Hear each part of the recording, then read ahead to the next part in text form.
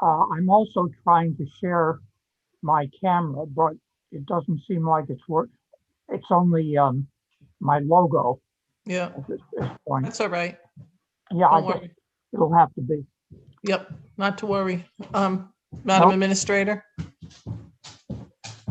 I'm trying to do three things at once, Madam Chair. Hold on just one moment, please. Okay.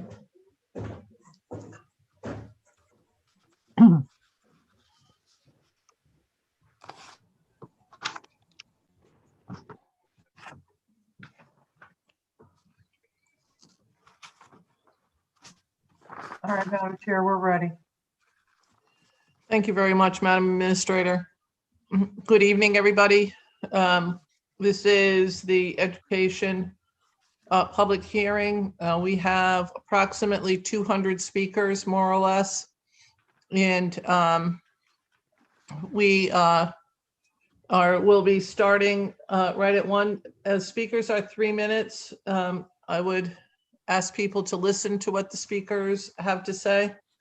We plan on being here till about 3 in the morning if all of the speakers are here tonight. And so I hope that you got a chance to go outside while it was nice between meetings. So we're gonna dive right into it. Representative France, do you have anything? I was looking forward to the opportunity to hear the testimony. Thank you, Madam Speaker. Representative McCarty, anything? Thank you. Thank you, Madam Chair. No, I'm just ready to go. Thank you. Okay. I know Representative Walker has another meeting right now. I think Senator Minor has another meeting. There are many meetings going on, so just letting the presenters know that even if you don't see people, there are many people here today. So we're going to go to Kathy Batista. Yes. I am here. Okay.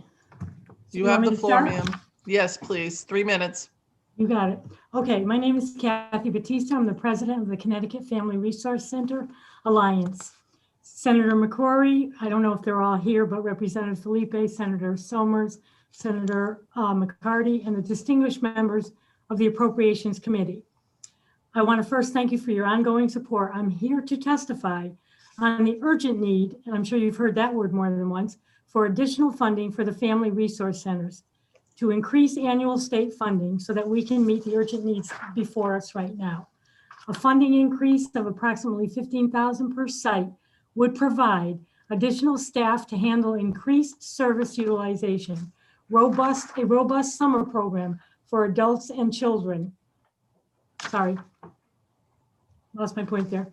Programs, trainings, and resources for children, because we deal with the very young to elementary school and their families. We're a wraparound service organization, and we provide vital services outside of the school for families.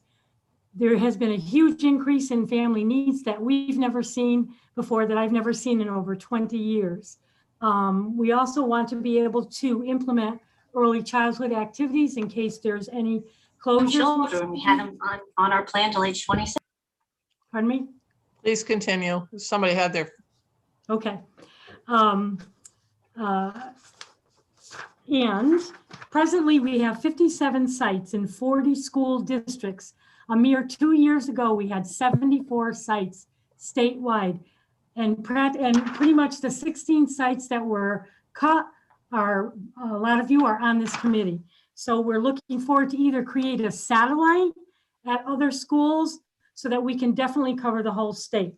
We are your go-to organization now, more than ever, because we're statewide, because we offer a broad range of services, because we're the experts in our fields, which is early childhood and the SDE, regular education for families. We do not duplicate services. We've been making these cries for many years and so appreciate you continuing to fund us.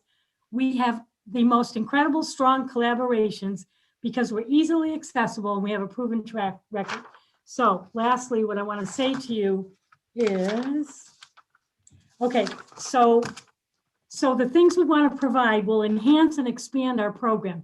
This is so important, the Office of Early Childhood and other departments such as DPH, DOL, the OEC have contacted the networks, us personally, to help out at this time because of our locations. This is an opportunity for the state to use us as we should be used. We're your go-to organization. We've also been contacted by a national organization known as the National Family Support Network. The Family Resource Centers will be the only organization in the state of Connecticut that can provide certification for family programs. That's new. We joined 3,000 other family resource centers nationwide in this project. Women's Business and Development Center. We've Are been you almost done, collaborating Kathy? with them. Thank you. And I'm going to end with a quote. We also want to have a family academy and a summer program. Here's my quote. Among other opportunities to increase initiatives that engage school, family, and community connections, schools should engage in a family academy. That's exactly what we want to do. Programs aimed at providing parents and guardians, one sentence, with the skills to support their children's academic endeavors, including those skills necessary to support technology. That's from the ESSERS 2 priority list. And we're completely in that ESSERS 2 priorities. Thank you very much, Kathy. No, that's it. That's it. Thank you very much, Kathy. Thank You're you for very coming welcome. in. Thank you. Up next is Heidi Catalan and Jeffrey Braven.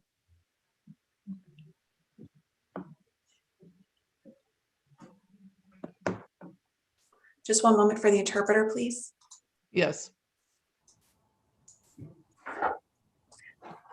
Thank So you. let me just tell everybody, Heidi is an American Sign Language interpreter, and she's going to be interpreting for a number of people as we move forward. So if you wouldn't mind paying attention to Heidi, as she is going to give us the scoop on what's going on. And Jeffrey Braven is the executive director for the American School for the Deaf.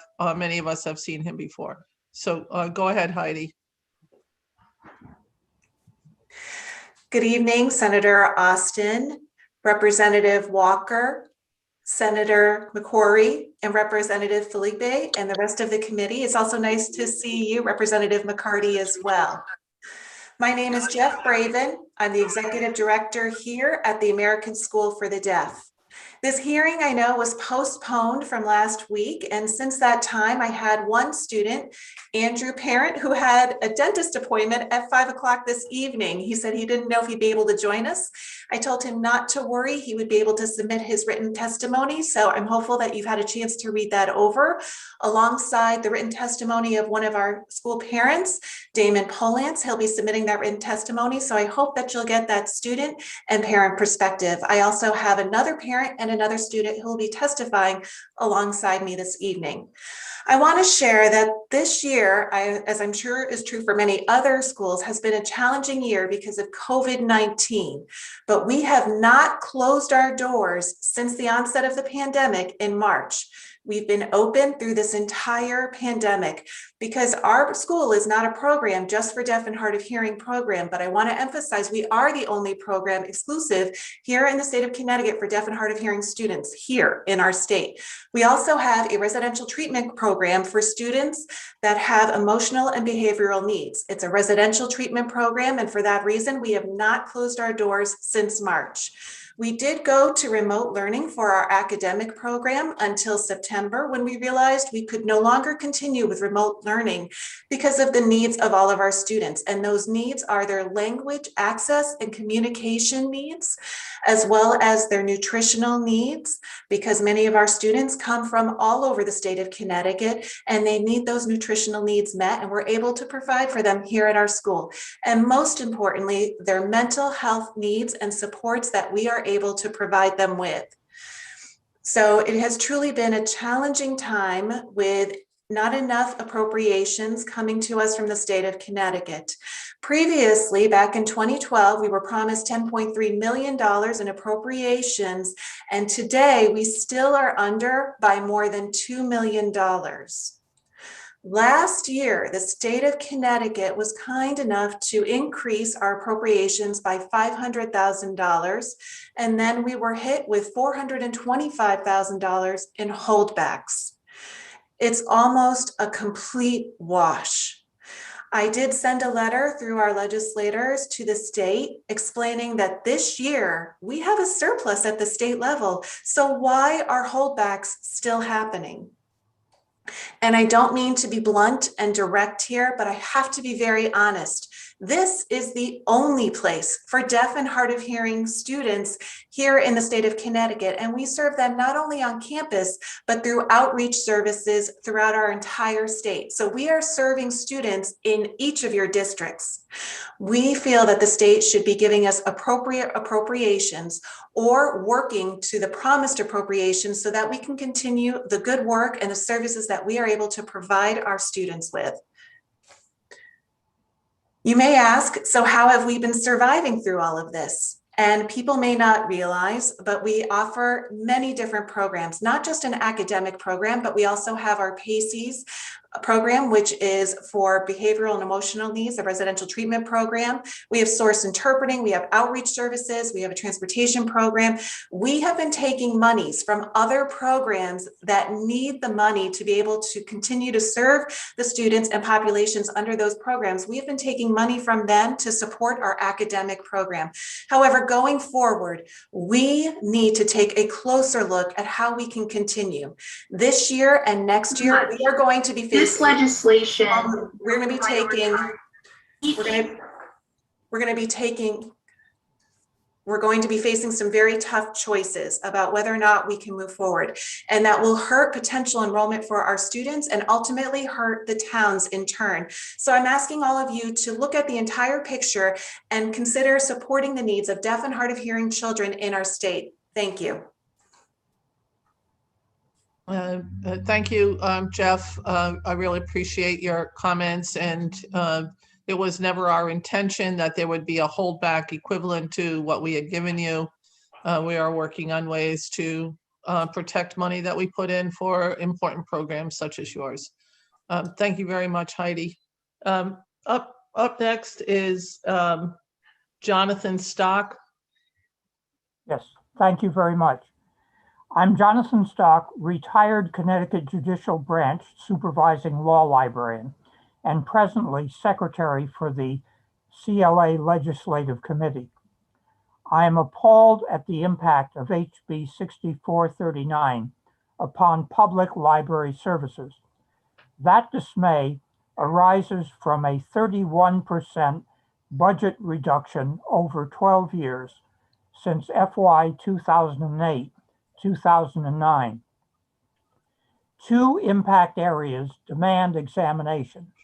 One, impact upon general public library services, and two, impact on access to justice through online legal research databases. Each will be addressed in turn.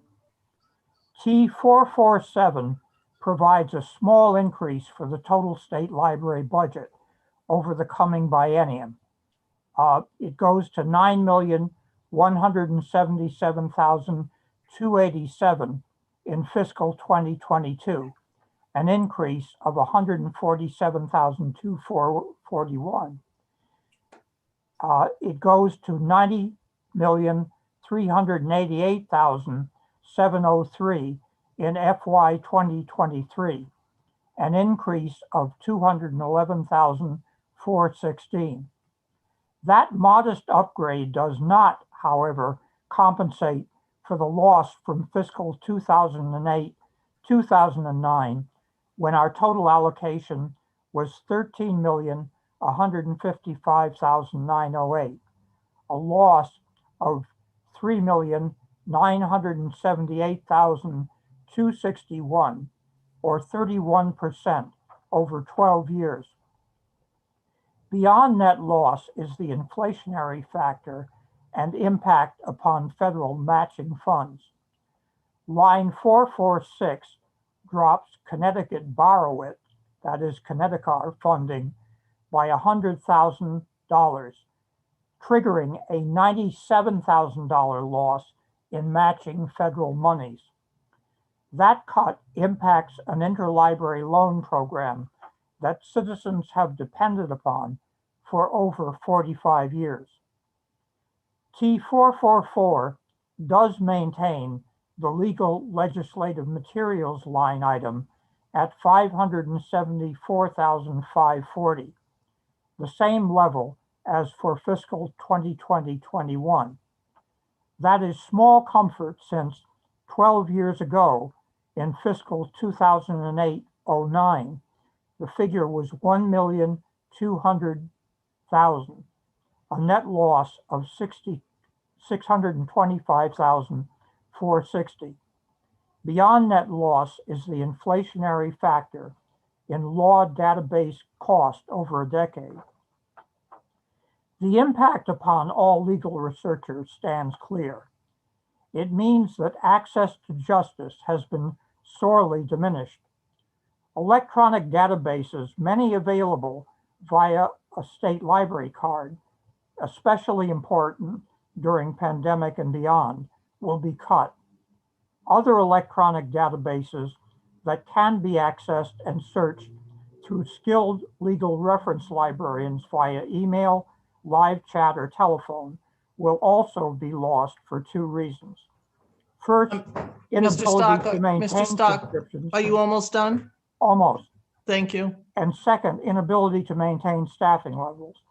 Reference questions cannot be answered timely if enough professionals are not online. To get a full sense of what lies in jeopardy, please reference the State Law Library link provided in my written testimony. Are there any questions? Thank you, Mr. Stock. Appreciate you coming in today. Thank you. Have a nice night. Thank you very much.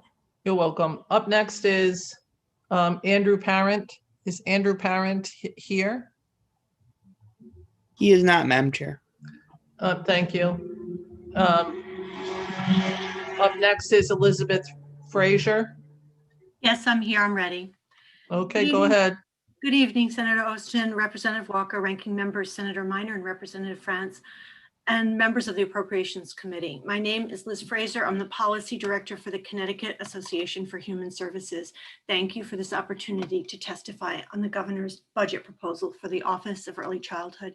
Last year, we recognized early educators as essential workers. This must be the year when we address the inadequate funding of early care and education.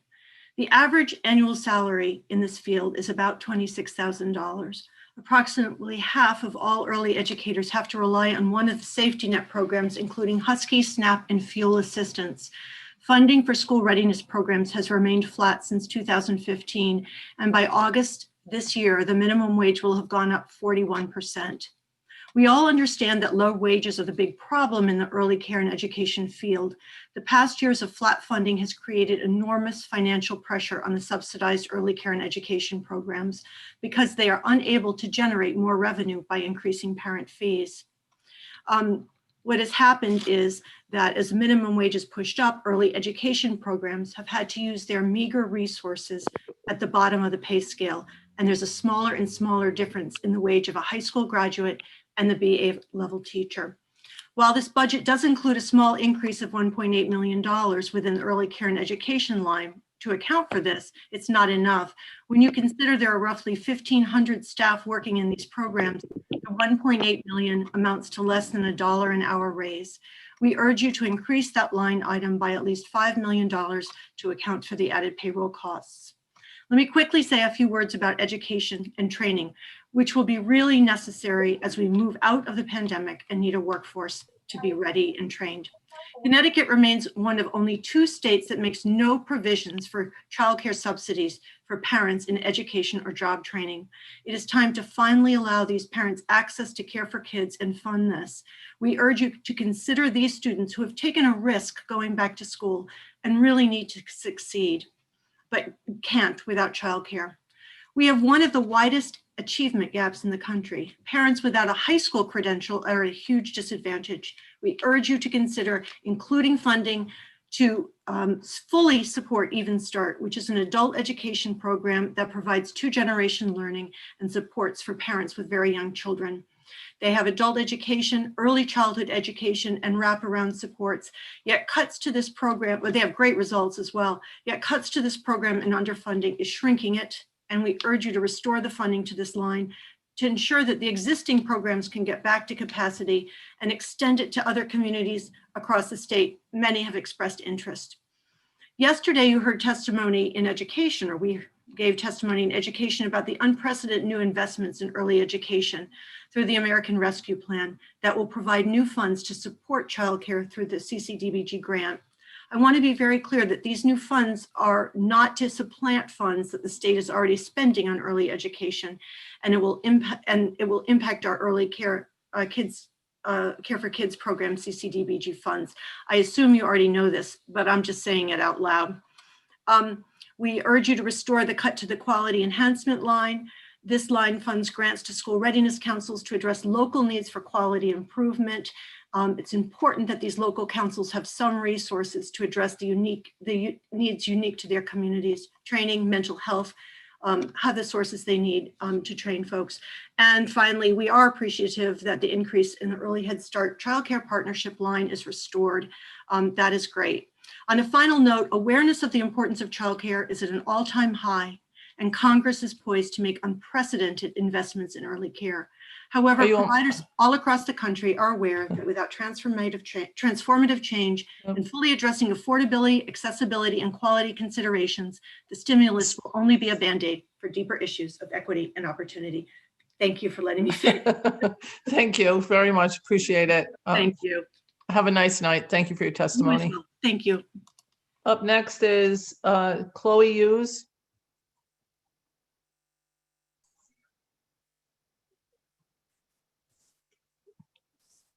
Go ahead, Heidi. Okay, hi, good evening, everyone. My name is Chloe Hughes. I'm 17 years old and I'm a senior 12th grade student at the American School for the Deaf. I'm here this evening to ask for your continued support of American School for the Deaf, which has allowed students like myself to succeed, regardless of what path we choose in life. Because of the American School for the Deaf, I've had the opportunity to partake in many clubs, competitions, opportunities that I would not be able to experience in a mainstream program. For the last 2 years, I've participated in culinary arts and robotics programs here at the American School for the Deaf. Our culinary arts teacher is a former deaf chef who showed us firsthand the possibilities that lay before us for walking in the food industry. We learned how to make pastries, we learned about customer service, and also about how to provide hospitality services. The exposure that we have been given has truly opened my eyes to a variety of possibilities in the field of culinary arts. I've also been involved in a national culinary arts competition with schools from across the country, which is a wonderful and valuable experience. I've also enjoyed my time as a student in robotics as well. This robotics program really emphasizes a focus on math, engineering, and creativity.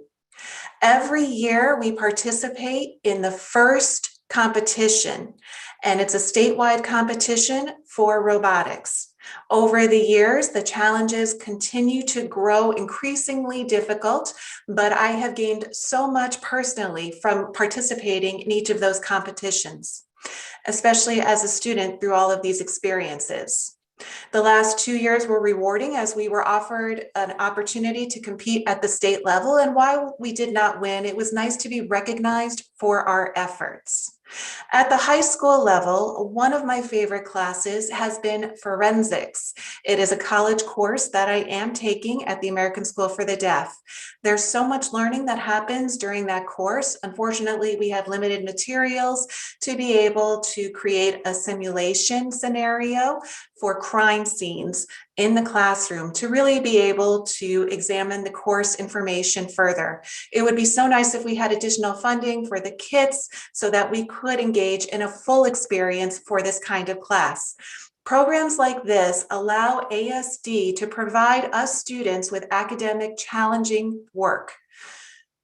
One of the wonderful things about being at the American School for the Deaf is the comprehensive services that are offered at the school. If I was to stay home and I needed help with my hearing aid or cochlear implant, I would have to ask my parents to make appointments at various offices.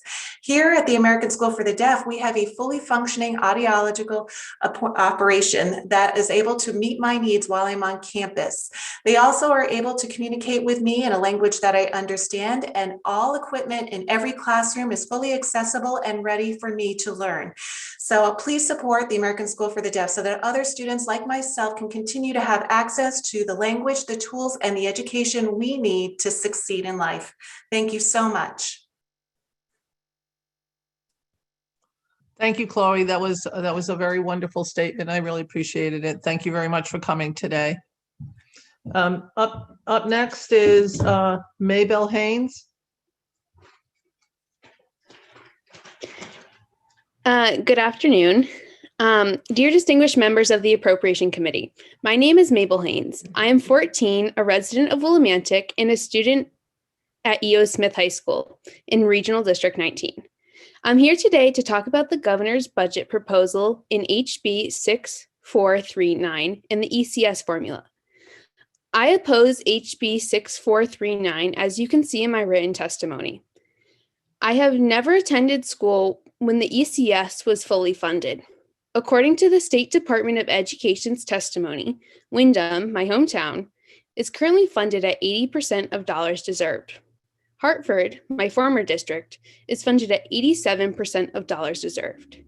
In Mansfield, the town where my VOAG program is, in the town right next to me, it's funded at 105% of dollars deserved. In Connecticut towns, there's a range of 35% dollars deserved to over 403% dollars deserved. Pausing the ECS formula hurts alliance districts like my hometown Windham. Last Wednesday, the Education Committee just heard SB 948. In specifically, my state representative, Susan Johnson, is a co-sponsor of this bill. This bill not only fully funds ECS, but also reduces the racial funding gap. I have experienced the current funding formula.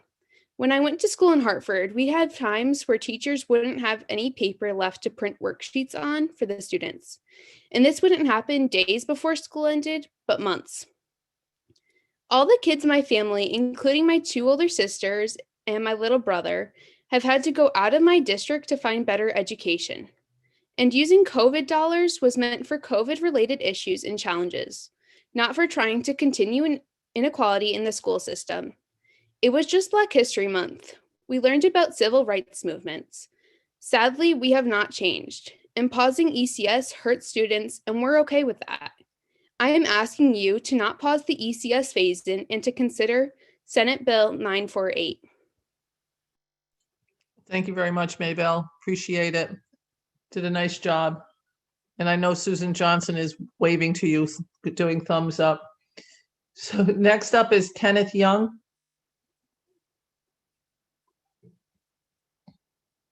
Are you all set? Heidi, Kenneth Young is speaking. He can speak. I'll just interpret. He's muted. Oh. Mr. Young, you're muted.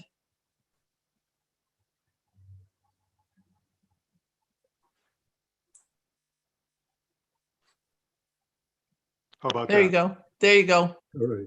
Thank you. I'm a parent of an ASD student, and the majority of my daughter's school career was spent in public school.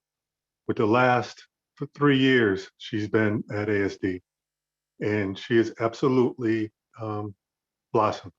She's a completely different child because of the services that ASD provide. They can reach students that the average, and don't misunderstand, we're in a great school system here in Farmington, but they just could not reach and teach Alexa the way she needed to be taught. But American School for the Deaf has done that. And every day I watched her come home with new language abilities, communication skills, And she just completely blossomed to the little girl that I knew was there, but we just weren't able to communicate with her. She wasn't able to communicate with us. But because of the services that ASD provides, she's able to talk and communicate with us much better, much clearer. She loves going to school. She's excited every day to get up and get on that school bus. And in public school, she just wasn't evolving. She wasn't developing the way she has over these last 2 years. And I would not want to even think what would happen to her if she didn't have access to the services that ASD can provide. Because even though, she may never be a lawyer or a doctor, but she still deserved the opportunity to have a decent life and to be able to communicate with the people around her. And going to that school, she sees other kids that are just like her.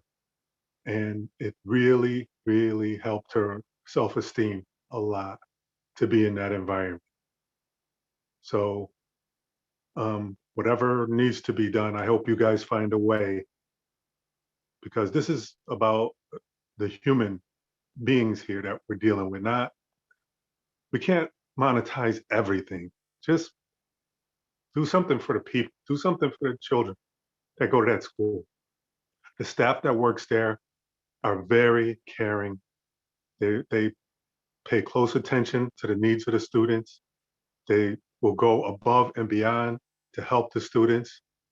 And it's different than any other school I've ever been around. And I just don't know what would happen to Alexa if she wasn't able to experience what she's experienced these last few years at American School for the Deaf. And I just hope that you guys find a way to make this happen. I really do, because the kids deserve it. No matter, what their potential in life is, as far as, developing and growing into whatever careers, they do deserve this part of their life to be as full as possible. I don't Thank know you. how much time. Is that about it? That's it, Mr. Young. Thank you very much. Appreciate it. And thank you for your story. Thank Very you guys for heartfelt. listening. Thank you for listening. You're welcome. Darlene Cesarin Barrios. Hi. Greetings, Senator Austin, Representative Walker, Senator McCrory, Representative Felipe, and all members of the community. My name is Darlene Casarin Berrios, and I am a senior at Common Ground High School. I want to first begin with who I am today and my growth over the past 4 years in order for y'all to get a better picture of my message. In my freshman year, I was a young girl who desperately wanted to get out of New Haven because I didn't see it as my home or community. I felt disconnected from everything and was very angry. Angry at how marginalized communities were being treated, and angry at the fact that I felt powerless to anything. But that changed immediately when I was introduced to Common Ground. My relationship with Common Ground has been going strong for 4 years now, and I just can't express how deep my love runs for it. Common Ground is a place where it not only teaches you the basic English, science, math, and social studies, but it also teaches you how you can make a change, how to advocate and create a vision for not only yourself, but for your community. It provided me with the tools I needed in order to build my foundation of what leader I wanted to be, and most importantly, the person I aspired to be beyond high school and in college and just beyond everything. Today, the person presenting right before you is very proud of the person she is and the journey she has taken to be here today. I've used the power I have to make a change in my community and make a difference. For example, I am a leader of Speak Club, Common Ground's first multicultural club for undocumented and first generation immigrants, and every day I push our mission forward, building strong, sustainable relationships while discussing and educating others on our experiences and barriers. This model ties us, a diverse group of 30 students, together like family. This wouldn't have been possible without the support and love from Common Ground. I'm very lucky and privileged to be a part of this amazing community and wouldn't have it any other way. I ask that you help make sure all Common Ground High School students continue to have the same opportunity by protecting Governor Lamont's proposed increase to charter school funding. Thank you. Thank you, Darlene. We're all very proud of you, and we are holding high hopes for you to one day be seated in one of our seats running Thank state you. government. Up next is Latoya Tomlin.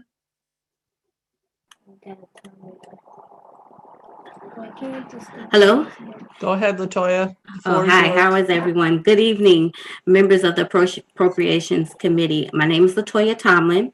I'm a Stanford Excellence parent, and I'm here today to ask and to talk to you guys about why is it that it seems that for the past 6 years now, our school every year has to come and ask for pretty much money and things from not eliminating our pre-K program and extending our school into middle school. I feel as though this school has been a remarkable school for the past 6 to 7 years that it's actually started. And we've been number one in every category that you can think of in the state of Connecticut. And actually our U.S. Secretary of Education was just doing his nomination, was asked about Connecticut and charter schools. And the one school that he named and mentioned that was at the top was Stanford Charter School of Excellence. Out of all schools, he named us and we came to mind. So how is it that every year we have to come here as parents? It's very frustrating for us to have to come and to always ask and going over and beyond with with asking for help. And it doesn't seem fair a lot for us that we have to do this every year. And it's frustrating as me because I came from, for my kids, we came from out of state 3 years ago. And, I've continued to push my time and my children's time, and making sure that we continue to let people understand what our school is about. And we keep fighting for it. And it doesn't seem like it's going to deaf ears at times. And I'm hopefully thankful that maybe because you even heard our U.S. Secretary of Education say Stanford Charter School is the top school, then maybe you guys will hear and understand that we shouldn't have to keep going through this every year, and take note that this school is still here, we're still standing, and we're going to continue to make an impact in the state of Connecticut, because our kids, again, they are number one. Even though they're in a diverse area, they're in number one in math, reading, and when it comes to state tests. So again, I'm here just to ask for, again, to help us to extend our school to middle school. Bring back our pre-K, because our pre-K was taken from us this year. We had the pre-K. It was a good free pre-K program that we had in the state, and actually in Stanford. It was taken away this year, so we don't have that. We want to bring that back, and we want the school to extend to 8th grade, and for us having to never come back here again to ask for something that when we're already at the top of the food chain when it comes to schools. Thank you. Thank you very much, Ms. Tomlin. Appreciate you coming forward. Up next is Lillian Bertram. She is not present, Madam Chair. Thank you. Up next is Lorna Rhyins. Good evening. My name is Lorna Rhyins. Thank you for having me. I'm the library director at the Edith Wheeler Memorial Library. The governor's current budget cuts $100,000 from the state library's borrow it line. This is a false savings because it will trigger the federal maintenance of effort statute, resulting in $97,000 in federal funding cuts for Connecticut. Not only does this cut not save money, it damages the state library's borrow it book sharing service, which saves libraries money and promotes equity among towns. At the Edith Wheeler Memorial Library in Monroe, as in other libraries, we have served as an important part of the community during the pandemic, assisting patrons in scheduling vaccine appointments and providing programming for isolated seniors. The state library supports all libraries in Connecticut. In the past decade, Budget cuts have reduced funding to the state library by 31%. Our communities need the services that libraries provide. Please put a stop to these cuts. Thank you. Thank you very much. We really appreciate it. Where is your library, ma'am? She's gone. In Monroe. I'm Okay, sorry. Thank you I very had much. problems with my video tonight. That's all right. Thank you very much. Thank Up you. next is Beth Crowley. Hi, thank you. Thank you, Senator Austin, Representative Walker, and respected members of the Appropriations Committee. I am Beth Crowley. I'm the director of the Cheshire Public Library, and I'm the co-chair of the Connecticut Library Association Legislative Committee. And I'm submitting testimony tonight in opposition to the governor's proposed cuts to the state library. We have come before you in the past to warn that if cut too deeply, we would trigger the federal funding cuts, and that has happened if these appropriations budget goes through as it stands, and that's a loss of $97,000 in federal funds. Of particular concern to our community is the $100,000 reduction in Borrow It, which is a program that allows any resident in Connecticut to go to any other library in Connecticut and borrow free of charge, which doesn't happen in every state. And we are given a stipend from the Borrow It program in exchange for serving non-residents. But due to the continued reductions in the Borrow It line, libraries are only reimbursed 20% of that cost, so towns make up the other 80%. And if there are further reductions, it's going to de-incentivize towns to continue to participate. During the pandemic, in fact, the governor chose not to suspend the statutory requirement for libraries to serve non-residents, despite our concerns about exceeding capacity limits, especially if neighboring libraries had to remain closed. To now cut this funding while libraries continue to serve residents during this difficult time is unacceptable. By prioritizing libraries in the second phase of the Reopening Connecticut process and providing grant funding to assist rural and urban libraries to reopen, the governor has sent a clear message that he values the services libraries provide, particularly during times of crisis. And for this, we are so thankful. However, since 2009, the state library has lost 32% of its funding, and these cuts have undermined important services such as the intrastate delivery of materials and the Connecticut Library Consortium. Further cuts will continue to erode these services in a state that is already at an embarrassingly 41st in state aid to libraries. This is a very different message from the one that Governor Lamont sent earlier this year. The governor has prioritized education and workforce development in his budget presentation, but these cuts also jeopardize important databases our state university systems depend on to educate the next generation of workers, our teachers, our nurses, and our business entrepreneurs. I was honored to be part of the selection team for the new state librarian, and I have every confidence in Deborah Schonder and her leadership. However, she needs a budget that doesn't get libraries just through today, but gives her the flexibility to prepare all Connecticut libraries for what is to come. Please support the request of our new state librarian and do not approve the recommended cuts to the state library in HB 6439. In doing so, you will not only be preserving the budget of the state library and its necessary federal funding, but you will be making a positive impact on all libraries in every town in Connecticut. Thank you for your time and for allowing us to testify virtually this year. Thank you very much. Thank you for coming tonight. We really appreciate it. Up next is Fran Rabinowitz. Fran, I don't know how you're going to do everything in 3 minutes, but that's what you have. Okay, I'll do it, Senator. Senator Austin, Representative Tony Walker, Senator Craig Minor, and Representative Mike France, and all the members of the Appropriations Committee. Thank you for your excellent work and for allowing me to be here tonight. I am the representative for the Superintendents of Connecticut, and I would like to testify on the governor's recommended biennial budget. We've reviewed this budget and we're alarmed by the recommendation to flat fund ECS, which essentially reduces funding and severely impacts our most challenged and vulnerable districts. As an example, Waterbury will lose more than $19 million in the next 2 years. This budget is a significant step back for equity funding in this state. And I know that you've heard from Secretary McCaw and others about all of the federal funding that is coming in, and Connecticut educators and schools don't need any state money because look at all the federal money. And I would say to you that this federal money came in to supplement, not supplant. It is not in place of the state's responsibility to fund our schools.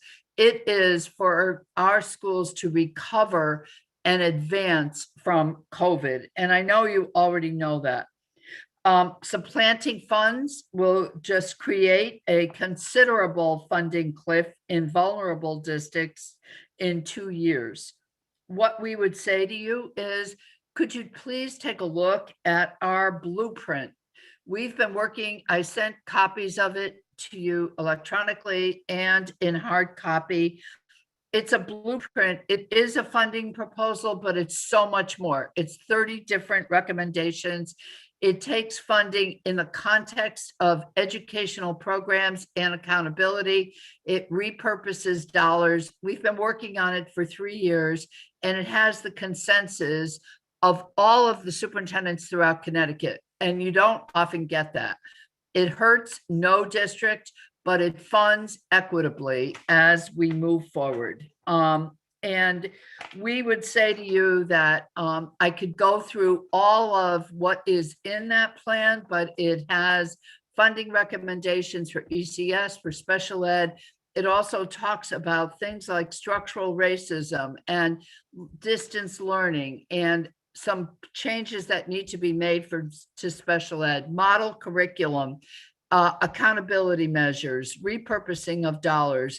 It's a very good plan, and I would ask you to consider it in place of the governor's budget that has come forward to you. And I'll be happy to explain any part of the plan to any one of you at any time. Given the fact that you have 200 members tonight, 200 speakers tonight, I am going to stop there and thank you for listening. Thank you, Fran. And members know how to reach out to you if they have any questions, and I'm sure they will. Okay, I'm here to answer them. Thank you very much, Senator. Thanks, Fran. Up next is Audrey Bisak. Hi, good evening. My name is Audrey Bizak, and I'm currently a third-year teacher at Stanford Charter School for Excellence. Having taught pre-K 5th and now 3rd grade, I have experienced firsthand the value of continuity in our scholars' education. Pre-K is the foundation of this education, setting the stage that will allow each scholar to grow according to their unique strengths. When we as educators are empowered to lay both the foundation and the subsequent building blocks, the benefits manifest in our scholars' performance, confidence, and development. Such an approach creates an environment of consistent expectations that scholars, parents, and educators alike reap the rewards from. However, this is only possible as a result of our early intervention at the pre-K level, as well as our continued engagement through middle school. It is for this reason that I strongly advocate from experience for the continued support of Stanford Excellence's provision of pre-K and middle school education. Thank you for your support in making this a reality for our school community. Thank you. Thank you very much, Audrey. We really appreciate you coming today. Up next is Representative Jason Doucette and Daryl Thames. My understanding is the two of you are going to speak together, and you have 3 minutes in total together. Okay. All right, that is go correct, ahead. Madam And Chair. Mr. Thames, you have to unmute yourself. Okay.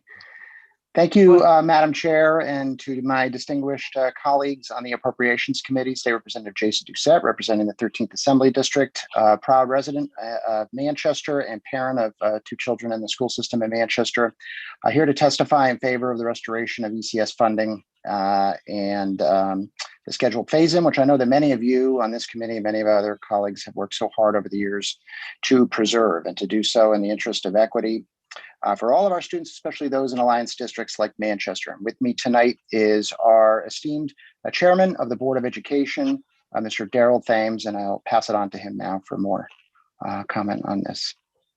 Thank you so much, Representative Doucette and Senator Austin, Senator McCrory, Representative Walker, Representative Curry, and members of the Appropriations Committee.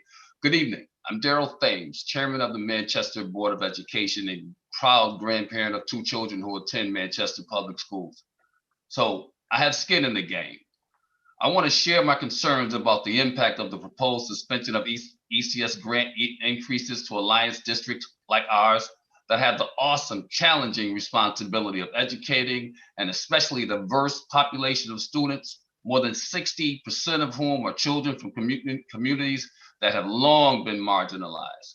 State funding to Manchester stands to decrease by more than $5 million from what we're anticipating over the next 2 years. If the reduction stands, this will have significant consequences at a time when our students and families are reeling from disruptions caused by the pandemic. While we are certainly grateful for the funding from the CARES Act for the Elementary and Secondary School Emergency Relief Fund, nearly 80% of federal ESSER 2 aid will be needed to offset the decrease in anticipated funds.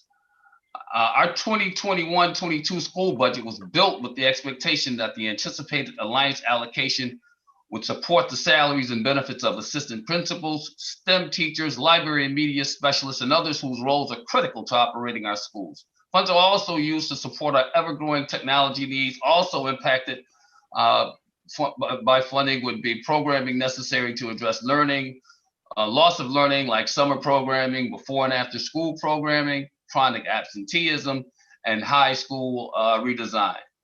As for the increased federal funding, while it's crucial, and we are grateful, it's especially designed to position us to provide academic support to address learning loss, to strengthen family connections, to promote social and emotional learning, and to enhance technology infrastructure systems. But these priorities will not receive the attention they deserve if these resources are redirected. The proposed pause would be extremely problematic in the 2023-2024 school year, when the federal stimulus funds would end, leaving a massive funding cliff. The funding increases that was to be phased in 21-22, 22-23, as well as 23-24 will need to be supported by state budget all at once or for significant local tax increases in Alliance communities. And I'll wrap up. Please know that I appreciate the difficulty of the decisions regarding funding for our schools, given all of the competing interests, but no group has been harmed more so than our students, especially those who could at least afford the disruption of their education to their lives. Consequently, I respectfully request that you reconsider the proposed reduction as you make the decisions that will have ramifications for years and even decades to come. Thank you so much for your time. Thank you very much, Mr. Thames, and Representative Doucette. You're lucky to have such a active Board of Ed member and chair. So thank you very much, gentlemen. I know. And I thank you, Madam Chair. Have a good night. You too. Up next is Shawita Shinde. Not present, Madam Chair. Up next is William Monty.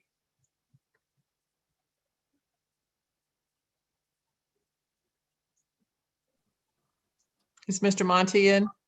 Yeah, I'm here. Hello, Senator Austin and members of the Nice to see you Appropriations again, Committee. Mr. Monty. Nice to see you again, Senator Austin. 4 years ago, you and I were talking about this very same thing.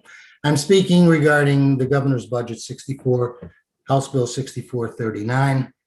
And I'd like to say that the 2-year freeze that is proposed by Governor Lamont on education cost sharing is a regressive measure that will perpetuate, at least for 2 years, and perhaps even more once we get past the 2 years, that plagued the program in 2017. It will emasculate the corrective effort made by the state legislature in that year. It will continue to penalize local taxpayers in over 70 municipalities. This is because the number of towns receiving far more or far less than they deserve will remain static. Check out Guilford versus Greenwich. One gets 4 times what they deserve for the next 2 years. The other gets less than 50% of what they deserve. My grandkids go to Region 14 schools. Region 14 is shared by Woodbury and Bethlehem. We send our kids to the same schools. Woodbury, for the next 2 years, under the governor's proposal, will be receiving $700,000 less than it deserves, according to the ECS formula. Bethlehem will be getting $300,000 more per year, more than the ECS formula allocates to them. Same kids, same schools. This is not education cost sharing. This is Woodbury subsidizing Bethlehem in Region 14. And this is not just an urban versus rural issue. It is something that is pervasive. It is not partisan. This developed over a number of years because of the unequal distribution and because the state failed to fully fund ECS. In 2017, the legislature made a promise to rectify these two problems, and it set up a schedule. Many of you, if not most of you, were here at the time. Ms. McCall and Governor Lamont were not. If the legislature wants to improve education, it should appoint a blue ribbon committee to make recommendations, as it did in 2012 when the blue ribbon committee formulated the ECS formula, which has 24 elements that make the funding supposedly fair, but that distribution is not fair. The legislature should not tinker with what it has fixed. If something else is broken, the legislature should, in a careful and deliberate way, seek to fix it. But first and foremost, it must keep the promise it made to municipalities in 2017 to achieve full funding and fully equitable distribution of ECS by 2028. I ask that you reject the proposed freeze on educational funding, and I end with this quote from one of your own colleagues, the representative from East Lyme. Quote, "If we make a promise, we should also figure out a way to keep it. If we don't live up to our word as a legislature, Connecticut would have to change our motto from the land of steady habits to the land of broken promises." I urge you, keep your promise. Thank you. Thank you, Mr. Monty. We appreciate it. Up next is Debbie DePass Dennis. Not present, Madam Chair. Latoya Ireland. Good evening. Thank you, senators, representatives, and members of the Appropriations Committee. My name is Latoya Ireland, and I live in Waterbury with my husband and my two daughters. I graduated from Wilby High School. My daughter graduated from Wilby High School, who now attends Post University, and we have a sixth grader in North End Middle School. I am testifying this evening to express my disappointment regarding the governor's budget on education and my optimism for a better path forward. Far too long, generations of students, many of whom are Black and Brown, have suffered from inequitable systems, Connecticut's education funding, and systemic racism. Black and Brown families and families living in poverty have been under the umbrella of the chronic underfunding of our schools for decades and now have to bear the impact of the COVID-19 pandemic. In fact, COVID-19 has shown that the way public education is funded in Connecticut unmistakably encompasses systemic racism. Students and teachers now have to adjust to remote learning using technologies and resources that they don't have. The governor's budget, unfortunately, does not address the chronic nature of underfunded schools. It seeks to put a Band-Aid on the issue worsened by COVID-19, and that isn't enough. For the last 12 months, it has been made clear that our schools need to be funded fully and fairly and immediately. How can we expect for our children to succeed and reach their fullest potential when they don't receive fair education funding, which includes resources and tools that will give them the opportunity to do so? So I asked during the 2021 legislative session that policymakers address the funding disparities in education funding. Our students deserve to be funded based on what they need in order to be successful in and outside of the classroom. The racial funding gap in Connecticut is a pervasive and systemic problem. Our school districts that have the majority student populations, Black and Brown, spend $2,300 less per student compared to the districts that have a majority of white student population. There is a $640 million funding gap between Connecticut districts that serve a population that is majority white versus those that serve a majority of Black and Brown population. Our students deserve better. Their families deserve better. Our schools, our students, and our communities need change that they can see. There have been many conversations, many town halls and strategy sessions, and yet 2021, we are still here.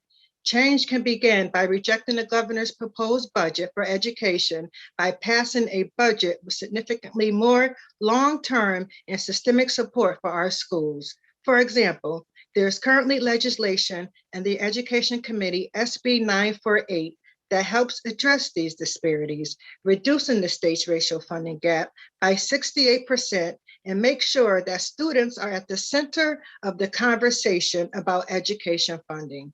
I am counting on you to make the right decision and to give all students a fighting chance to excel. Thank you for your time, and I urge you to think bolder than the governor's proposed education budget. Thank you. Thank you very much, Latoya. Appreciate it. Up next is Lisa Kareem. Good evening, and thank you for the opportunity to testify this evening. My name is Lisa Kareem, and I'm the director of the Simsbury Public Library and also a past president of the Connecticut Library Association. I could speak to you as a public library director and tell you the value of the Connecticut State Library and why its budget should not be cut, but you'll find that in my written testimony. Tonight, I'm going to share with you how the State Library's Borrow It program is an asset to my family. As you've already heard tonight, Borrow It allows all residents to borrow library materials from any public library in the state. And you've also heard that that doesn't happen in many other states. I'm a West Hartford mom to 3 teenaged girls. They're good students, yet sometimes procrastinate completing assignments to the very last minute. And I'm sure we're not alone in that situation. Borrow It has saved us more than once in this situation. When needing a book at the last minute, if the West Hartford Library doesn't own it, we have been able to find it at any one of our neighboring libraries, and then we're able to travel there and use our West Hartford Library card to check it out. It saves mom's sanity, the day, and the project. And again, I'm certain we're not alone in having this situation arise. Another time, the Connecticut State Library's Borrow It program is truly beneficial to the life of my family and the education of my children is when a book is assigned for school reading and there may not be enough copies for each student. Inevitably, another West Hartford family arrives at the library to borrow the book ahead of us. A trip to another area library, and my daughter has a copy of the book for her assignment. The loss of Connecticut State Library's Borrow It funding will have a significant negative impact on the life of my family and the education of my children, and I'm sure it will also negatively impact the lives of many other residents in the state. Please restore $100,000 to Connecticut State Library's Borrow It program and maintain funding to the Connecticut State Library. Thank you again for the opportunity to testify virtually this evening. Thank you very much, Lisa. Appreciate your testimony. Up next is Bianca D'Andretti. Not present, Madam Chair. Up next is Jeff Leake.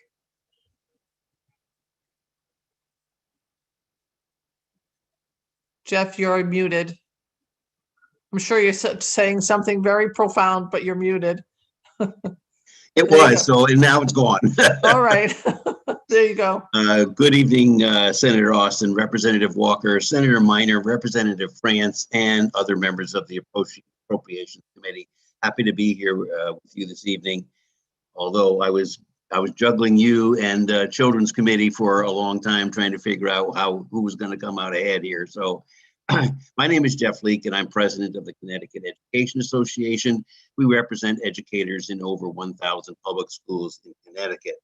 I would say to begin, we're right there with Fran Rabinowitz regarding ECS. Clearly, this is not something we should be tinkering with right now. Clearly, we do not want to create a cliff similar to one that we created a while back by using federal funds to supplant state funds. We do not want to be there at the end of a couple of years here. So we urge the full funding of ECS moving forward. The only problem that I see sometimes with Fran's proposal is it might not be aggressive enough, but clearly it's much better than the governor's. And regarding the use of federal funds, I think the president and others have made it very clear These funds are supplemental. They are not to take the place of things that you're already doing. They are needed because we just came through a pandemic.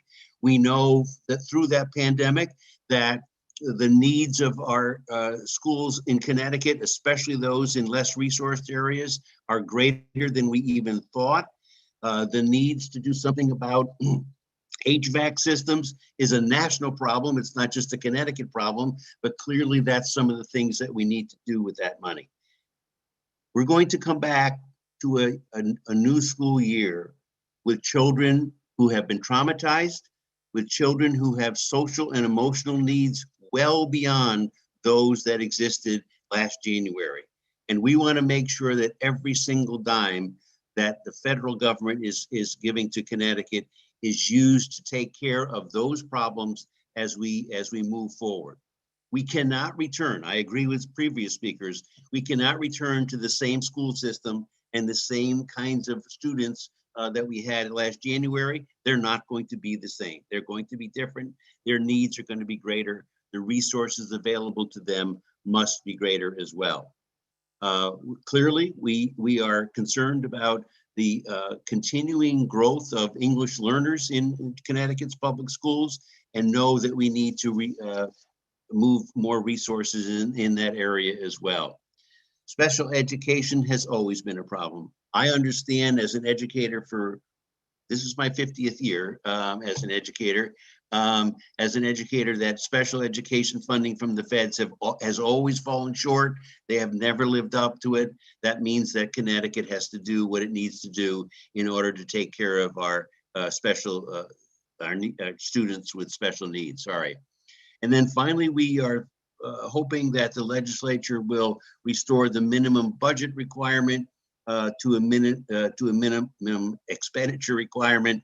That was the law prior to 2007. We want to kind of get back to that and make sure that that the money is there in our local communities. Again, we need to do more than we've ever done before, not due to anything that we've done wrong, simply due to the pandemic and moving forward. I thank you for listening. I'm glad to Jeff L at cea.org if anyone has any other questions, but otherwise, thank you for listening. Thank you, Mr. Lee. Appreciate it. Up next is Michelle Catucci. Hi, thank you. Respected members of the Appropriations Committee, my name is Michelle Catucci. I'm a director of school counseling at Cheshire High School and the executive director for the Connecticut School Counselor Association, and I appreciate the opportunity to testify today.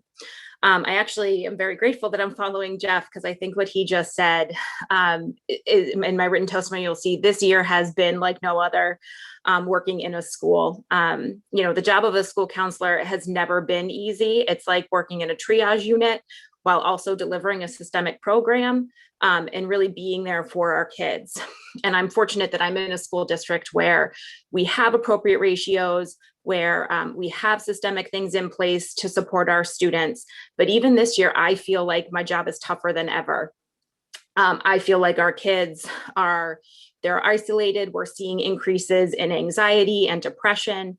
And like Jeff said, coming back next year, there are so many things that we need to consider with social emotional learning and providing the support needed for our students. Every day I leave work thinking I haven't done enough to connect with my kids and give them the things that they need. And I'm working in a district where we have the resources to do that. So I can only imagine in school districts that don't, how difficult they feel every day is to provide the services that are needed for students. A little background in Connecticut, our school counselor to student ratio is 457-1, and that is one of the highest averages in the nation. We rank 37th in the nation for ratios. Fewer than 25% of our elementary schools have school counselors. So we have elementary school children that don't have access to a school counselor. What that means is there are students across our state who are not getting the preventative, comprehensive, and responsive services that school counselors can provide and that all students deserve. This is an issue of equity. Often our urban communities that need support the most are the communities that have the least access to school counselors. Governor Lamont has proposed some ideas to increase FAFSA completion rates, increase access for students to take things like AP classes, be in dual enrollment, and work-based learning experiences. The work to ensure that these initiatives are successful in all districts doesn't begin in high school. It starts with the entrance to a student's academics years, and those conversations continue K through 12. School counselors in the school counseling program by design allow for these comprehensive developmental conversations to assist all students in meeting their academic. And then it takes that payment, and reinvests. And career goals, to assist all students in meeting their academic and career goals to happen with guidance and support personalized for each student. Now more than ever, we need more school counselors in all of our schools, not just in high schools or middle schools. We need more school counselors in our urban districts. In order for the school counseling framework to be delivered with fidelity to most benefit all students, it must be supported by having school counselors with reasonable ratios, so no higher than 250:1, to enact the framework at every school, at every level, K through 12. And districts need funding to support these SEL needs and the plans that Governor Lamont has shared. As an association, we are happy to work with the Appropriations Committee and the Education Committee and anyone else on ways to provide long-term funding for the addition of school counselors in our schools. Thank you for your time and consideration. Thank you very much, Michelle. We really appreciate it. Have a nice night. Thank you. Up next is Barbara Meyer Mitchell. Good evening. Thank you, Chair Austin and Walker, Vice Chairs Dathan, Hartley, and Nolan, Ranking Members Minor and France, and esteemed members of the Appropriations Committee. I wish to speak tonight on the Governor's proposed fiscal year 22-23 budget, which I have to admit was extremely disappointing to read. Many of you were here when I came to Hartford in 2017 to talk about the ECS formula and how it impacts Norwalk, where I am a mother of 2 children in the public schools who first started attending rallies for better ECS formula when they were 2 years old and 4 years old. My eldest is now in high school, and we are in year 3 of the rollout of a 10-year rollout, which was, already difficult to accept given that our need was urgent. In a child's life, every year is precious and important. And when we delay like this to receive the funding that we need in order to implement needed programs and staffing, I'm so honored to have followed the person who spoke before me about counseling. We just did a counseling redesign here in Norwalk, but we need funding to do the things that we know are best practice, and we can't roll that out without this money. So I'm urging you, rather than freezing the rollout of the ECS, please accelerate or at least keep the legislature's promise to fully fund ECS by the end of 10 years, because the funding is very needed. In Norwalk, this freeze would represent a loss of 1.3 million, which for us is a huge loss. We had already approved a 21-22 budget that included math specialists and attendance monitors that we feel are important, not just because of COVID, but because that is what our population needs. We have experienced a large enrollment increase, especially of multilingual learners. We are experiencing a growth of high need students, with over 50% of our students receiving free and reduced lunch. We need help from the state to make sure that we're providing an adequate and excellent education to each of these children. We understand that from the outside, our grand list and median income may look healthy, but I invite you to come visit Norwalk and understand the challenges that we face, because between 06854 South Norwalk and Rowayton 06853, the median income is $100,000 different. We have only one school, we have one charter school and one public school that's a magnet in our South Norwalk core community. And we really need to be reaching the children in our district who were impacted by Norwalk's desegregation and busing plans, and all of the history that has led us to this point where we have really a tale of two cities in Norwalk. I also want to urge you to consider looking at the actual cost of providing programs, in particular in relation to multilingual learners. When we get a percentage of the formula allocation that's based on our grand list, it does not actually meet the costs generated by the fact that we're supporting a lot of students who really need a lot of staff support and special training and special materials. So I would urge you to not just look at a percentage, but an actual dollar allocation for those students. And lastly, I want to speak just briefly to the excess cost grant. So you're over your 3 minutes. So if you could wrap up. Yep. Okay. Thanks. We just need your help. Thank you for your time. Thank you very much, Barbara. Appreciate it. Up next is Dr. Charlene Reed.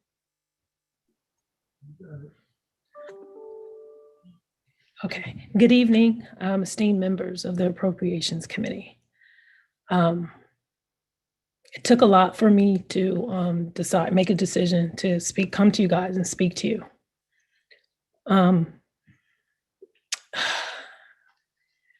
I keep asking myself why. Do my parents and students have to keep saying, we want this school to be funded? I'm smart, so I understand the politics. And I definitely understand how government works. But I keep asking myself, what am I going? I'm a teacher. I'm a public school educator, trained. I'm not who most people think I am. And so I always go back to, what are the students thinking and what are the families thinking? When we have to tell them, we're not sure if you're going to be here for 7th grade. We're not sure if you're going to be here for 8th grade. And when we had to make the call this summer to families to say, we no longer have a pre-K for you. And so this year was the first time where I think some of the decisions that we're making as adults are having a perverse impact on the kids.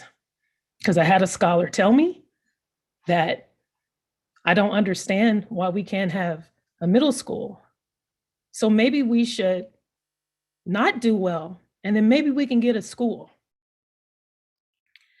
And when I heard that from a scholar, I said, oh my God, what are we doing here?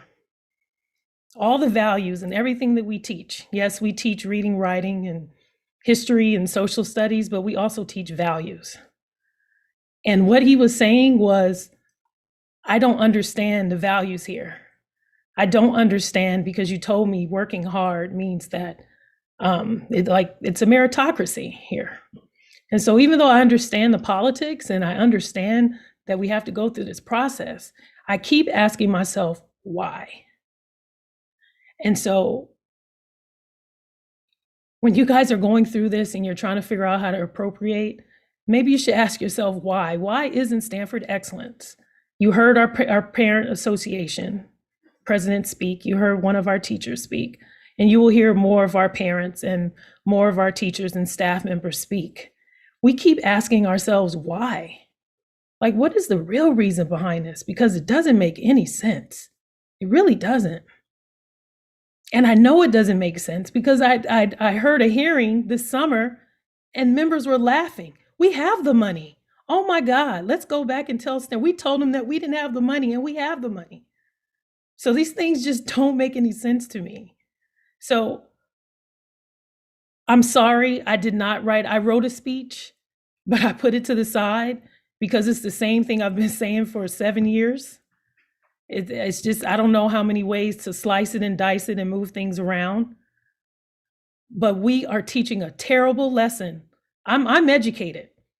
My teachers are, we're educated, we're adults, but we're teaching a terrible lesson to these students. Just understand that. When we have a scholar who comes and says something where he's trying to comprehend what's going on, and he goes to a place where he thinks like, well, if I fail, Maybe they'll feel sorry for me, and then we can have the school. Something is clearly wrong as an educator. I'm a public school educator, and we're teaching the wrong lesson right now. And so I ask again, as I wrote in the charter, and we've delivered everything in that charter. The new Secretary of Education, when he was asked a question, what do you know about charter schools? He said, I have a charter school. I know high-performing charter schools. Stanford Charter School. For the last month, I've had to field calls and emails, people asking, what's going on with your school? Did you get the grades? What's going on? The Secretary of Education acknowledged you. He acknowledged us because he knows this is a great school. And so I'm imparting on you just the community, the west side of Stanford that doesn't have a school, needs its pre-K back. We did have to sacrifice because I did not want to lose my 5th graders. So I'm asking for the pre-K back. I'm asking for our current sixth graders to be able to have their 7th grade and to have their 8th grade. Our application said pre-K through 8, and I just want to deliver on that promise. Right now, as an adult, I don't have an answer for them. And so please answer this question, why? Can this school be funded? And I believe it can be. Thank So you I very much. so I thank you. So sorry that it wasn't a prepared speech, but I just That's all had to right. speak from my heart, and that's it. That's all I can say. Thank you. Thank you very much, Dr. Reed. We really appreciate it.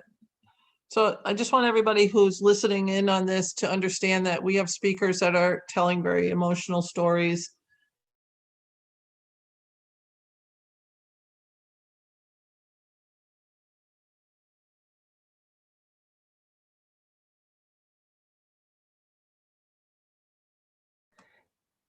And we lost the chair.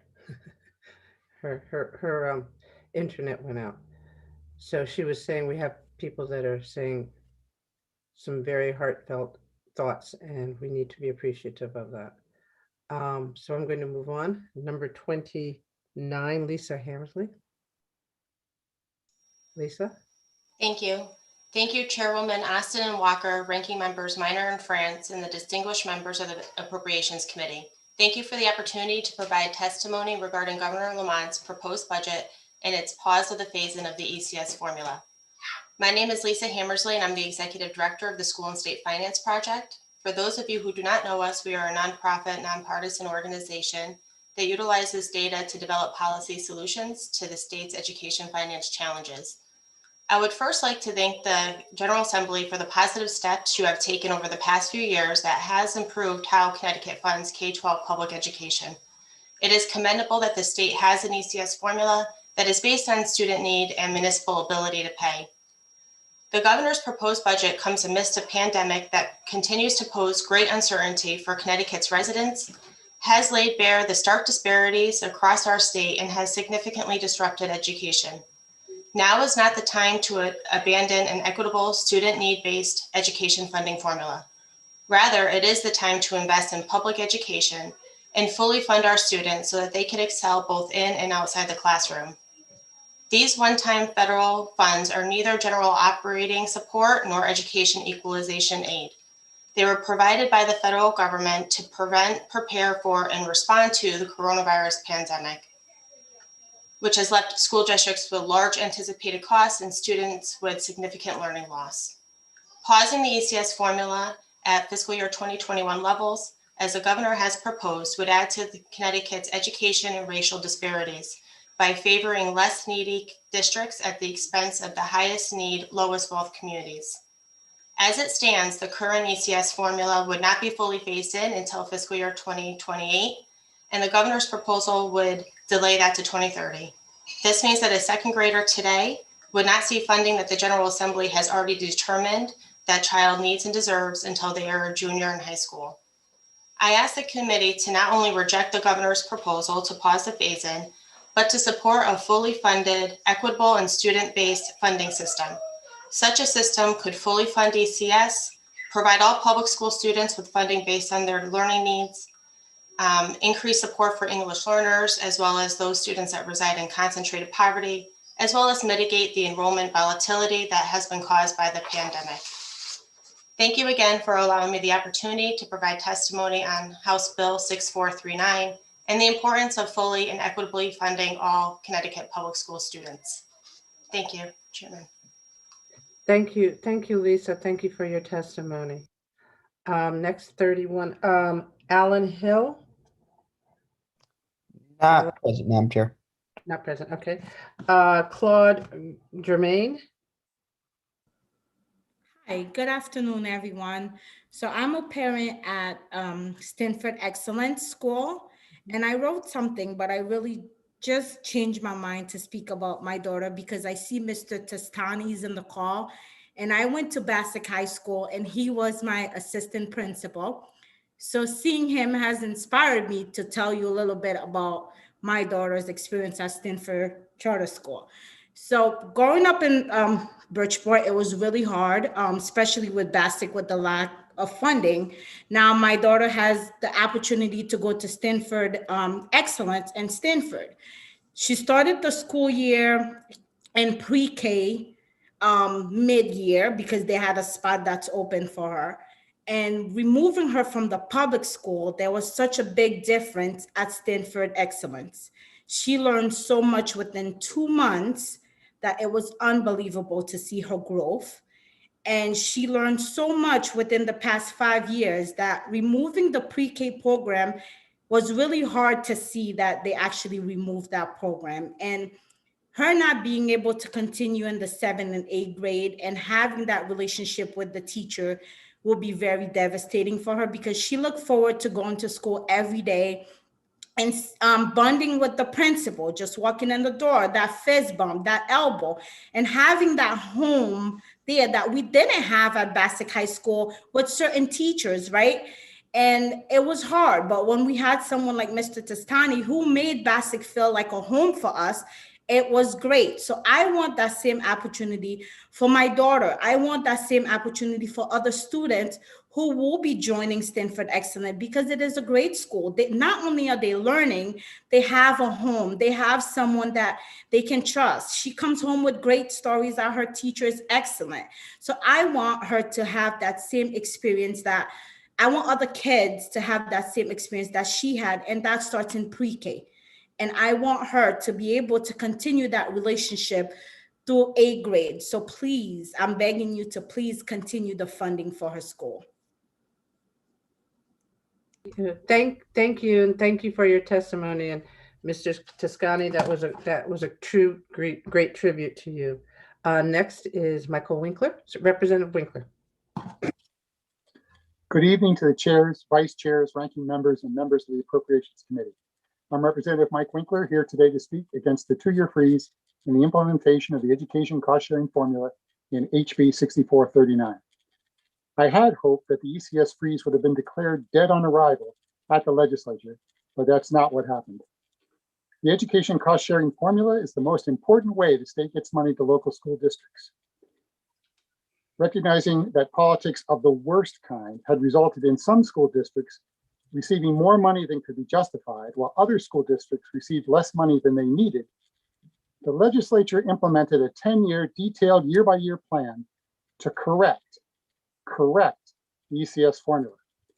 That first year was my first year in the legislature, and I was surprised and proud that representatives of comparatively well-to-do communities agreed to less money for their towns as part of a grand budget compromise. I now see that some people were betting that the state would never carry through on a 10-year funding commitment, including redistribution of educational funding. Now, only 3 years into the 10-year ECS plan, we have that proposal that will stop the ongoing correction of the ECS formula for 2 years to save money on students with educational needs. One goal of the ECS formula is to equalize educational outcomes. Schools in predominantly low-income neighborhoods need more resources to reach this goal. They need smaller classes, more teachers and paraprofessionals and specialists, more help and enrichment. The legislature committed to increasing overall educational funding by about $40 million per year, while also transferring money from comparatively well-off communities to those communities with greater educational need. Freezing the ECS formula, eliminating both the $40 million and the transfers, guarantees that Alliance districts will take years longer to reach that goal of equal educational outcomes. Some children will fall behind and never catch up because the additional resources, which were slated to go to those districts to help those children, will be delayed for years, and their opportunities, those students' opportunities, will be lost. Another goal of the 10-year plan to correct the ECS formula was to bring economic and racial equity to school funding in Connecticut. Further delay towards those goals is unacceptable. Maintaining or accelerating the implementation of the education cost-sharing formula should be our most important goal this legislative session. For me, it is more important than any spending cap. Thank you for the opportunity to speak with you today. Thank you, Representative. Thank you for that testimony. Thank you very much. Next, Tom Moore. Not present, Madam Chair. Okay. Next, Kathleen Callahan.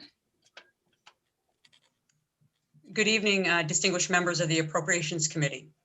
My name is Kathleen Callahan, a resident of Stratford, and I am testifying on behalf of the National Association of Social Workers Connecticut Chapter, which represents over 2,300 members.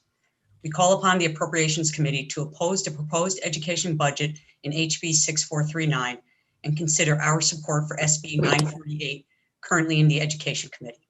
This testimony was late, but submitted today for your review. The legislative agenda of NASW Connecticut emphasizes advancing racial, economic, and social justice by promoting anti-racist policies and culturally responsive practices in all aspects of community life, including education. Additionally, we support legislation that specifically promotes elimination of inequities and disparities related to race, class, and ethnicity. Our concerns is the potential exacerbation of these inequities and disparities. Connecticut's public school districts are highly segregated with inadequate funding gaps that favor districts with predominantly white populations. A 2-year pause on ECS funding will hurt our highest need, lowest wealth districts, a previous mistake with outcomes we wish to avoid repeating. The past year has presented a stark reminder of both the resilience of our students and the state's obligation to provide equal education opportunities for all Connecticut public school children. While perhaps seemingly impossible in these days of financial uncertainty, this is the exact time for bold action that aligns with the values behind that obligation. Using federal relief money is not the answer, and the supplemental funding should be applied as defined, singular temporary aid specific to the pandemic. Students will need social and emotional support, as well as educational options to catch up on lost learning. Teachers and staff will need preparation and training to continue a trauma-informed re-entry, the appropriate use of these funds. Addressing systemic racial inequity and restoring a strong foundation for all our public schools cannot be built on one-time federal funding. Our students are going to be recovering from an extraordinary challenging year. It would be an abdication of our responsibilities as the adults supporting our students, our children, to make this process even harder for our high-need students and districts. Our students deserve to be fully funded now, and we ask that you consider SB 948, currently before the Education Committee. Education plays a pivotal role in an individual's economic and social mobility. Equitable funding is essential for access to resources and improved outcomes. SB 948 would help realize the intent of equalization aid in education, leading to a more just and student-centered system, which provides appropriate learning opportunities for all Connecticut public school students. In closing, NASW Connecticut urges the committee to reject the governor's proposed education budget and consider input from SB 948, an act addressing education funding and racial equity in Connecticut, as you craft a revision. Thank you for your time and consideration. Thank you. Thank you for your testimony, and yay MSWs. Next, we have Ronique Miley. Not present, Madam Chair. Okay. Michael Testani. He's famous. Thank you. My name is Michael Testani. I'm superintendent here in Bridgeport, Connecticut. I am speaking to you today on behalf of Connecticut's urban and alliance districts, who educate over 42% of our state students, including over 63% of our children of color and over 65% of our children whose families face significant financial challenges. We are unique, diverse, and complex districts who serve the most talented and amazing students in our state. We need your help and support. While we fully recognize the difficulties of the budget process, we were disheartened to see the proposed pause on the 2017 bipartisan education cost-sharing formula that was designed to phase in equitable and adequate financial support for our kids. Specifically, we are concerned about the discontinuation of the planned and published increases to the alliance districts that our districts have collectively, depended on to fund essential services for our students. To be clear, this pause will result in a loss of over $109 million for our districts and over $7 million alone for Bridgeport students. This formula represented a monumental equity step forward for the Connecticut education funding formula, from which the recommended pause walks back significantly. If Connecticut is going to remain true to the principle that all children deserve the right to an equitable and excellent education, maintaining this phase-in approach is critical to our state now. We cannot simply talk about equity. We must show action that matches our rhetoric. The parameters of ESSER II allotments prioritizes that districts provide academic support, address learning loss, strengthen family engagement, promote social and emotional learning, and enhance our technological infrastructure systems. These priorities are vital and necessary steps for Bridgeport Public Schools and all Alliance districts if we're going to recover and heal from the enormous losses experienced by our communities from the COVID-19 pandemic. However, your plan to pause current increases to our funding restricts the ability to address these needs and removes one-time federal monies away from the intended uses. I urge you to recognize that supplanting the planned Alliance grant increase with one-time federal funds limits our ability to use the funding as it originally was intended. This simply isn't equitable. This action takes money directly out of our pockets. In addition, the proposal to use one-time federal ESSER II dollars to address a state funding obligation creates a future structural deficit for state and local budgets. By pausing the ECS increase formula and supplanting this phase-in approach with funds not intended for general budget activities, Connecticut adopts a financial strategy that will create large-scale disruptions for fiscal year 2024. This decision will put economically challenged cities and towns like Bridgeport with no alternative funding source to cover huge shortfall. We will be forced to seek massive increase in state aid, which we know cannot be funded. We'll have no other choice but to reduce and eliminate programs that are critical to support the students that we agree need them the most. I must ask you to reconsider this strategy and reinstate the original phase-in schedule for all Alliance districts, including Bridgeport. This action will help us fund our overall budget obligations, reduce the pressure from already distressed municipalities, Mr. and Toscani. avoid utilizing one-time federal funds intended for COVID-related purposes. Mr. Thank you. Toscani, could you sum up? I'm sorry. Thank you. Thank you. Thank you for your testimony, sir. Thank you. Next, we have Joe Ganem. Merritt Ganem. Not present, Madam Chair. Okay. Tim Sullivan. Good evening, Madam Chair and members of the committee. My name is Tim Sullivan. I am the superintendent of schools for the Craig Magnet Schools. And I'm here to talk to you about the same issue I was here last year, which is a teacher residency program. Last year, when we came to you about the teacher residency program, it was a first-year opportunity for BIPOC individuals to get certified to become teachers in the state of Connecticut. A year later, to tell you the program has been a great success. I hired 11 individuals who went through the program to be teachers in Craig Magnet Schools this year. I have 6 women of color and 5 men, Jared, Chris, Charles, Todd, and Winston, who are having a profound impact on the students in my district. Now, you may think like of finding a man of color that's a teacher is not that hard. You know, Senator McCrory, Representative Hall, Representative Gibson, but I can tell you as a superintendent that trying to find certified men of color to come into our buildings and work is a lot harder than it looks. And this program is an opportunity to get people like that look like my students in front of them. It's a tremendous opportunity. I'm asking you to make an investment in it. We're asking for $4.5 million that will give 60 of these young people an opportunity to get certified to teach across the state of Connecticut. Each of those 60 people will have an opportunity to teach 770 students over the course of their 35-year career. That's $97.40. $97.40 per student to have a profound impact on the trajectory of their life. It's a lot of money up front, but I think this is as good a year as any to make an investment. You know, I know that it's not only children of color that are going to benefit from this. My son, TJ, had when he was in 6th grade, Mr. Tucker, Reggie Tucker was his history teacher. And the impact that Mr. Tucker has had on my son's life as a young white man, learning that he has so much respect and so much admiration for a Black man in our community and how that changes his whole trajectory around everything regarding race. So we talk a lot about equity. We talk a lot about wanting to make a difference.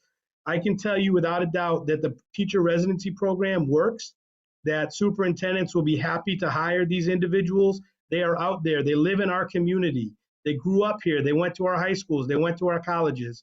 So I'm asking you to make that commitment. I know it's a tough budget year. Every year is a tough budget year. I think this year is a special year to make an investment.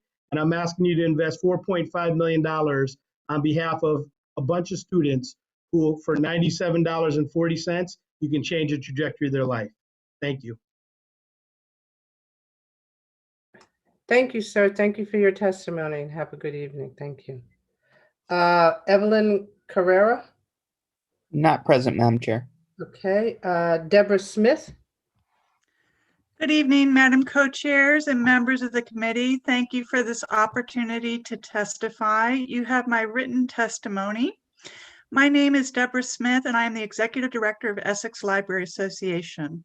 I speak in support of the State Library's Borrow It program and the Connecticut Library Consortium, and against the proposed budget cuts for 2022-23 in HB 6439. Essex Library is our community's center for lifelong learning, serving residents in Centerbrook, Ivoryton, Essex, and across the state.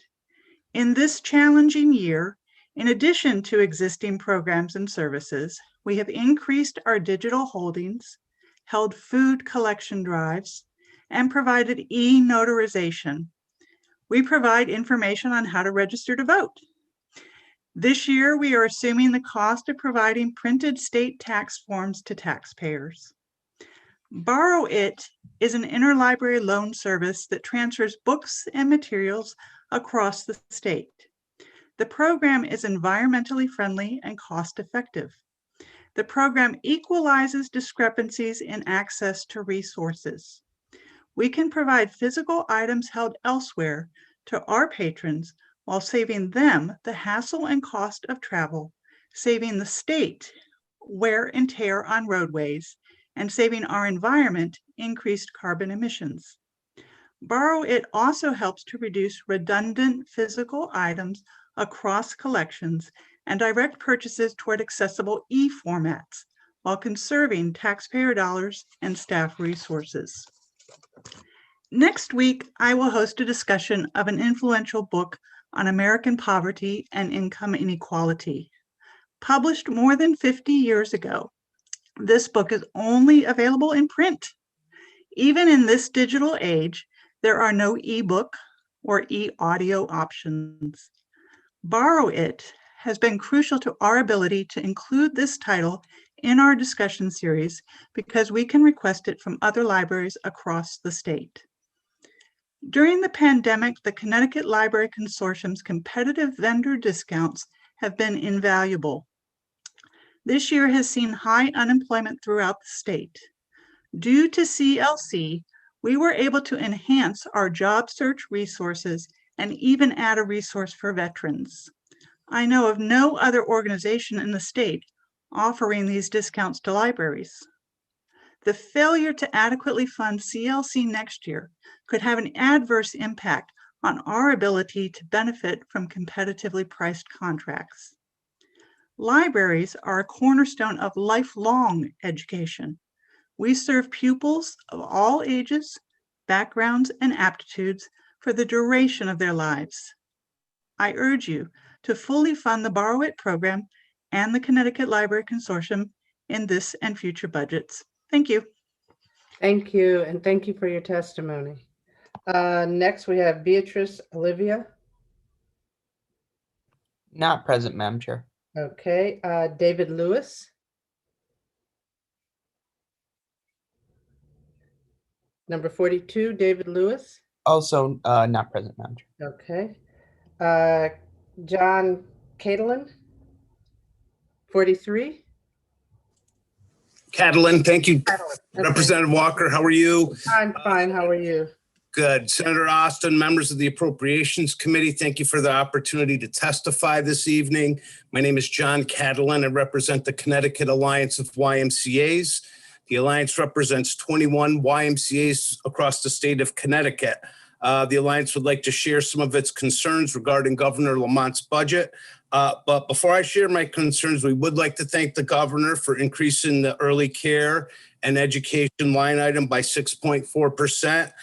This is the funds that go to school readiness programs. However, we do believe an increased investment in Care for Kids program is necessary. I know that many have or will share that same thought during this public hearing. So I wanted to focus my discussion on camps this evening. While we realize final payments to state and local government education from the federal government via the second and possibly third CARES Act may or may not have been finalized when the governor introduced this budget, we strongly urge that some of these funds be used for out of school time, including summer camp. Connecticut received $28 million for the governor's emergency education relief fund and $492 million for the elementary and secondary school emergency relief fund in the second CARES Act. And there's more money to arrive in this final CARES Act. In coordination with school partners, YMC programs can help combat both COVID-19 and summer learning loss and help prepare students for the 2021 and 22 school year. The Y believes a community-wide approach is necessary to respond to COVID-19 and meet student needs. Besides trying to address learning loss, the children of Connecticut, in particular those inner city children, need to have fun and physical activity this summer. Not only do they need it, they deserve it.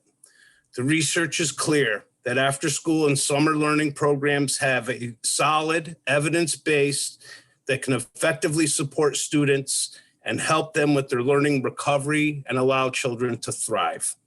Thank you. Thank you. Thank you, sir, and thank you for your testimony. Have a good day. Number 39, Evelyn Carrera.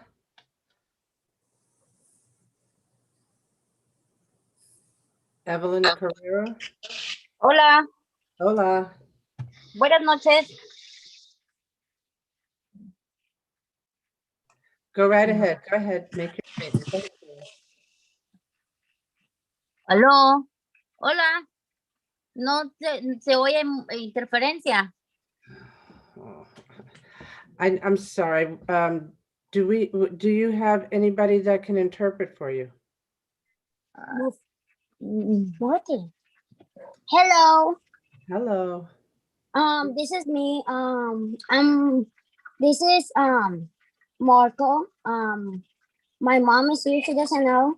She doesn't know English, so I'm gonna translate what she said to you. Okay. Go right ahead. Okay. Decirles que nosotros estamos muy contentos con la escuela. My mom said that we're so happy for the school for Stanford. Sí, estamos apoyando para que por favor puedan dar sexto grado. And we want to give sexto grado. And we want to give sixth grade. Go ahead. Hello? Hello? Yes, go ahead. Did you hear me what I say? You said everyone to get 6th grade? Todos que quieran hacer sexto grado. Ajá, sí. Yes. Yo creo que es una escuela excelente. I think the Stanford School Trawler, it's a good school. It's a good school. Are you a student? You're a student at Stanford at School of Excellence? Yes. And you want to go to the 7th grade in Stanford School of Excellence? Yes. So you're here to say, please make sure we fund Stanford School of the Excellence for Excellence? What did you say? I couldn't hear you. I said, so you want to tell us to make sure that we fund Stanford School of Excellence so that you can go to the 7th grade? Que si ellos quieren que yo vaya a sexto grado. Sí. Yes.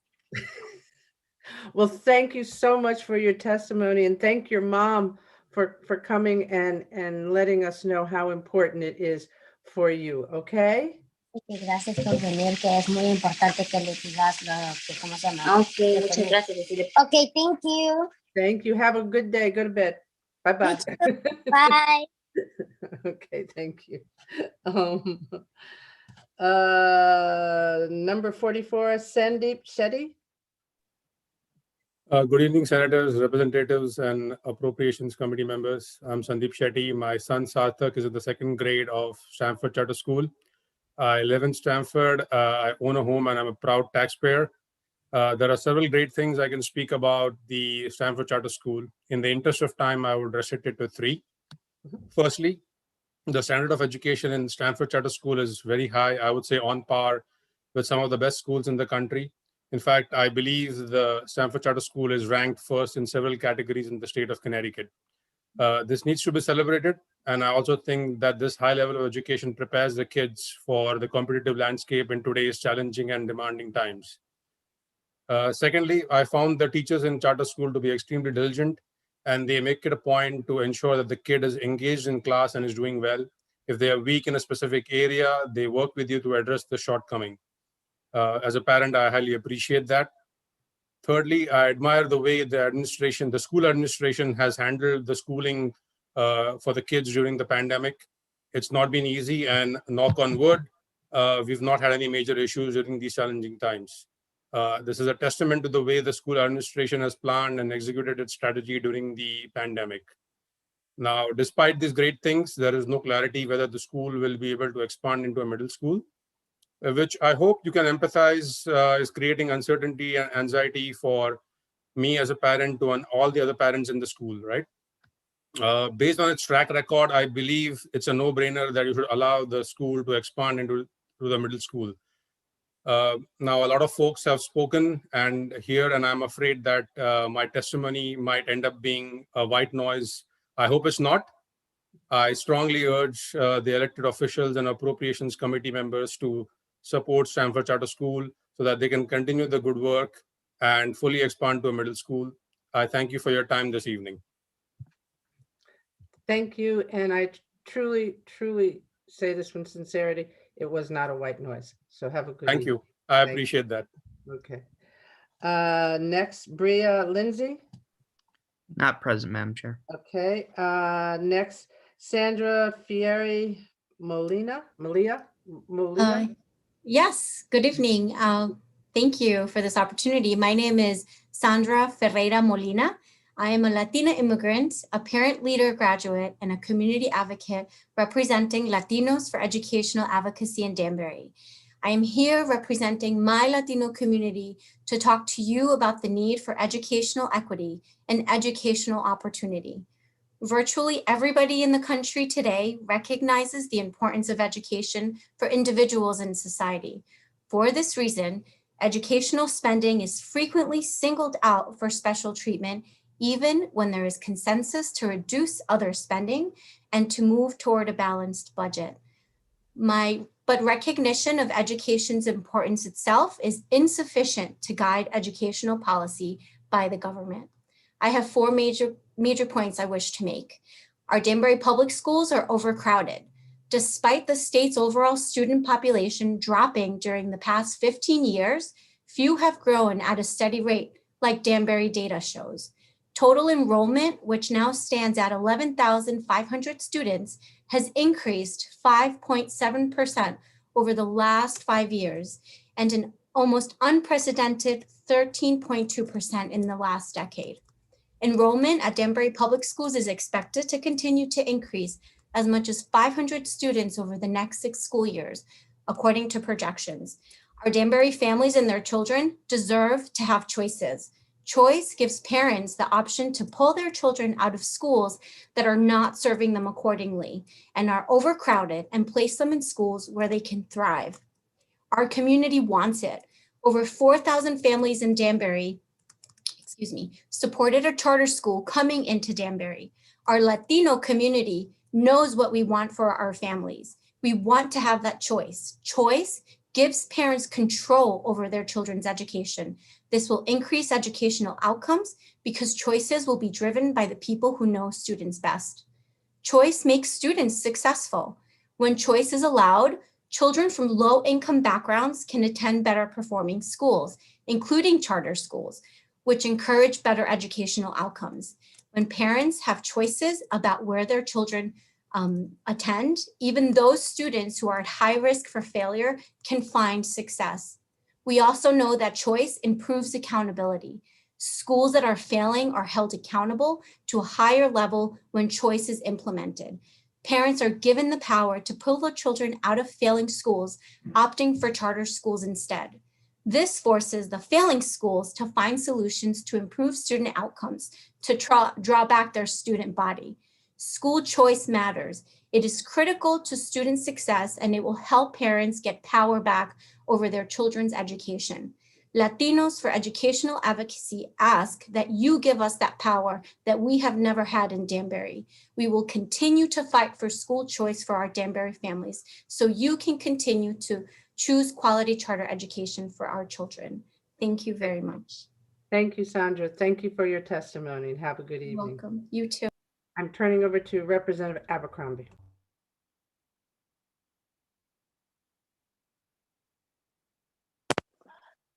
Thank you, Madam Chair. Up next is Sharon Veach, followed by Minnie Santos. Sharon? Both of those are not present, Madam Chair. Thank you. Annie Gartatongo? I'm sorry, I really messed that up. Annie? Yes, I'm here. Hi, how are you? Welcome. Good evening, members of the Appropriation Committee. My name is Annie Huertatanga, a parent at the Stanford Excellence School. My son Nathaniel has been part of this school since its opening. He's now in 6th grade, and I cannot be more than grateful for all the hard work and support he has received from all his teachers. At Stanford Excellence, he has not only grown academically, but also in values. He not only reads above level, and does challenging math, but he also looks forward to a college career in quantum physics. He's moving out of 6th grade this coming June, and at this point, we are still unsure whether he will be able to continue with his education in Stanford Excellence School. For this reason, I ask you to please fully fund this school and the pre-K to 8th grade program. We need this school to stay open, and this is what Stanford City needs at this point. Thank you so much. Thank you for your testimony. We really do appreciate you taking the time out. Samantha James, followed by Carmen Collazo. Samantha? Both of them are not here, Madam Chair. Allie Martin?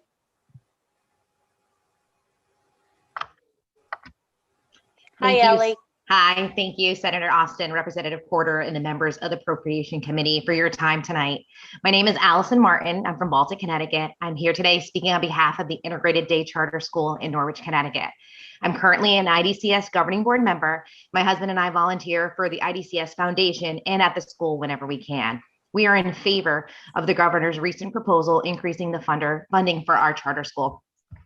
Our children attended a public school before being selected by lottery to join the integrated day charter school. This is a great opportunity for us all. At the IDCS, you attend the integrated day charter school where you're joining a family. When someone is in need, another IDCS family member is lending out a helping hand.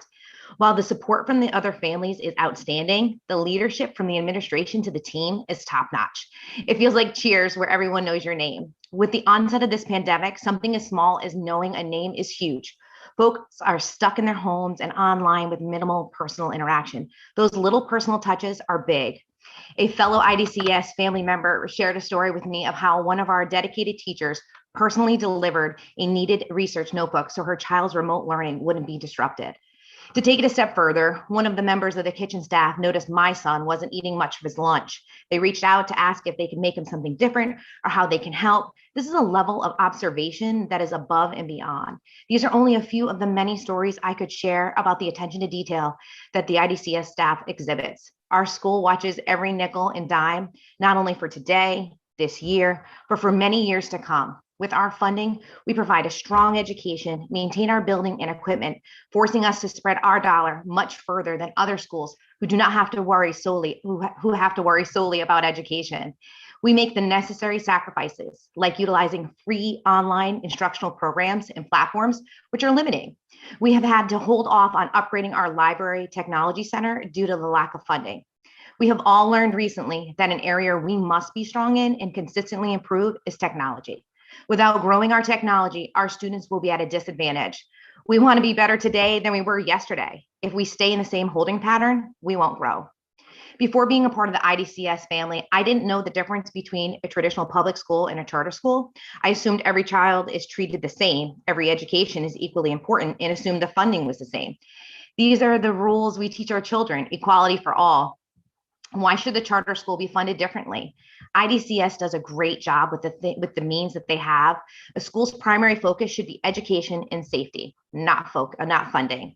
This is the responsibility of the community. I'm here before you today, asking you to help the integrated day charter school and other similar schools with the same struggles to take the funding worry off the list. Increase the per pupil funding. After all, wouldn't you want your child's education to be equally funded?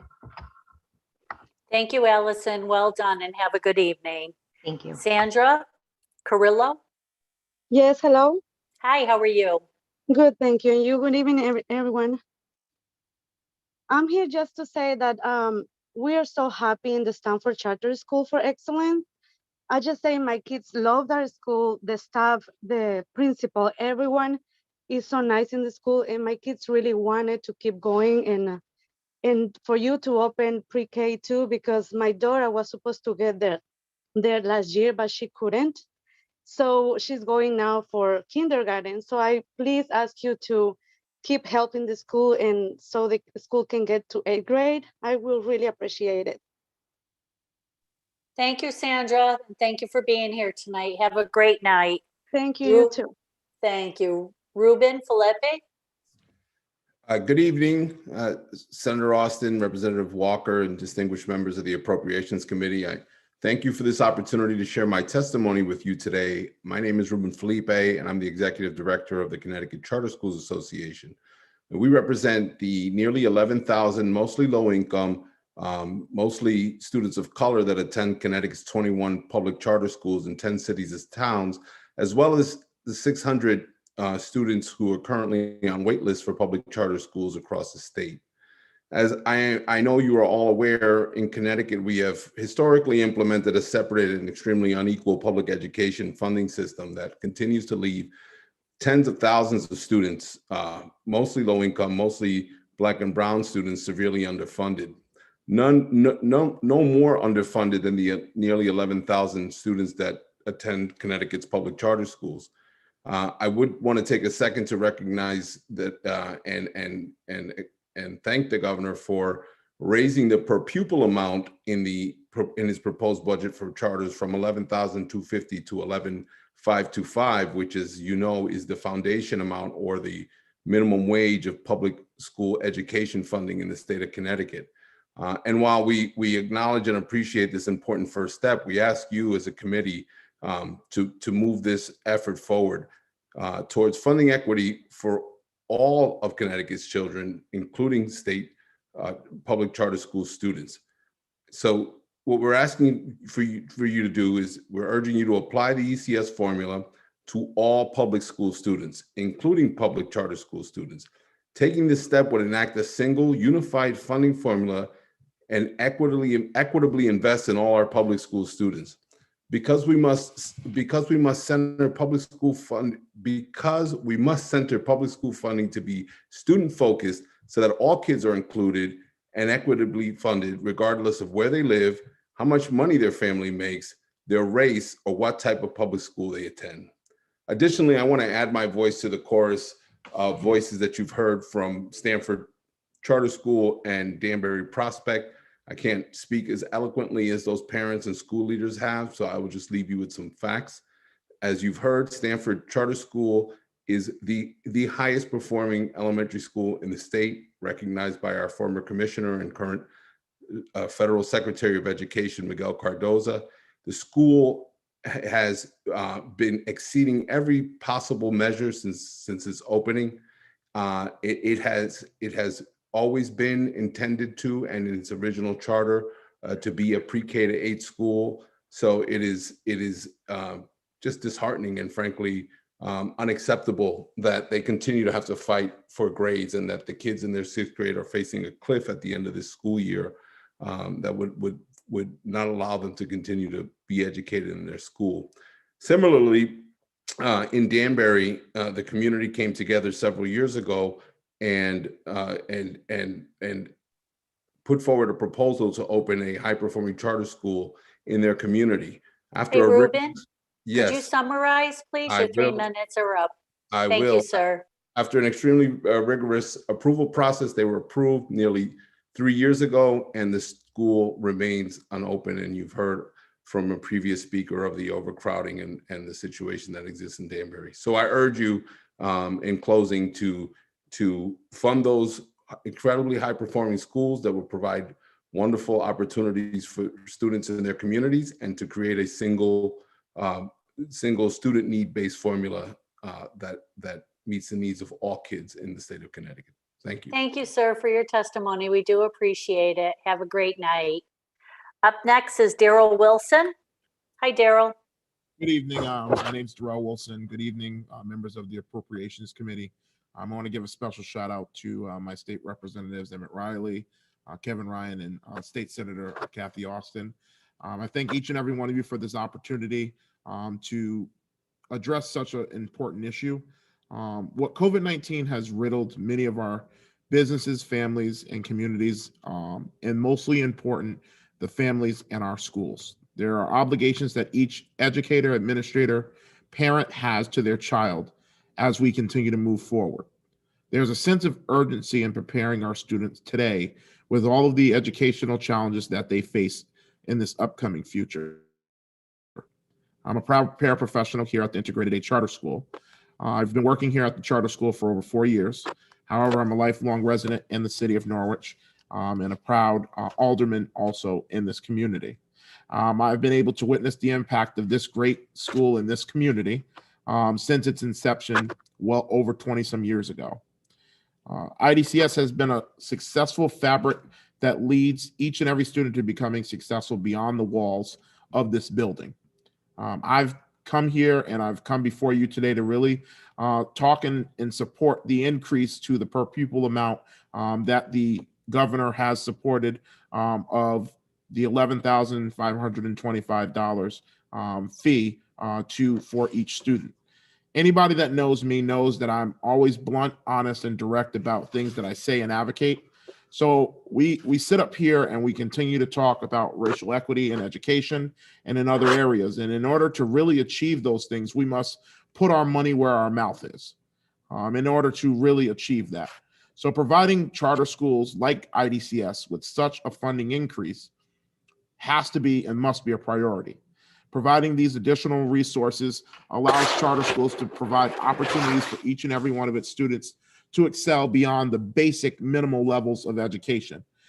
Providing those funds would allow a school such as IDCS to continue to provide honors level courses that would make our students even more competitive in an already challenging and competitive environment to getting into high schools. Norwich is a unique community when it comes to high school choice, as we have a designated high school, Norwich Free Academy, as the city does not have its own high school. So our students at Integrated Day Charter School have a wide variety of options to consider from, well over 12 options. And providing those funding resources allows them to put every single student in their own path to be able to consider the high school that they would like to go to. So far too long, the charter school like Integrated Day Charter School and many others have had to deal with the low funding tuition rate. And we can do, and we always will continue to do more with less. However, at some time we have to invest in all of our students and start making smart decisions in providing the best possible opportunities for each and every student here. Darrell, can you summarize, please, sir? Your 3 minutes is up. Yes. So unlike charter school, unlike public schools, I would like to say that charter schools do not have a tax base, and it is important that we continue to provide them the amount they need in order to do things such as capital improvements and provide other opportunities. So thank you, and have a wonderful evening. Thank you. You too, sir. Thank you so much for taking the time to testify. Heather Morales? Not here, Madam Chair. Thank you. Next is Claudia Phillips, and we have a translator, Gloria Castillo. If you would both unmute your phone, your computers, please. Ms. Castillo will testify and I will translate for her. Bueno, miembros del Comité de Apreciaciones, buenas noches tengan todos ustedes.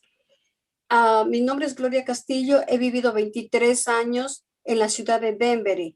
Hoy doy testimonio de la desigualdad en el sistema de educación de esta ciudad con la comunidad hispana, ya que no tenemos suficiente representación a nivel escolar y a nivel estatal. En especial, pensemos cuando nuestros niños necesitan orientación, respaldo y ayuda académicamente. Nuestros hijos no la reciben ya que las escuelas están sobrepobladas y no hay suficientes recursos para solucionar el problema.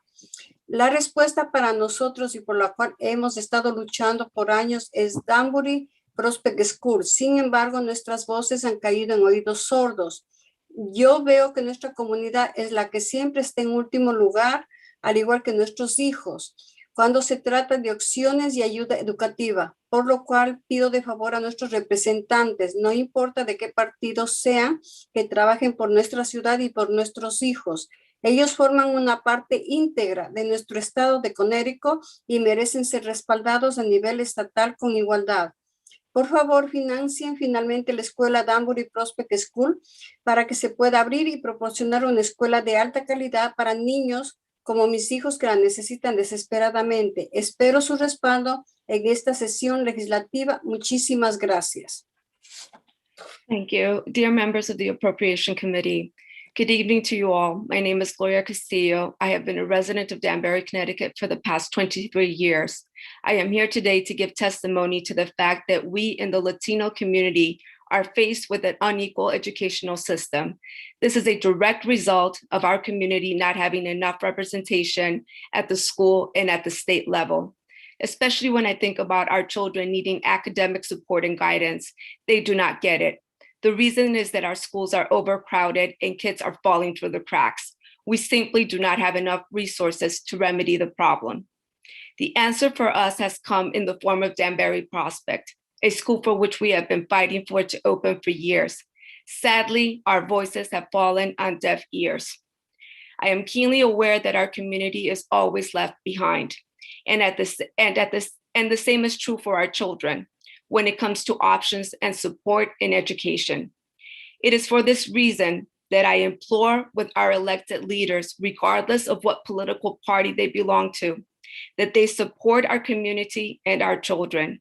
Our children are a vital and integral part of our state, and they deserve to be represented equally at the state level. I urge you to please fund Danbury Prospect so that it may finally open and start delivering a top-notch education for children like mine that are in need of this school desperately. I await and hope you will support us. Thank you very much. Thank you, ladies. We appreciate you both being here tonight. Claudia, are you up next? I just translated for Ms. Castillo. That so- was it. Okay, because you were on the list twice, so I didn't want to skip over you. Thank you. Jan? Yes, Peruccio? Peruccio. Oh, thank you. Sure. Welcome. Thank you. Thank you. Greetings, Chairman Austin, Walker, ranking members Minor and France, and distinguished members of the Appropriations Committee. My name is Jan Peruccio, and I'm the superintendent of Old Saybrook Public Schools and co-chair of the CAPS Legislative Committee. Tonight, I'm speaking in opposition to the governor's biennial budget proposal, House Bill 6439, an act concerning the state budget for the biennium ending June 30th, 2023. Connecticut schools, as you know, have struggled through an unprecedented year with the help of federal, state, and municipal governments. But the effects of the pandemic and its accompanying challenges will continue to resonate among our students and staff for many years to come. The impact of their experience has created myriad needs and learning gaps. And with this budget proposal, some Alliance districts, we heard someone speak from Waterbury earlier this evening, some of the Alliance districts, will lose significant dollars. I think it's 20 million to Waterbury over 2 years. And that's very concerning to me. And while I do not work in one of those districts as an educator, I feel that it's important for me to speak for all districts. Even a district like mine will receive level funding. There are no winners in this situation. The bottom line is that, we have additional programming and SEL support needs, and those things will divert dollars away from other programming. It's a time when the pie, needs to be bigger, and instead this pie feels like it's getting smaller. The federal dollars that will be coming our way and have been coming our way, meant to enlarge the entire source of funding, will partially fill the gaps created by the state funding removed from this budget. But a state that is committed to excellent education and equity for all students has to consider the uneven impact a budget like this is going to have. Even more concerning is the cliff that we will be facing in 2023 when federal ESSER funds sunset. And that will only exacerbate the concerns. And as I said, we have no idea how long those concerns will continue to resonate. I really feel like we have a solution. The CAPS put together a blueprint to transform Connecticut's public schools. It is a long-term 15-year solution to not just one of education's financial woes, but all of them. And it does it in a way that doesn't exacerbate burdens on communities unnecessarily. It brings forward, it brings to the forefront those things that need to be addressed first, especially issues around inequity. And it is a fully planned program. So I draw your attention. I did submit testimony with a link to that blueprint. I know Fran Rabinowitz spoke earlier tonight. I really would love it if you could all take a look at that to see how powerful it is and how it does keep all of our communities whole. The level funding of the State Department of Education is also concerning to me. We have relied on our State Department of Education a lot this year. They have been right by our side and partnering with us, and we need them to be able to create curriculum and to help us respond to the concerns that we know we're going to be facing. In conclusion, I just want to say that 2 years of level funding education in Connecticut at this point in our journey to recover from COVID may have long-lasting implications on the academic and social and emotional health of our students and the overall well-being of our school districts. 3 minutes is up. Could you summarize, please? Sure, I'm done. The CAPS plan funds schools this year, next year, and for many years to come. And I thank you for your time. Thank you so much for being here, and thank you for testifying. Have a great night. Thank you. Rosanna? Not present, Madam Chair. Thank you. Siobhan Nunez? Also not present. Thank you. M. Randall? There you are. Hello. Hi, good evening. My name is Randy Collins, Advocacy Manager with the Connecticut Conference of Municipalities, here today to talk about House Bill 6439, the biennium budget ending in 2023. CCM is asking the committee to reject the proposed delay in the ECS phase-in and support a fully funded, equitable, and student-centered funding system. Such a system could fully fund ECS, provide all public school students with funding that reflects their needs, increasing support to English learners and students residing in districts with concentrated poverty. The governor's proposal will cancel almost $103 million in increases for the state's alliance districts. As it stands, the ECS formula currently will not be fully phased in until 2028, and the governor's proposal will delay that until 2030. The current mechanism to provide funding is inadequate and inequitable to meet the needs of Connecticut's student population. A particular drawback of the current system is that it fails to account for a student-based approach needed to ensure racial equity among school districts and throughout the state. Additionally, the current education finance system is over-reliant on local property tax revenue. Connecticut is one of the states most reliant on local property taxes to fund education, and the cost for public education in our state is over $12.3 billion, with over 53% of that coming from a regressive local property tax that does not consider vast disparities of wealth and student needs. CCM is asking the committee to support funding of an education policy that will not only accelerate full funding of ECS, but expand the ECS formula to give greater consideration for English learners and students in districts with concentrated poverty. Rejecting the proposed delay in the ECS phase and maintains the commitment to our neediest school district and provides a transparent and predictable path for districts that will lose funding, but does it over a manageable and reasonable period of time. Our funding formulas have been complex, and we urge the General Assembly to streamline that process to create a uniform formula that will be based on the needs of students within a district, enhancing equity in education finance, but also improving predictability and transparency. Thank you very much. Thank you so much for your testimony. We do appreciate you being here. Have a great night. You too. Thank you, ma'am. Gypsy Rios. Not present, Madam Chair. Thank you. Dr. Ellen Rattel. Ma'am, you're on mute. Thank you. Thank you. Good evening, everyone. Senator Austin, Representative Walker, and distinguished members of the Appropriation Committee. Thank you for the opportunity to share my testimony. My name is Ellen Rattel. I am the director of the Integrated Day Charter School in Norwich, which was one of the first charter schools in Connecticut. In 1997, teachers, parents, and community members founded the Integrated Day Charter School. This group purchased an old thermos factory, cleaned it up, purchased furniture, had a lottery, and 6 weeks later opened the school for students in pre-K to 6. 2 years later, they extended it to grades 7 and 8. Our core tenets are unique.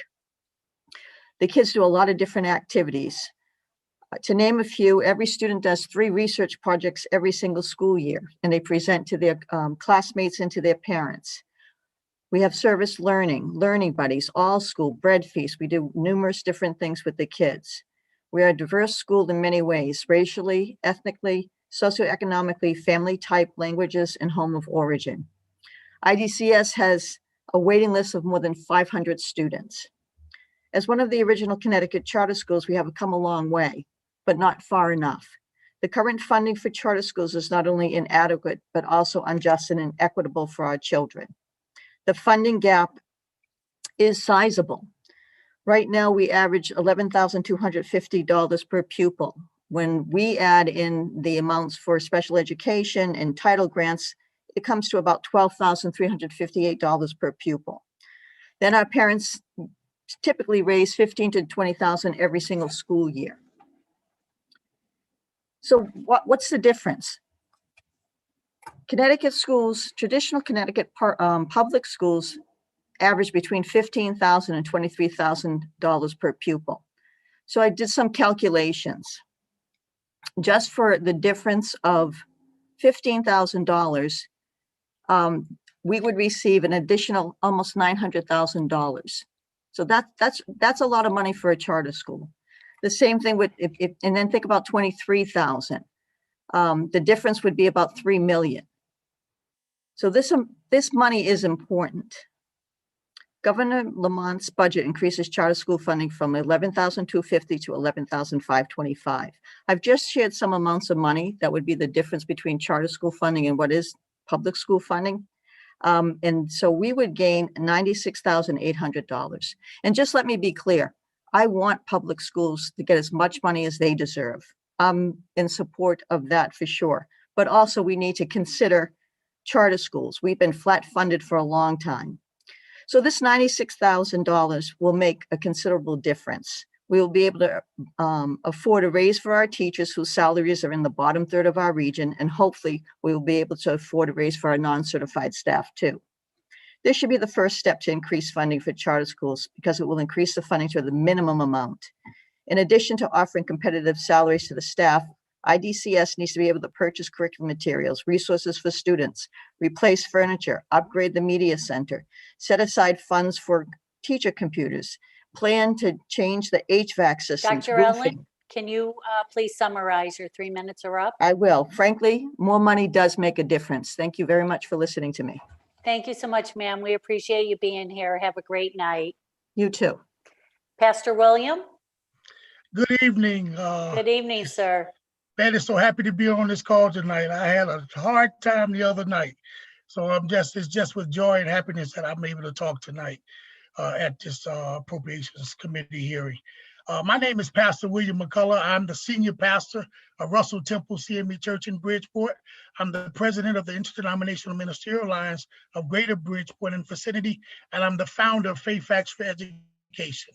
We are 80 churches, 500 members, 4,500 committed voters, and over 11,000 congregants strong across Bridgeport, New Haven, and Hartford. Faith Facts opposes House Bill 6439 and the governor's proposed education budget. And we urge you to modify the budget to align with Senate Bill 948, which is currently in the Education Committee. Our state's education funding system is both racist and classist. We spend $640 million more to educate affluent white children than low income and children of color. Then we spend even more to police, prosecute, and incarcerate those who are failed by our education system. The pandemic didn't cause these inequities, they just exacerbated them. We cannot afford to plug deep, systematic holes with one-time federal grants. When I moved to Bridgeport over 11 years ago, I had to change my son's school 5 times in 5 years just to make sure he got the education he deserved. Now my son is at UConn, a junior, and my daughter is an English teacher at Central High School in Bridgeport. I was even inspired to go back to school and get my bachelor's and master's degree in education. And I get up every morning to fight for my parishioners, to fight for their children and children across this state, to not only have the same opportunity as my children, but a better one, because that's what we ultimately want as parents, as community leaders, as policymakers, right? We want the next generation to be better off than ours. And the hardest pill to swallow is that Connecticut could be farther from the truth. I urge you. In fact, in Bridgeport, there are 30 kids in elementary classroom with a substitute teacher and a paraprofessional that is sometimes not there, and special education teacher that straddles multiple schools. That would never happen in Fairfield. Fairfield is only 5 minutes away, and they spend $5,000 more per child on education. So to the members of this committee, have a choice to make. Will you continue to uphold a discriminatory funding system that says Black and brown children don't matter? Or will you make excuses about deficits in politics? Or will you rise and be bold enough to say not one more child, not on my watch? Very simply, if this budget is modified, it means Connecticut can begin walking down a path of righteousness, a history-making transformation from a state shamed by its educational racism and classism to a state where education justice is the word of the day and the law of the land. As I come to a close, this state can be transformed from a state best known for the largest opportunity and wealth gaps into a state where every Black and brown baby's future points to a corner office and not a prison cell. And remember, history isn't as forgiving as the present. You can forever be remembered as the lawmakers who didn't have the courage to do what's right, or you can inscribe your names in the ledger of those who brought education justice to all children in Connecticut. The Bible says this: call those things as not as though they were. so that they become to what you call them. So I declare in front of God, in front of this committee, and those watching via YouTube, that you will do right by our children this legislative session. I know you can, and I know you will. Thank you, and God bless you for this opportunity. Thank you, Pastor William. Amen. You're so welcome. Thank you so much for taking the time to be here. I think you kind of lifted us up so that we could do another 10 hours of this. So thank you, sir. I would hope so. Have a great night. Thank you. Lisa? Hello. I can't do better than what he did. That was really powerful. So I'm just going to do my best here. Good evening, members of the Appropriation Committee, and thank you for the opportunity to provide testimony. Before I begin, I want to say hello to Representative Nolan and one of our supporters, Representative McCarthy. My name is Liza Melendez. I'm the director of the New London Even Start program, and one of the 3 in the state. The other ones are in Middletown and Torrington. I'm here to ask you to please increase the funding in Care for Kids in order to fund House Bill 6558 currently in the Education Committee. This will extend eligibility for our Even Start participants within the adult education programs. Even Start is a 2-generation program working with the entire family. The program has comprehensive approach of integrated components: adult education, workforce readiness, parenting education, early childhood education, interactive literacy, and home visiting, intended to collectively reduce adversity and build capacity. The goal of this program is to engage parents as successful adult learners and to provide them with the opportunities that will lead to economic self-sufficiency, to assist the parents in becoming full partners in their child's education, to provide high quality early childhood education, which will be the foundation for success in school, and to help these families break the cycle of illiteracy. Focusing on the entire family is an investment in building strong human capital and healthy, productive adults.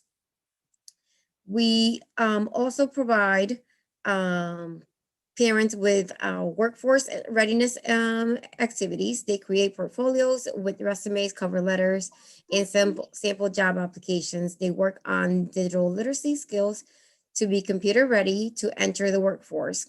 We have a program called IBEST, which provides vocational training to promote career path training and occupational clusters such as culinary arts, technical services, healthcare, and technology. This workforce program facilitates a career pathway into sustainable wages. A study recently conducted shows that our participants who completed these programs, their wages were increased by 40%. Even Start makes a significant difference in the lives of families, parents, young children, and our community as a whole. Imagine the impact our program can make if we had more funds to serve a larger population. Extending childcare subsidy to our parents is in everyone's interest, and everyone reaps its benefits by having more skilled workforce individuals and children academically ready to enter school. Thank you. Thank you, Liza. Thank you for what you do. Have a great night. Thank you. Maria? Yes. Thank you, Senator Austin and Representative Walker and members of the Appropriation Committee. My name is Maria Pereira. I'm a former school board member in Bridgeport. I'm a current city councilwoman in the 138 district. And I'd first like to speak about the proposed pause in increased ECS funding for school districts like Bridgeport. Hartford spends about $19,000 per pupil. New Haven over $18,000 per pupil.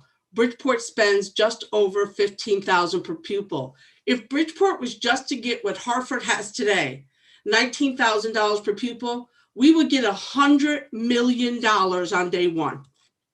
We have made $44 million in devastating cuts in Bridgeport in the last 4 years. And Pastor McCullough is completely incorrect. There are no paras in classrooms with 30 students because we eliminated every para, including our kindergarten paras, in 2016-17 when we had to make $16 million in cuts to balance our budget. We don't have a single guidance counselor in a K-6 school. They're in middle and above. We have one social worker for every under 450 students, when the urban districts are recommended to have a social worker for every 250. You can put a pause on ECS, but we can't pause a child's education. So I ask you to please not do that, because when the CARES Act money is over, right? And as salary growths come and expenses grow, and that federal money is gone, municipalities like Bridgeport will be going over the cliff, because there will have been no ECS funds growing to offset the expiration of those dollars. In addition, I'd like to talk to you about charter schools. Charter schools is Bridgeport is ground zero for charter schools. We have 6 of the 21 in the state, or 29%. Where the state has 2% of its students in charters, Bridgeport has over 10%. 3 of the 6 charter schools in Bridgeport are on probation for significant abysmal academic performance, excessive suspensions and expulsions, and significant teacher turnover rates. Meanwhile, because of a state statute, we must pay every single dollar of every charter schools, VOTEC schools, parochial schools, interdistrict magnet schools, bus transportation. We lose $2 million out of our ECS grant every year to fund those schools' bus transportation, yet it's counted in our ECS funds and our per pupil expenditure. In addition, we must fund all charter schools' special education costs. Just the 10 social workers we pay for in the 6 charters cost us over $1 million a year. So that is siphoned out of our ECS to fund for charter school expenditures. Yet there's a proposal to increase funds to charters. And let's remember, Achievement First takes 13% of every dollar and pockets it in management fees, as does Capital Prep. They take 10%. That doesn't go to hire a teacher, a social worker, a principal. That goes into pockets, okay? So it's for all these reasons that I ask you to override the governor's budget to pause ECS. Bridgeport kids have waited long enough. We are severely underfunded. And I also oppose any additional funding to charter schools at all. In fact, I can tell you honestly, here in Bridgeport, we have done everything in our power to oppose the addition of charter schools, even when the last 2 opened. And one of the ones we opposed is already, one of the charter schools we opposed is already on probation when it was granted in 2016-17. Thank you for your time this evening. And you probably have a long night. So good luck to you. Thank you, Maria. Thank you for your passion. We do appreciate it. Peter? Good evening, members of the Appropriations Committee. Thank you very much for giving me this chance to speak on behalf of my school. My name is Peter Soretta. I am the art teacher at the Stanford Charter School for Excellence. I'm also one of the founding teachers of the school. I'm a product of our Blue Ribbon school system from New York. I'm here to talk about my students, but before I do that, I just want to thank all the parents that have already gotten on, and your words have been so moving. They are definitely a part of this school, and we would be nothing without them. We are a school that's met a lot of adversity. We've been fought every step of the way, and every single moment we come and we perform. We've done everything the state has asked for. We've provided amazing scores, and our kids don't stop. We have an excellent staff, and I'm having a hard time going to work right now. I have a lot of parents that are very concerned about what the next years are to come for their children. And I pride myself on being able to give a solid answer every single time. And I'm looking at them in the eye and I'm saying, I have no idea.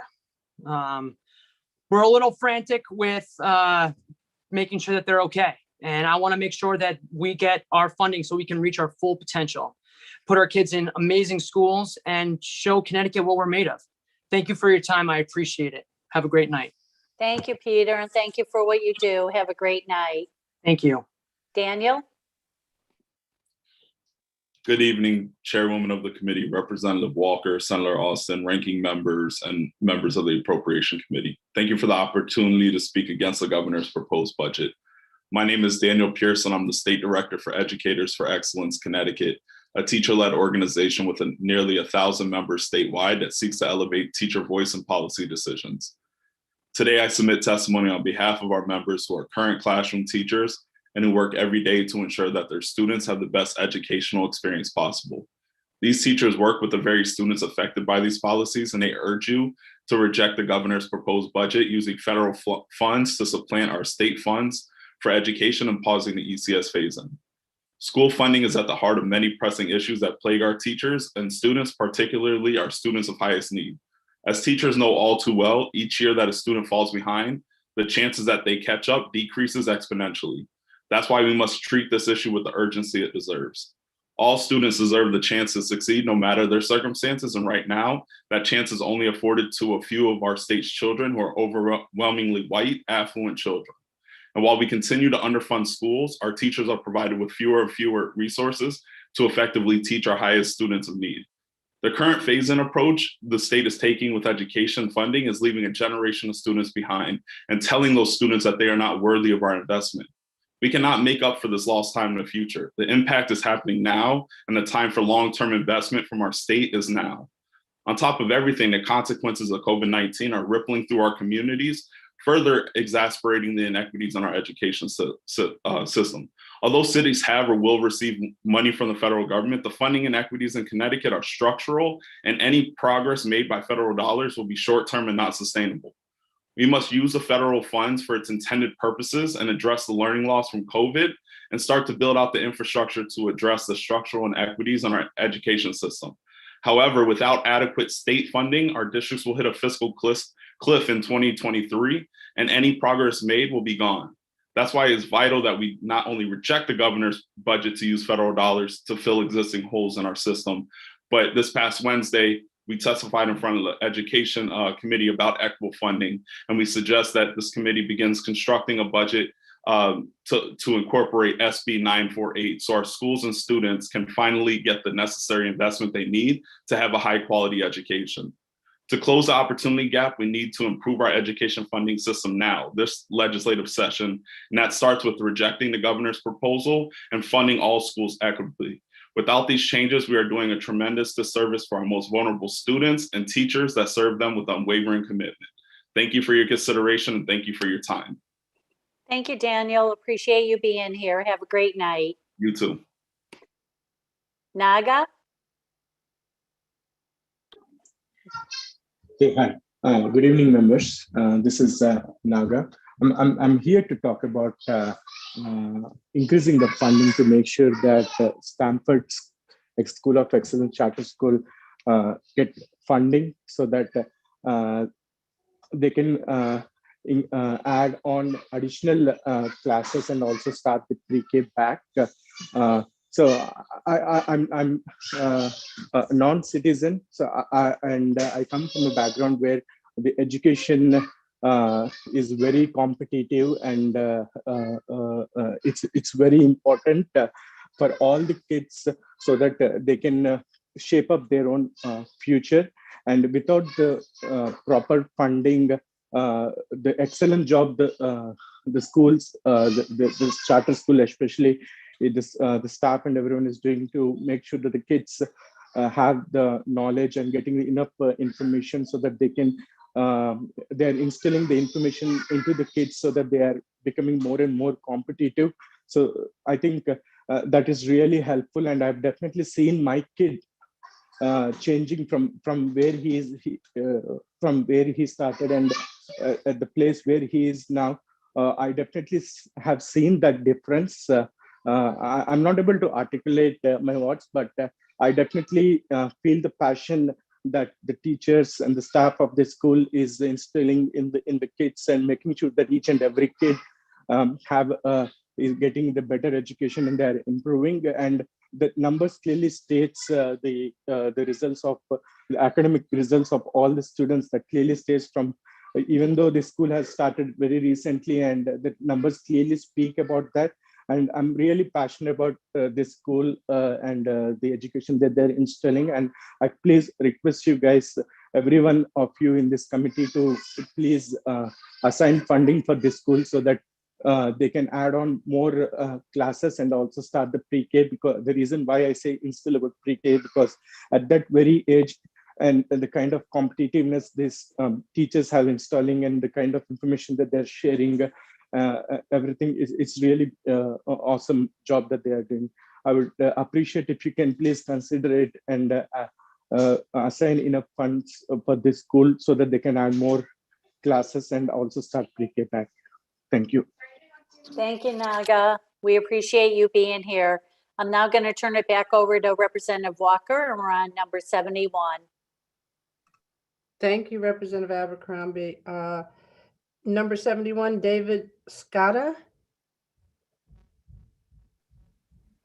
Good evening, distinguished members of the Appropriations Committee. Thank you for hearing my testimony tonight. My name is David Scotta. I'm the Executive Director of CONCASE. And I have a couple of points to review tonight. One is, and you've heard this before, HB 948, which is the Act addressing educational funding and racial equity in Connecticut. Through that process, we know back in 2017, the legislation passed some revision to ECS funding to start to move towards more of an equitable solution within 10 years. And one of the issues that other people have addressed tonight is the fact that, and Governor Lamont's budget is to freeze the ECS funding, which would extend that out at least by 2 or 3 years, if not more. And it really comes down to an issue of equity within our state. What I'm going to talk tonight is about, you have my testimony, I'm not going to read from it. I'm really going to talk about more of a personal level. My role, I represent a lot of students at educational meetings throughout the southeastern part of the state. And this past year, I've seen the disparity from district to district. Students disengaged, students with, depending on the educational services that the towns are offering, and as well as I do, there's been multiple discussion of what that has done to our children, both educationally and socially, emotionally. And, how could you have one town having, more in-person learning to a huge extent, some from 4 to 5 days a week, while the town next door has limited resources. And I do think a part of that, a big piece of that is funding. And unless we start to really look at equity in education, and we've been talking about that for years in Connecticut, the present budget that's being proposed will not address that. And you've heard from many, many people tonight to discuss that. And I'd like to reiterate that again, that we cannot accept the governor's budget to freeze ECS funding at this point. It's a travesty. I think we're going to see more and more issues being associated with kids being disenfranchised, depending on the system they're in. And again, it has to do with funding. I mean, one must assume that how can one town be much more advanced in having students in in-person learning compared to the next town over where that's not happening? One can only assume that has to do with funding. I know there's federal dollars that are coming in, but I don't think that's enough. And I don't want to take too much of your time because you've heard a lot of that, and I'm sure you're all tired. I do want to say one thing, and I'll just be very brief. I love the passion that people bring to testimony. I've been doing this for a long time, and it's always, enlightening to bring that passion, to hear people's passion when they talk about education and for their children. And I think that's just wonderful. But I'm going to close out on 2 issues. One is, as you think about moving forward, please consider not supporting the governor's budget to freeze ECS funding. And number 2, please consider, and I also have a little reservation about this. I know it's a big ticket item to fully support HB 948, and it is, to find that additional $480 million. But there might be ways to look at that. And I'm hoping that the Appropriations Committees at least gives that some consideration, because I do think it's going to bring so much better equity across the board and across districts, especially some of our urban and rural districts. So I appreciate your time. I appreciate the opportunity to talk to you, and I'll close at that point. Thank you. Thank you for your testimony. And yes, all of our speakers are very passionate, even the children. So thank you. Okay, you take care and have a good night. You too. Number 72, Vivian Bordeaux. Good evening, Madam Chair and members of the committee. I'm speaking in favor of Borrow It. My name is Vivian Bordeaux, and I am a librarian at the main branch of the Bridgeport Public Library. Borrow It is a service that our Bridgeport residents enjoy, as well as residents across the state of Connecticut. This service allows residents to request materials that might not be available at their hometown library. It is a valuable service, and the funding should not be cut. Thank you for the opportunity to speak before you. Have a good evening. Thank you, ma'am. Thank you for getting directly to the point. Have a great evening. Thank you. Roz McCarthy.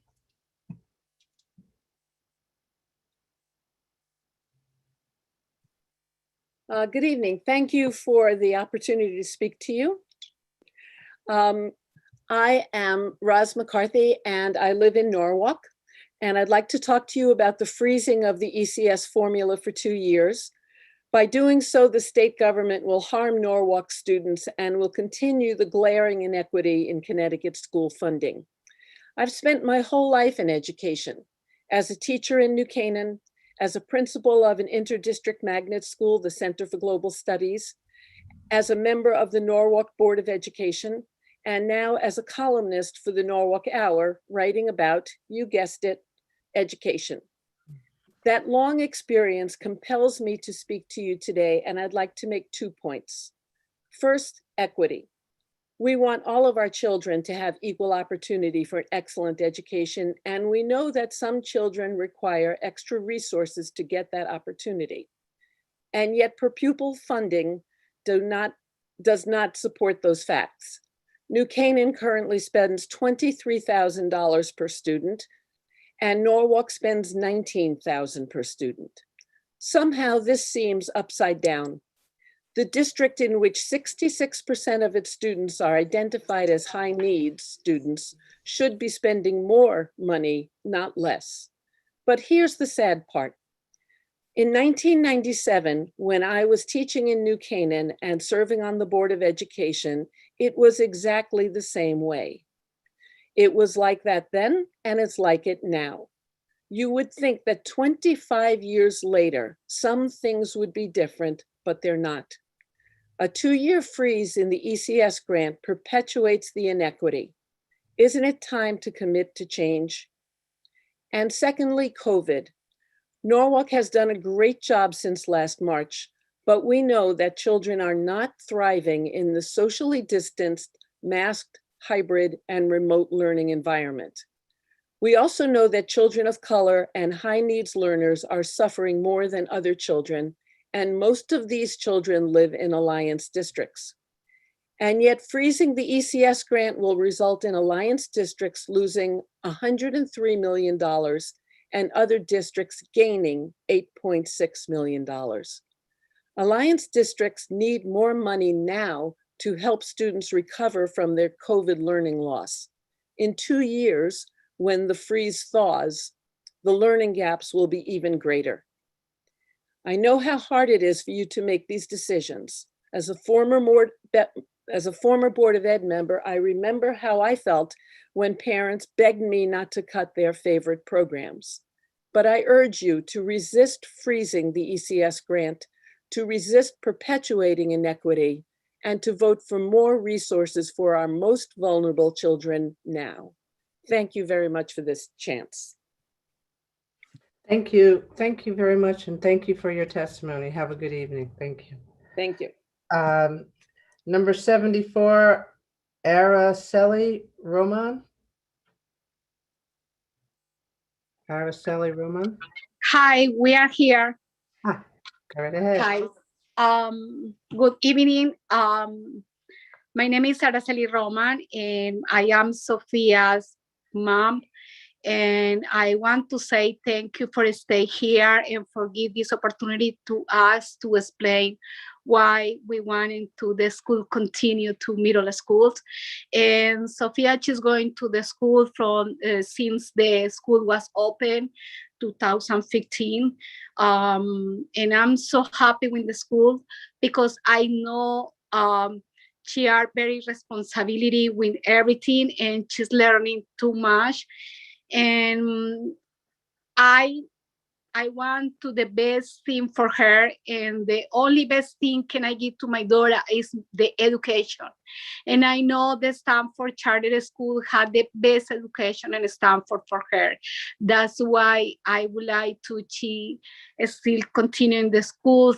God, I would like to be middle school, and I hope in high school also.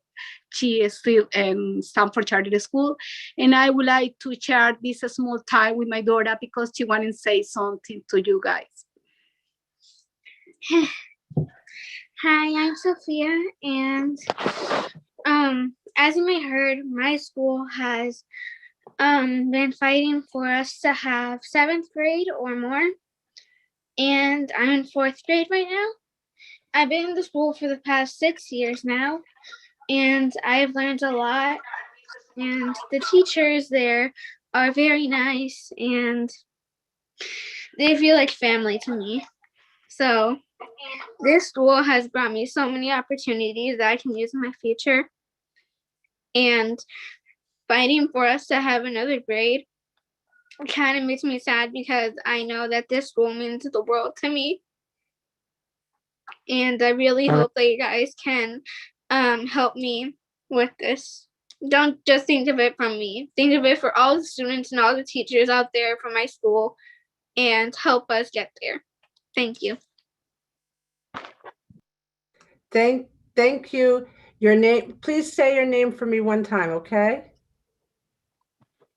My name is Sophia. And what's your last name? Bellas. Okay, I just want to make sure we put it in the record, so you officially testified. So thank you very much, and you did a fantastic job. Thank you both. Have a good evening. Next we have Douglas Lord. Hello, good evening. Thank you so much for your time tonight. My name is Douglas Lord. I work at the Serenius H. Booth Library in Newtown, Connecticut. I would like to speak on House Bill 6439 concerning the state budget. And I acknowledge that this is a long night for the legislators and that you're dealing with multiple issues of concern, including those that mean so much to so many people. And I just really applaud your ability to get through this. I just would simply like to go on record as being allied with the points of other speakers from West Hartford, Bridgeport, Cheshire, Monroe, and some others that you'll hear tonight concerning the budget reduction at the state library and the Borrow It program. And I would also like to speak to a portion of that funding that is buried deep within the bowels of the Connecticut State Library, which is called the Connecticut Library Consortium. It's a direct grantee of the Connecticut State Library, and it serves as a statewide borrowing consortium. I know that it's deep down and it's very detail oriented. I was a librarian professionally for about 5 years before all the pieces came together for me on that, but it essentially saves libraries money. CLC saved Newtown alone about $50,000 last year. And the total savings to Connecticut libraries is just truly astronomical. It's in the tens of millions of dollars. If I, as a librarian, had to pay with local tax dollars what that saved for me, the services that I would be providing to my patrons would be looking very, very different, as it would in West Hartford and Cheshire and Bridgeport. So CLC, it's called, has lost about 65% of its funding over the past 12 years. You literally can't get a better return on investment than libraries. So these programs save my library money. I, in turn, save constituents money so that they don't have to go out and pay for content, for books, for films, things like this, for educational programmings. So again, I just want to thank you very, very much for your time tonight and completely acknowledge and respect your ability to somehow arrive at some very difficult decisions on this budget. Thank you so much. Thank you so much, and thank you for your testimony, and have a good evening. Thank you. You too. Madhu Gupta, number 76. Not present, Madam Chair. Okay. Joe DiBacco, number Also 77. not present. Okay. David Cassetti, number 78. Yes, I'm here. Good. Go right ahead, sir. Chairwoman Alston and Walker, ranking members Minor and France, and distinguished members of the Appropriations Committee. Thank you for the opportunity to testify today in opposition to House Bill 6439 and Governor Lamont's proposal to pause and phase in the educational cost sharing formula. My name is David Cassetti, and I have the honor and privilege of serving as mayor of the great city of Ansonia for the past 8 years. As mayor, I understand budgets are about priorities, difficult decision, and balance. Unfortunately, the governor is balancing his budget at the expense of Connecticut students and the highest needed communities by pausing the phase in of the ECS formula. Pausing the ECS formula would not only cancel $103 million in Alliance District ECS increases over the biennium, including nearly $1.5 million for Ansonia. It would exacerbate inequities and disparities that have been highlighted during the COVID-19 pandemic. As an Alliance District where 68% of students are economically disadvantaged, our community and our students desperately need the increased funding the ECS formula phase-in would provide. We simply cannot afford to be flat funded, particularly during a pandemic. Although the governor's budget would provide federal relief dollars for public education, these one-time dollars are not a substitute for ECS funding, nor are they general operating funds. Those dollars were approved by Congress for preparing for, and responding to the COVID-19 pandemic, which has our school districts with extraordinary, unanticipated costs.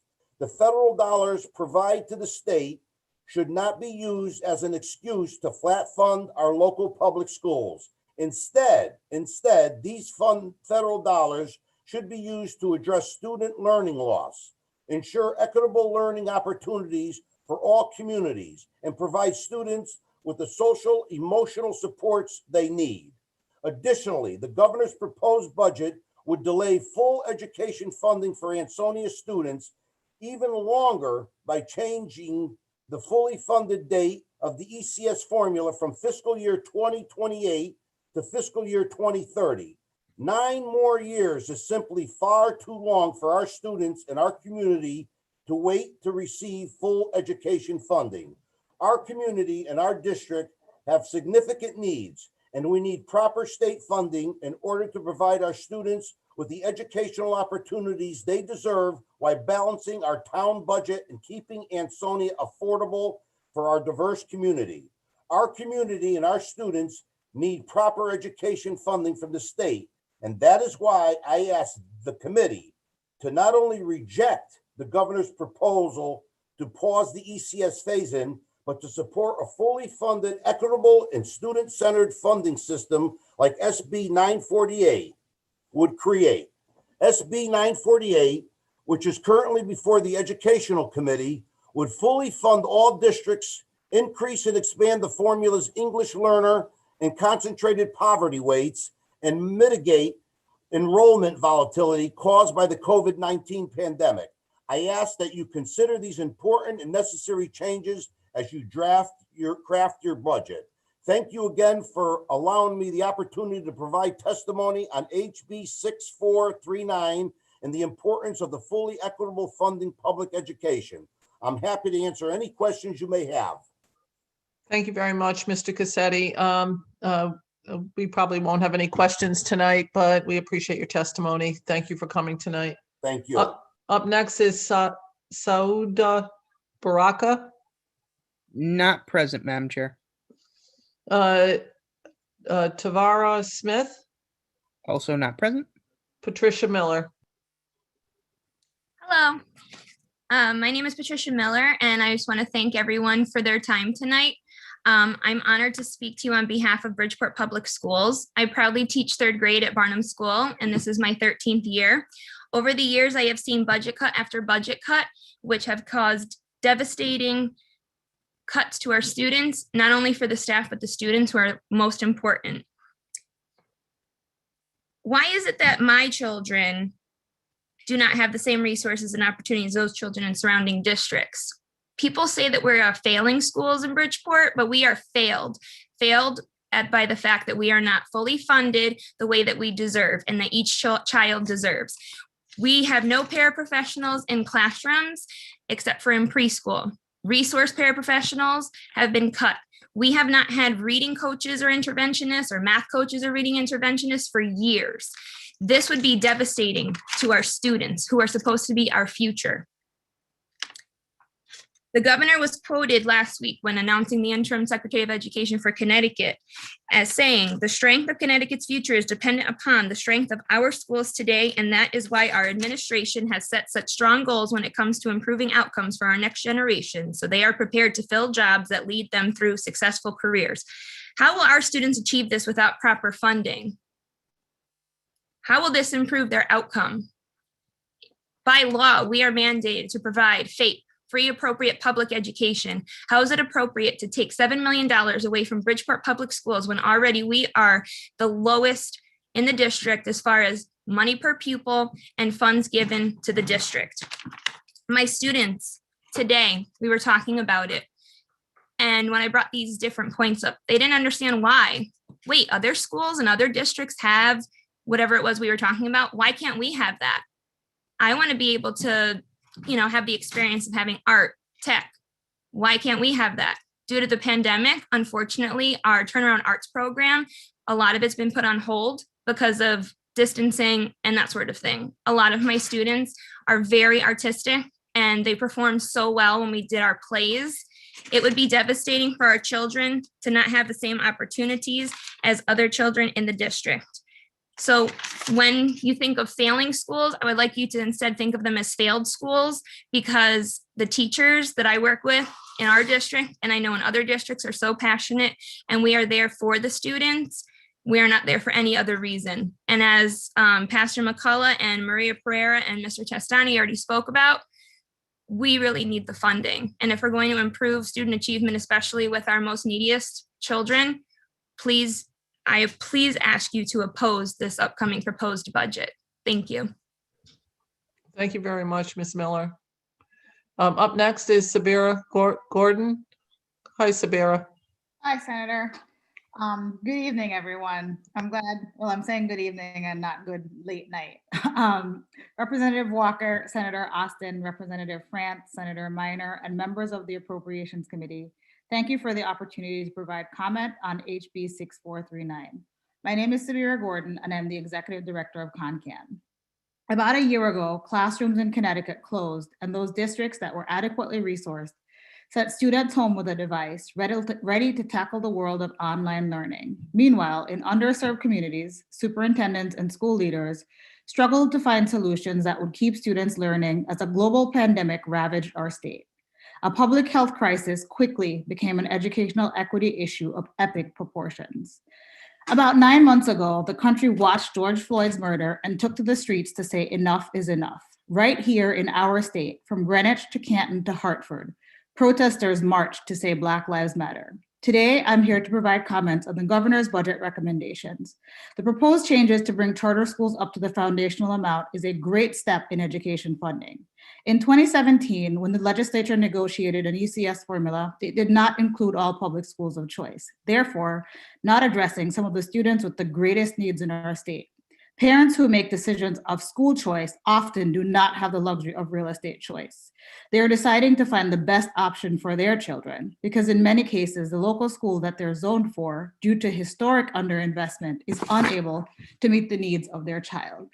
We need to bring equity to student funding and treat all students based on their needs rather than the school that their parents chose. However, why stop at charter schools? All schools of choice, vocational agricultural schools should be funded into the ECS formula, magnet schools. These are great schools of choice for our students. Every year during the budget process, students, parents, and educators come to the legislature to ask for additional funding. This year, with the influx of federal resources, we're able to make the structural changes necessary to finally invest in students to change the trajectory of our state and close the opportunity gap. In the last 10 years, Connecticut's English language learner population has grown by nearly 13,000 students. while the state's total enrollment has decreased by nearly 37,000 students. As our state gets more diverse and we continue to serve a greater English language learner student population, school districts need to be able to provide the resources for these students so they can be successful. We should be making changes to the ELL weights within the ECS formula to give greater funding to districts for equitable learning opportunities for Connecticut students. Currently, the cities with students in our state with the highest poverty needs, such as Bridgeport and New Britain, do not qualify for the concentrated poverty weight. This underinvestment leads districts to make difficult decisions, leaving students without critical resources such as literacy coaches and adequate access to mental health professionals. Finally, budgets are moral documents. After a year of COVID-19, we have an opportunity to invest in students with the most needs and allow them to recover from the pandemic and move on to have a fulfilled education experience. Thank you. Thank you, Sabira. Appreciate you coming tonight. Up next is Laura Orban. Yep, I'm here. Thank you. Go ahead, Laura. Okay. Thank you, Senator Austin, Representative Walker, and distinguished members of the Appropriations Committee. My name is Laura Orban, and I'm the chair of the Brookfield Democratic Town Committee, as well as a parent of 2 children in the Brookfield schools. And I really appreciate the opportunity to speak tonight in opposition to HB 6439 and its pause of the ECS formula rollout. The ECS formula allocates funding based on what our children need, and considering that the pandemic has exacerbated the challenges that kids and families face, the only change we should be making to the rollout of this funding should be to speed it up. We need to provide more support to English learners and to students who are living in poverty, and slowing it down is the last thing that we should be doing. The ESSER funds should be used to provide additional support to students as intended. They should not be used to plug a hole in our ECS rollout. And I'm really here to speak tonight because I'm a Democrat and I do the work of being a town committee chair, which is a literal full-time job in addition to the full-time job that I already have, because we are supposed to stand for equity. We need to be for equity all the time, not equity when it benefits us or when it's politically convenient. Pausing the ECS rollout will provide my town of Brookfield with almost $275,000 in ECS funds, while my neighboring Danbury will lose $7,328,131,000. That's not equitable. It's not the right thing to do. And it's not the way that we invest in a generation of kids upon which we'll all rely for our future. We need to start using the right language when we talk about ECS money. What towns receive is an equalizing of what we should have been investing all along. Our representatives aren't sent to Hartford to fight to get our money back. We ask you to make good decisions on our behalf, decisions that will make our state as a whole successful. And pausing the ECS rollout does not benefit Connecticut as a whole. It's the wrong thing to do, and I encourage every legislator to please oppose it. Thank you very much for your time. Thank you, Laura. Appreciate it. Up next is Gabby Perez. Hi, I wanted to thank you all for not only, sitting here and hearing our stories, but actually listening to them. My name is Gabriela Perez. I'm a lifelong Danbury resident. I'm a daughter to immigrant parents and a recent Danbury High School graduate. And it is because of my experience in our public schools as a Latina woman that I'm here today asking you all to fund a charter school in Danbury. I'm here asking you to consider gifting my Latino community with the funding necessary to open a school that will fight for diversity, a school that values representation and understands the importance of teaching Black and Latino history. This is a school that Danbury needs in order to move one step closer to education equity. And I know we need this because I've witnessed firsthand the complete disregard of my community and the lack of resources we have. Looking back on my educational career, I can count on one hand how many people of color have taught me. This is despite my community being predominantly Black and brown. And if that doesn't highlight a fundamental oversight, I really don't know what will. And I really hope that this opens your eyes to see that it really is time for a drastic change. Latinos in Danbury need a school that strives to create a safe place in which staff and students reflect our community and every student can feel represented and cared for. When students are taught by educators who look like and sound like them, they blossom into leaders. And as a member of LEAD, Latinos for Educational Advocacy, I really cannot think of anything this city needs more desperately than a school that will serve our most vulnerable. Danbury families are unified in their support for educational choice. We've had thousands of supporters who have met with and called and emailed their elected officials. I'm sure more than a couple of you guys have received emails from us. And we've been fighting to open a charter school in Danbury for years now. Our community has spoken loud and clear. So I ask you to please give Danbury families the gift of a new tuition-free public charter school with culturally relevant curriculum and a commitment towards a diverse and inclusive teaching staff. Our community members have shown so much support, and now it's time for our elected leaders to act. I sincerely hope that Danbury families will be able to reap the benefits of a charter school and be able to take pride in our children's school system. Thank you all. Thank you, Gabrielle. Appreciate your comments. And we have a great charter school in Norwich, and I'm hoping that someday you have a great charter school down there too. Thank you. Me too. Up next is Madhu Gupta, who is number 76. Thank you. Thank you so much for giving me this opportunity to speak. I just wanted to talk about the Borrow It Connect funding. Libraries offer a lot of different services. For example, the Public Library of New London offers computers for patrons to use. They offer printing services, faxing, language learning, translation help, programs for all ages, notary service, mobile printing, and many more services. But when you think about the word library, the first thing that comes to your mind is books. A small library like us, we cannot afford to buy multiple copies of a book. What we can do is we buy one copy of a book. Sometimes our budget does not even allow us that. So what we depend on is borrowing, like our patrons could go to another library and borrow that book. We depend on a lot of sharing of books, films, and other resources with other libraries. A small library like us believes in sharing of resources. So sharing of resources allows us to uphold our mission to make information equitable to everyone. It enables our patrons who live in smaller communities and who basically libraries are us that are underfunded to have access to the same quality of information as those in affluent neighborhood towns. The Borrow It program continues to be one of the primary services that we use. So basically, as a point mandated by governor during phase 2 reopening, everybody is supposed to support non-residents also. In a world of widening socioeconomic inequalities and bad sources of information, Borrow It Connecticut actually helps narrow the gap for everyone. The budget proposes $100,000 cut to the Borrow It program. If the budget cuts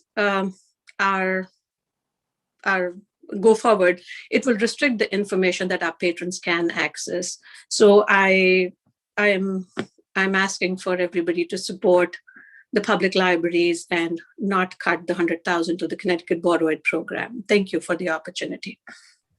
Thank you very much. Up next is Marcus Brown. Not here, Madam Chair. Up next is Greg Florio.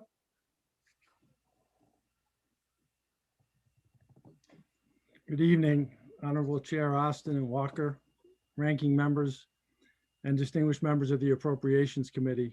My name is Greg Florio. I am the Executive Director of the Capital Region Education Council. CREC and the other RESCs have served the state of Connecticut, working with school districts in our regions to provide high-quality educational services and programs. I am requesting that the legislature consider some adjustments to the governor's budget proposal. The first area is in magnet school funding. I'm asking you to enact a 3% increase for magnet school grants to sustain Connecticut's high-quality integrated regional education programs. There are almost 40,000 students enrolled in magnet schools across the state. I do want to thank this committee because in the last budget, we saw our first increase in the student grant for magnet schools in almost a decade. 10 years ago, the state's share of education funding for magnet schools, in the case of CREC, covered over 75% of the cost of educating those students. It now covers less than 65% of that cost. The other challenge for RESC magnet schools is if the state's share of funding isn't increased, the burden to pay for those students falls on the sending districts. And in our case, some of those sending districts have enough challenges in meeting their educational needs. Districts like East Hartford, New Britain, and Manchester, who can ill afford increases in their tuition for magnet schools. Again, I thank you for your support in the last budget, and I'm asking that you consider a 3% increase in magnet school funding this year. The second ask is a small technical change to 10264I to allow that transportation grants be paid on a quarterly basis. CREC is responsible for managing the transportation program for the choice programs in the capital region. We transport nearly 14,000 students annually. And for many years, we've been asking that there be a different method in paying for those services. In effect, CREC is paying vendors before it gets reimbursed by the state of Connecticut for those services. This simple technical change will provide a more equitable cash flow and provide CREC with the funds that it needs to pay its current vendors rather than utilizing its own funds for that purpose.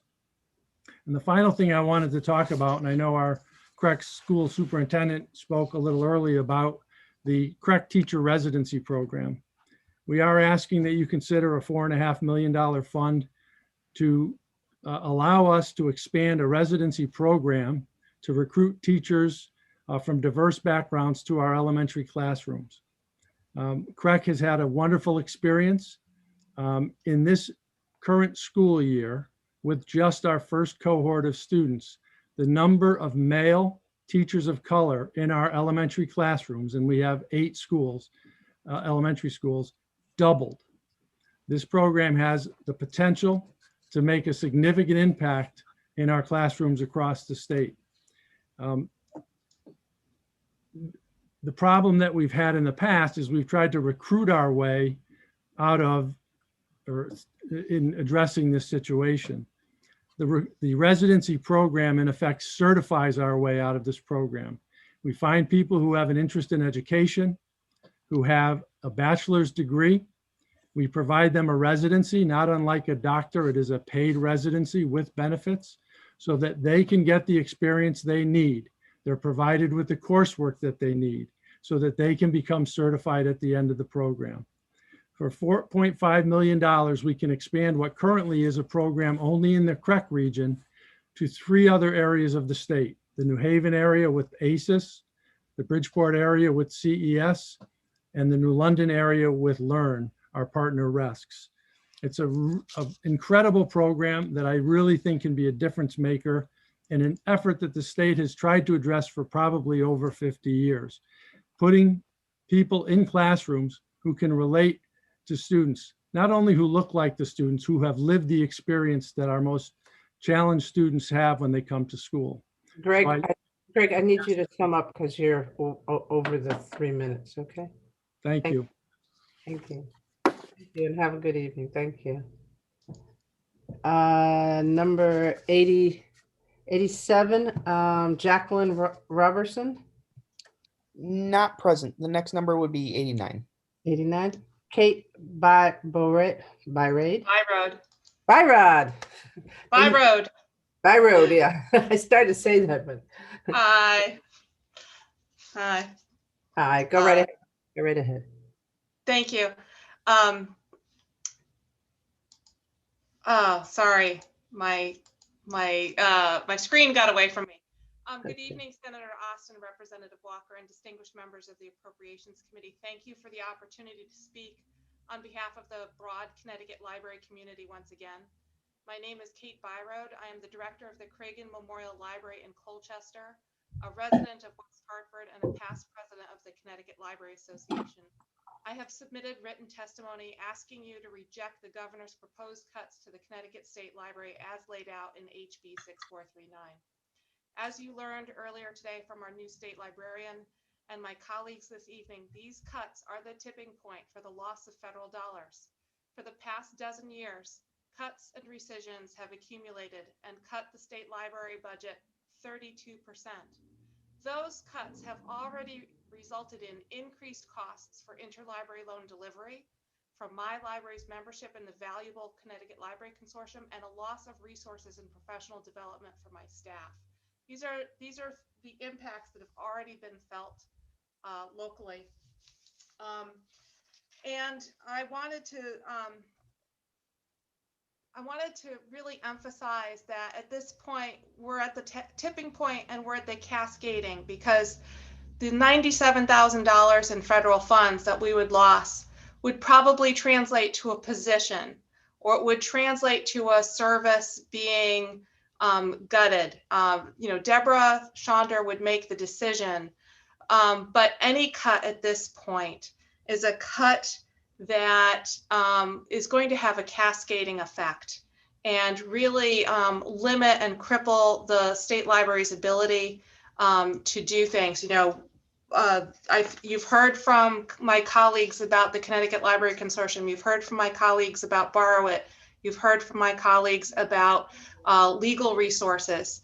At this point, it's just a pinball machine. One thing is going to hit another, and it's all going to start deteriorating even further.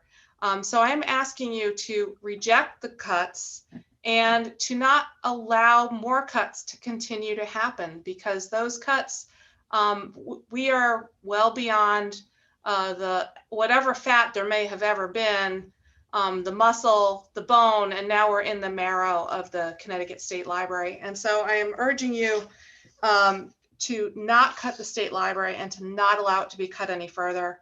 And it is imperative that they not happen now. And I thank you again for your time tonight. Thank you, and thank you for your testimony. Thank you. Have a great evening. Thank you. Nadia Lindsay? Not present, Madam Chair. Okay. Anna Batista? Good evening. Good evening, Senator Austin, Representative Walker, Senator Minor, Representative Felipe, Representative France, and members of the Appropriation Committee. My name is Ana Batista, and I am a teacher for the Bridgeport Public Schools and the president of the Bridgeport Education Association. I testified today on Governor Lamont's budget bill as it affects the school children and teachers in Bridgeport. In 2017, the legislature enacted a phase in one of the new ECS formula that began to make progress toward the state meeting its obligation to fully fund the formula for cities like Bridgeport. We oppose the governor's proposal to suspend ECS and flat fund it for 2 years. We also believe that his plan to use federal funds meant to address COVID to plug the hole in ECS would leave Bridgeport children even further behind. Following are some examples impacted by the loss of ECS monies. We desperately need social workers and guidance counselors that would not be available for students at a time when support for children facing trauma is greatest. Numeracy and literacy coaches that were eliminated will not be restored, continuing the long-term harm. Middle school foreign language classes will not be available at a time when we need more future workers able to engage in a world of economy. Persistence of inadequate supplies that Bridgeport teachers already reach into their own pockets to buy supplies and basic items that students need, but there's only so much we could do. Smart boards will remain in disrepair while students in neighboring districts benefit from the advances of technology used for teaching. Internet access and the availability of devices and computers remains inadequate, as does the district's internet system. The recruitment of teachers of color is hindered by insufficient resources and incentives. We also lack para-educators in the early grades, and we have non-competitive salaries that handicaps recruiting and retaining teachers in special education, bilingual, science, math, and other shortage areas. Dangerous and worsening air quality, inadequately maintained HVAC systems, room temperatures that range widely, mold and difficult conditions for learning. So all of these are deficiencies that were in existence before COVID-19, but the pandemic has intensified these areas. So the COVID-related resources that will be required to address students' social and emotional needs, as well as their learning opportunities, are above and beyond what Bridgeport would receive with the increase in ECS.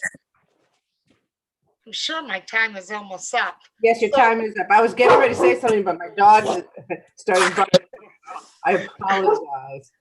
Well, my last line is please keep ECS phased and funded and ensure that federal COVID-related funds get into our classrooms. We desperately need them. Thank you for your consideration. Thank you, and thank you for your testimony. I apologize for my dog. That's okay. I love dogs Okay. and children. Thank you, Anna. Jake Billings? Yes, good evening. Good evening. My name is Jake Billings, and I am a 6th grade teacher at Stanford Excellence. I've been there for 6 years. I've taught 1st, 3rd, 4th, 5th, and now 6th grade. I'm going to give everyone some insight on what makes our school special and why we at Stanford Excellence deserve this funding. First of all is our school culture, specifically the expectations of professionalism. We set the expectations high at our school because we know the students can reach them. We all act the part by speaking and treating each other with respect, behaving like scholars. We set the goal that our students will work hard in school to compete for well-performing high schools and colleges. I attribute some of our success to the resources we have at school. On a personnel level, we have principals and coaches ready to assist our teachers and offer feedback on a daily basis. We have co-teachers in the classroom that support our students. In terms of academic resources, we use a variety of curriculums that we tailor to our students. We also use technology such as Chromebooks and smartboards to help deliver our instruction. Perhaps the most important asset of our school is our small group differentiated instruction. We assess students on different levels and different needs, examine data, and use it to plan our instruction. We review topics that we've covered all year and reteach strategies that we deem useful for our students. I truly enjoy the professional development opportunities our school offers. We have academic meetings often to better our instruction. We have meetings to further our career and education, specifically in terms of certification and promotion. All of these positive things make our school special and stand out against any other school. Time and time again, we have proven our successes in the classroom and on statewide assessments. We need strong-hearted people who believe in the process and will continuously fund the great education system we promised our children on day one 6 years ago. It is our goal to better the scholars of Stanford and create opportunities for them to compete academically for high school placements. With your heart and your funding, this will be accomplished. It is not a promise, it's a guarantee. Thank you. Thank you. Thank you, sir, and thank you for your testimony. Next, we have Brenda McKinney. Hi, thank you. Yes, my name is Brenda McKinley. I'm the library director of the Ridgefield Library. Thank you for the opportunity to speak for a few moments in regards HB 6439. I come with a very simple message. The time for cuts to the Connecticut State Library must be over. I'm a lifelong Connecticut resident. I was born and raised and educated here, and my husband and I have been raising our 4 children here. And I've also proudly been a Connecticut librarian for nearly 30 years. I love our state and I love Connecticut libraries. I feel Connecticut can be an example in many areas, but most especially in the way our public libraries collaborate, support each other, and share resources. We do this in many ways and for many reasons, the most compelling of which is our passion for and our deep understanding of the important role that libraries play in the lives of citizens across our state. To specifically address the state library funding, it's incredibly difficult to understand that in a time when the value of regionalization and resource sharing is being recognized and promoted, that cuts would be contemplated that would not only further reduce the support for the Connecticut State Library, which, as we've heard tonight, has seen draconian cuts over the past decade. But also, if this proposed $200,000 cut is made, will result in a loss of nearly $100,000 in federal funding as well. The federal maintenance of effort requirement is real. Why would we as a state turn our back on federal dollars? Specifically in support of Borrow It CT program, this is a decades-old program with a proven track record. Our citizens need, want, and highly use this program in incredible numbers. Where else will we find a program with a similar return on investment?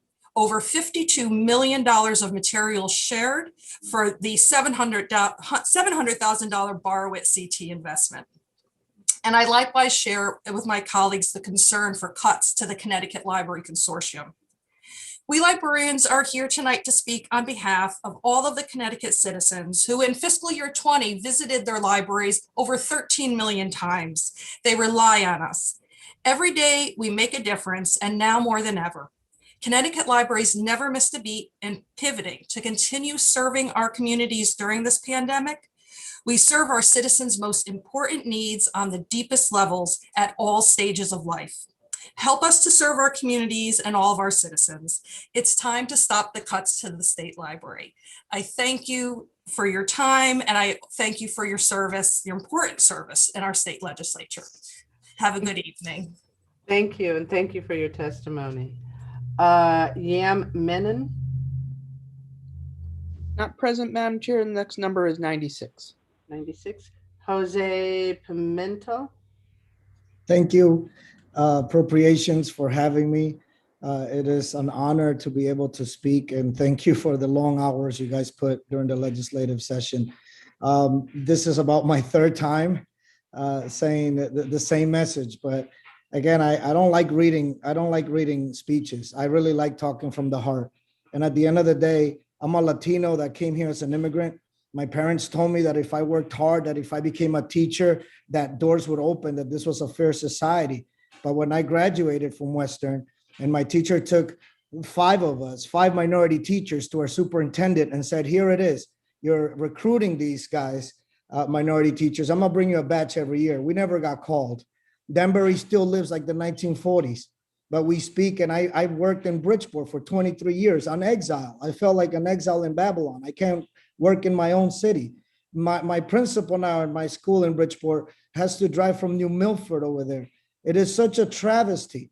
And I don't know how to find a way to reach you guys, because it's not your city. It's not your jurisdiction. Sometimes people, it's not our problem. And that's all we hear. You know, a lot of people saying, you know, we feel bad for the plight of the Black and brown community in Danbury, but it's not our problem because that's somebody else.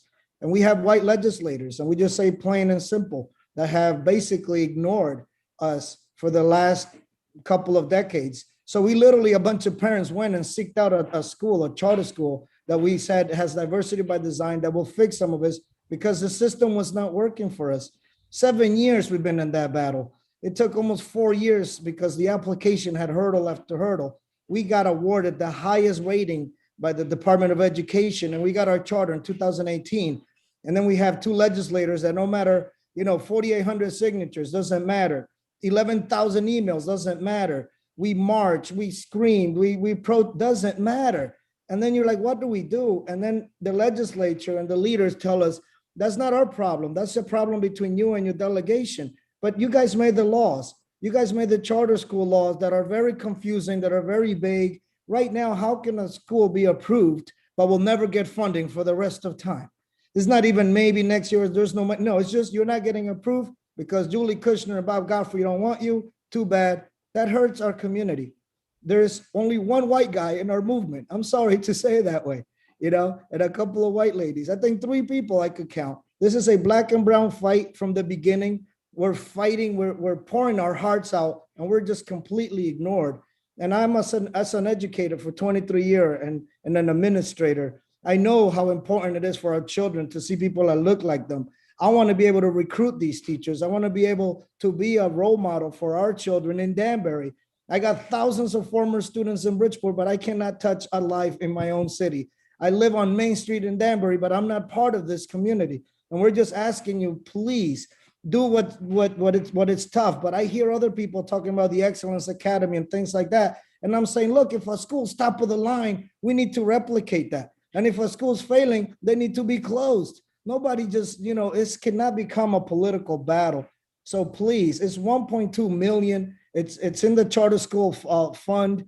It's there, money's there. The appropriation needs to do, and then it should look at that law again and say, why is this causing confusion? Is it fair to tell a community, here's your school, and then some people say you're never going to have it? I mean, why did they even let us apply? Why not just say, look, we're not going to have any more schools? Something has to be worked, and we can just not do this in the future to any other community, to any other group. We're going to continue to fight like hell, but I just feel like it's such unfairness. We talk about equity, we talk about a new society, but a lot of our leaders are saying, well, as long as it's not my backyard.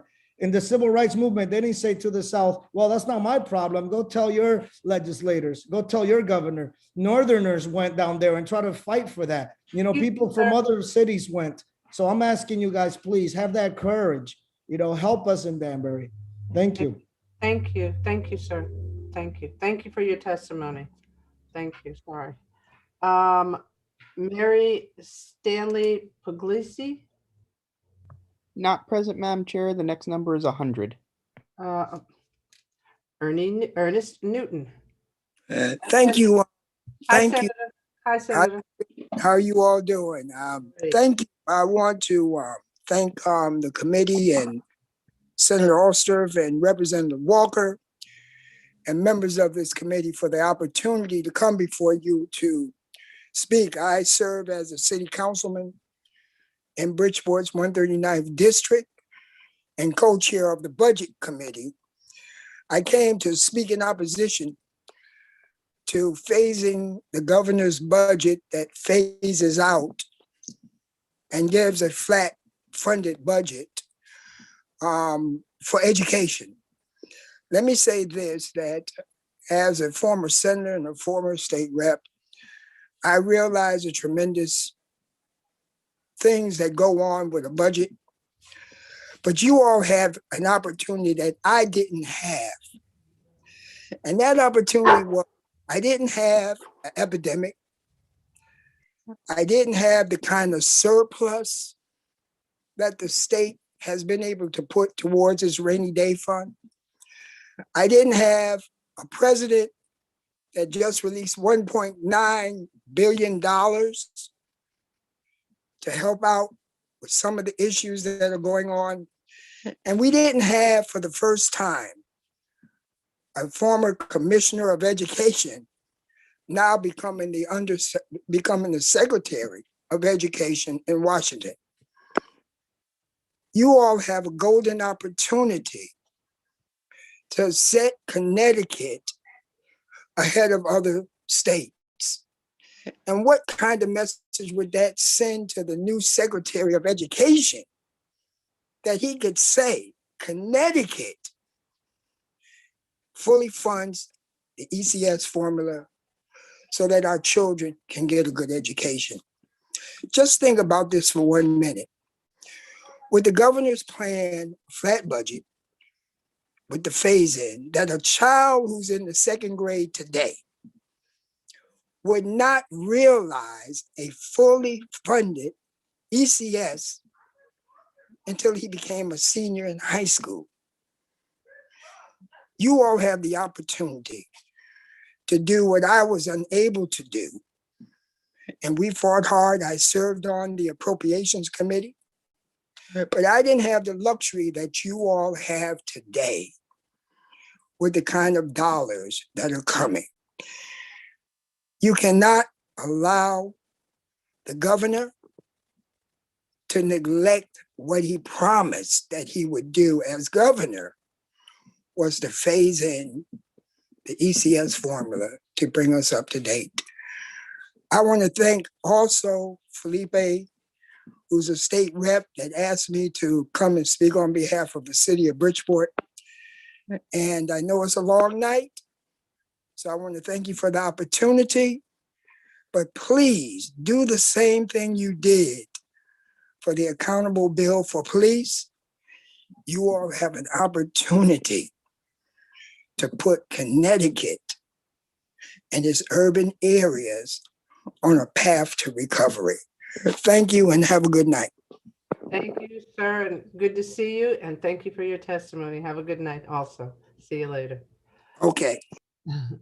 Arita Brokey? Not present, Madam Chair. Okay. Sophia Lamb? Hello, good evening, Madam Chair and members of the committee. Thank you for the opportunity to speak.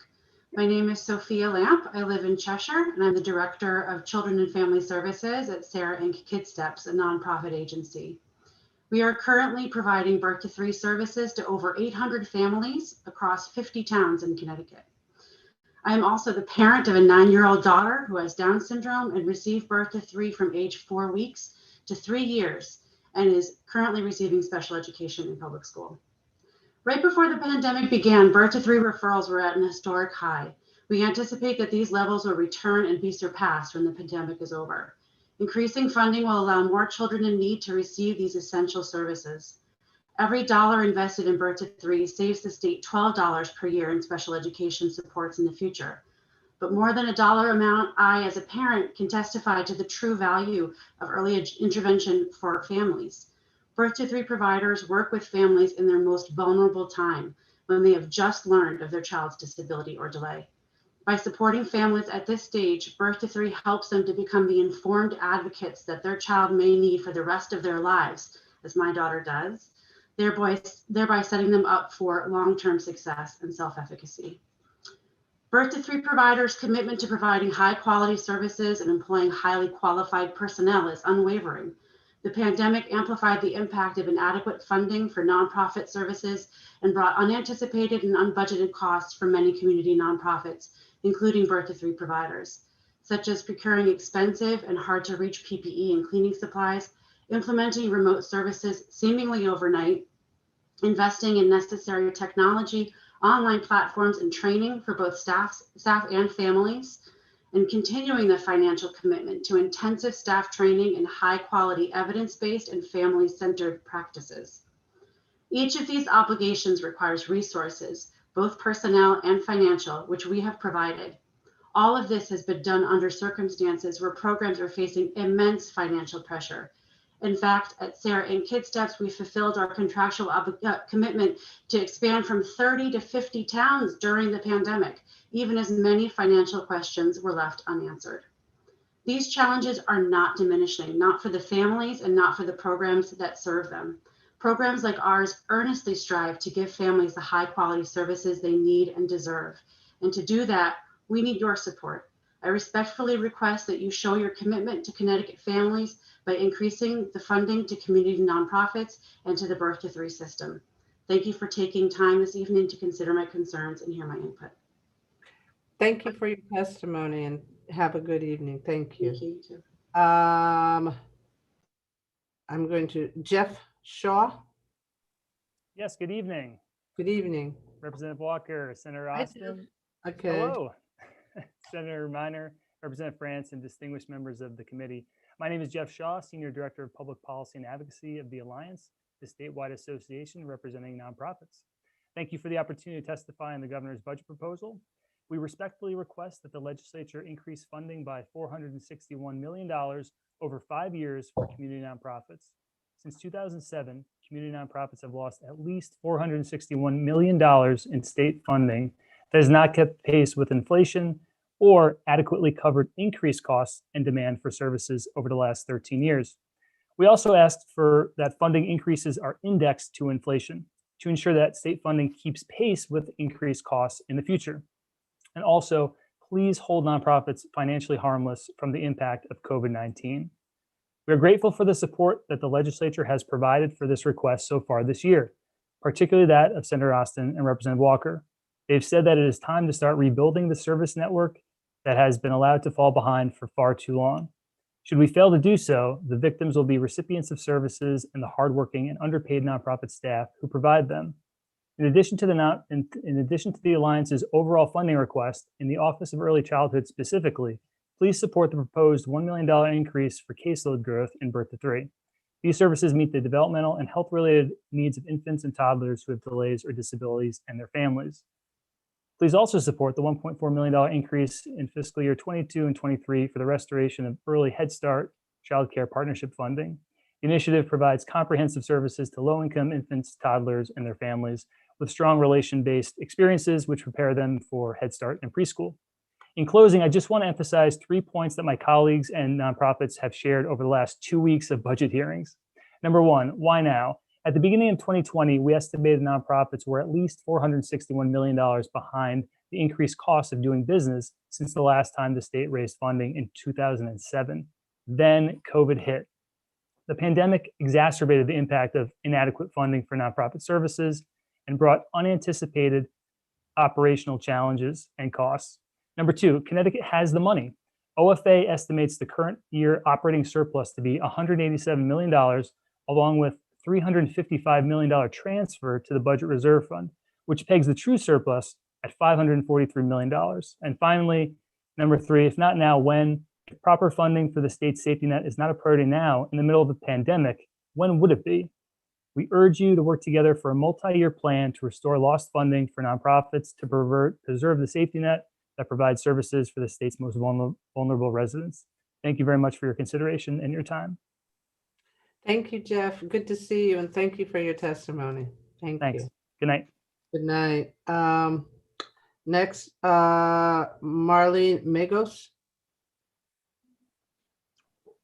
Good evening. Good evening. Thank you for your time tonight. Good evening, Honorable Chairman, Senator Austin, Representative Walker, ranking members, and distinguished members of the Appropriations Committee. My name is Marlene Magos, and I'm the director of the Connecticut Teacher Residency Program in partnership with the RESC Alliance. You've heard from Dr. Greg Florio and Tim Sullivan this evening about this same program. I'm here in consideration of HB 6439, an act concerning the state budget. I grew up in Meriden, Connecticut, and was fortunate enough to attend John Berry Elementary School and other diverse schools during my K-12 education. Unlike many others who sit in our classrooms today, I was able to see myself in those who inspired me in school. Just like we heard from Gabby Perez tonight, there are many students that are in our classrooms that do not have that opportunity to see teachers that look like them. Beyond creating mirrors for students of color, the research is clear the impact of teachers of color leads to reduced dropout rates, improved college admissions, and achievement gains for all students. Having a diverse teaching staff will benefit any and all of our students, white, black, or brown. Today, I'm here to implore you to add to the budget and to serve our students within Connecticut. Connecticut continues to struggle to recruit and retain teachers of color for our classrooms, yet the percent of students of color in urban areas, like we heard about tonight, exceed 80%. Without significant changes, we will continue to struggle to give voice and opportunity to marginalized populations in this state. The Connecticut Teacher Residency Program was launched 2 years ago and helps to eliminate the most common barriers to certification, including assessments and cost, and the inability for people to quit their jobs and go back to school. Our program equips candidates with hands-on, authentic experiences and skills necessary to become highly effective teachers which are soon to be in shortage. Our program is a residency program with residents earning full-time pay and benefits while they earn the courses and take the courses to become elementary educators. They are guaranteed a full-time job teaching in a partner district when they finish their program. We have 11 teachers of color already in classrooms, 14 residents that will be in classrooms next year. And for this next cohort, we are expanding to 4 sites or 60 resident slots across New Haven, Bridgeport, New London, and Hartford counties. We have a model that increases the diversity of the teacher workforce, increases the pool of teachers, and increases their economic impact as they can earn about $20,000 more per year as a first-year teacher. This is a grow your own program that is used to give opportunity to those already working in our schools and committed to Connecticut's children. Our model requires dedicated funding of approximately $73,000 per resident for tuition, materials, training, salary, and benefits.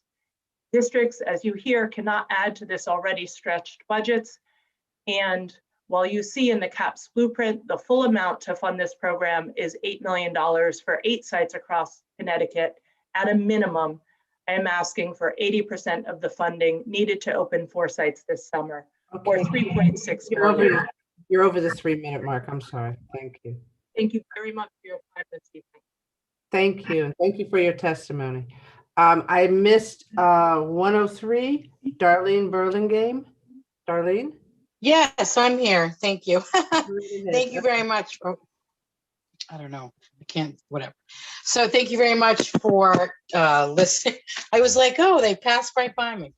My name is Darlene Burlingame, and I'm the parent of 3 graduates and 1 current student at the Integrated Day Charter School. And I'm also a parent member of the governing board of IDCS. It's a school of choice with a responsive classroom.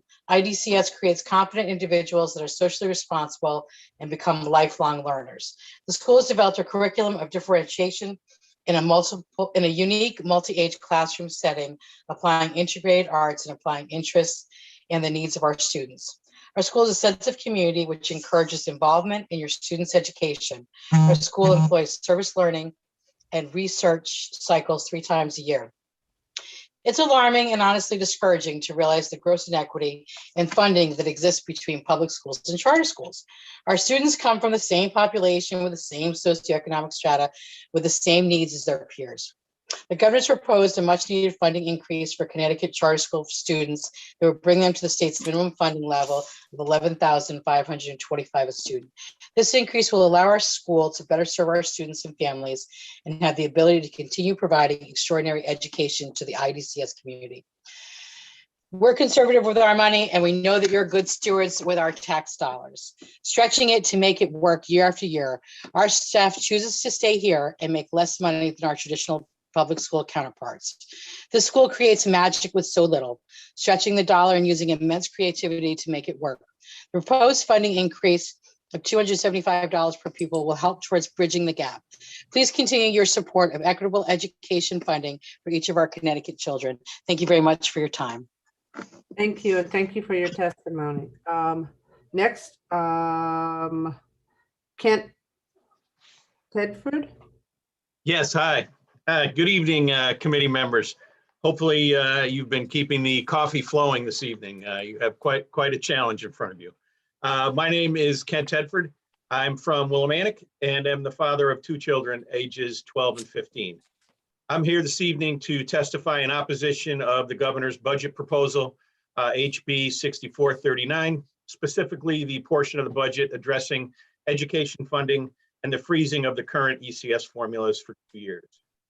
This does absolutely nothing to help resolve the current $639 million funding gap between the majority white student populations and the majority BIPOC and diverse populations in the state. In fact, you might even say the governor supports that gap, so he has locked it in for 2 more years. Just let that sink in. How can that be? Thanks to the testimony provided by the State Board of Education and its town-by-town funding impact of the governor's proposal, the answer to this question is crystal clear. Hopefully you've had a chance to see their testimony. You'll notice a large number of BIPOC and diverse districts that are locked in below the 100% deserved levels, especially versus the large number of predominantly white districts that are locked in at 95% and above their deserved levels. Does that not bother and offend you? Especially those of you on this committee that represent those predominantly non-white districts. What do you tell your constituents? This proposal by the governor certainly seems as though he's making a clear choice in who should receive a fairly funded education and who should not. Have you asked yourself why? Is this the landscape that you want to be part of? I'm also aware that part of the governor's school funding solution for this budget period is leveraging the $1 billion in COVID relief money coming to the state for education needs impacted by COVID. However, the funding gap from the governor's freeze of the ECS funding formula has nothing to do with this new education needs related to COVID that this money is intended for. The existing funding gap is instead driven by the ongoing desire not to fund education in this state equitably.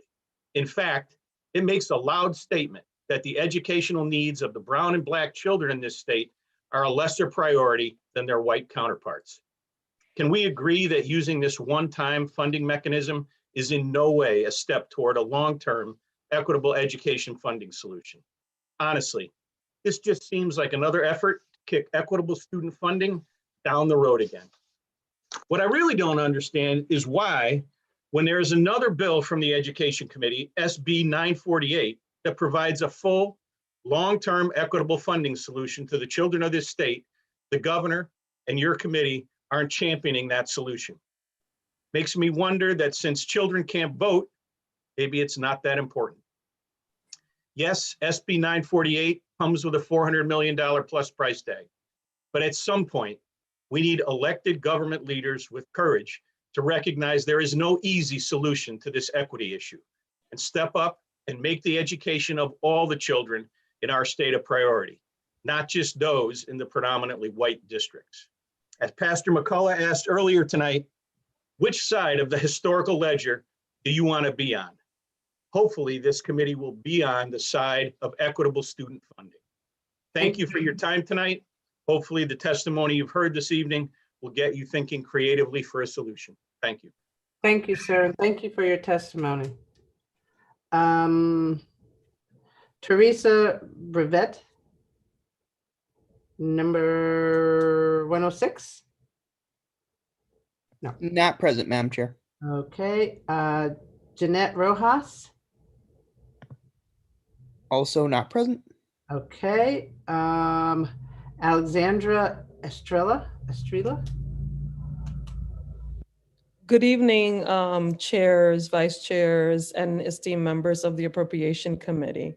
My name is Dr. Alexandra Estrella, and I am the superintendent of Norwalk Public Schools. On behalf of our school district, I want to express our deep concern regarding the proposed pause in implementing the 2017 bipartisan education cost sharing formula, a formula that was designed to phase in equitable and adequate financial support for our schools, as well as the formula for increasing aid to alliance districts. In Norwalk, we serve over 11,600 students from a wide variety of diverse backgrounds. 53% of our students are from Hispanic or Latinx backgrounds, 15% are Black or African American, and 25% are white. More than 60% of our students are eligible for free and reduced lunch. Our enrollment includes a growing number of special needs students who make up 50% of our student population, as well as 17% of our students are multilingual learners. The change to the original phase-in plan will impact all our students. For Norwalk Public Schools, the recommended change would mean a reduction next year of $608,000 plus a similar amount in the following year, a totaling $1.2 million in reduced funding. Our local budget for next year was carefully built with the state's ECS and Alliance District commitments in mind. This is essential funding for vital and necessary services, funding that cannot be easily replaced with either local dollars or one-time funding from other sources. While Norwalk was one of the first districts in the state to return to in-person learning last fall, COVID-19 has hit schools and families in communities like ours particularly hard. Over the next 2 years, the need to overcome learning loss and address social-emotional issues will be unprecedented. In Norwalk, we plan to use literacy and mathematics specialists to get children up to grade level as quickly as possible, while attendance facilitators will ensure that all students are fully engaged in learning. There is much work to be done.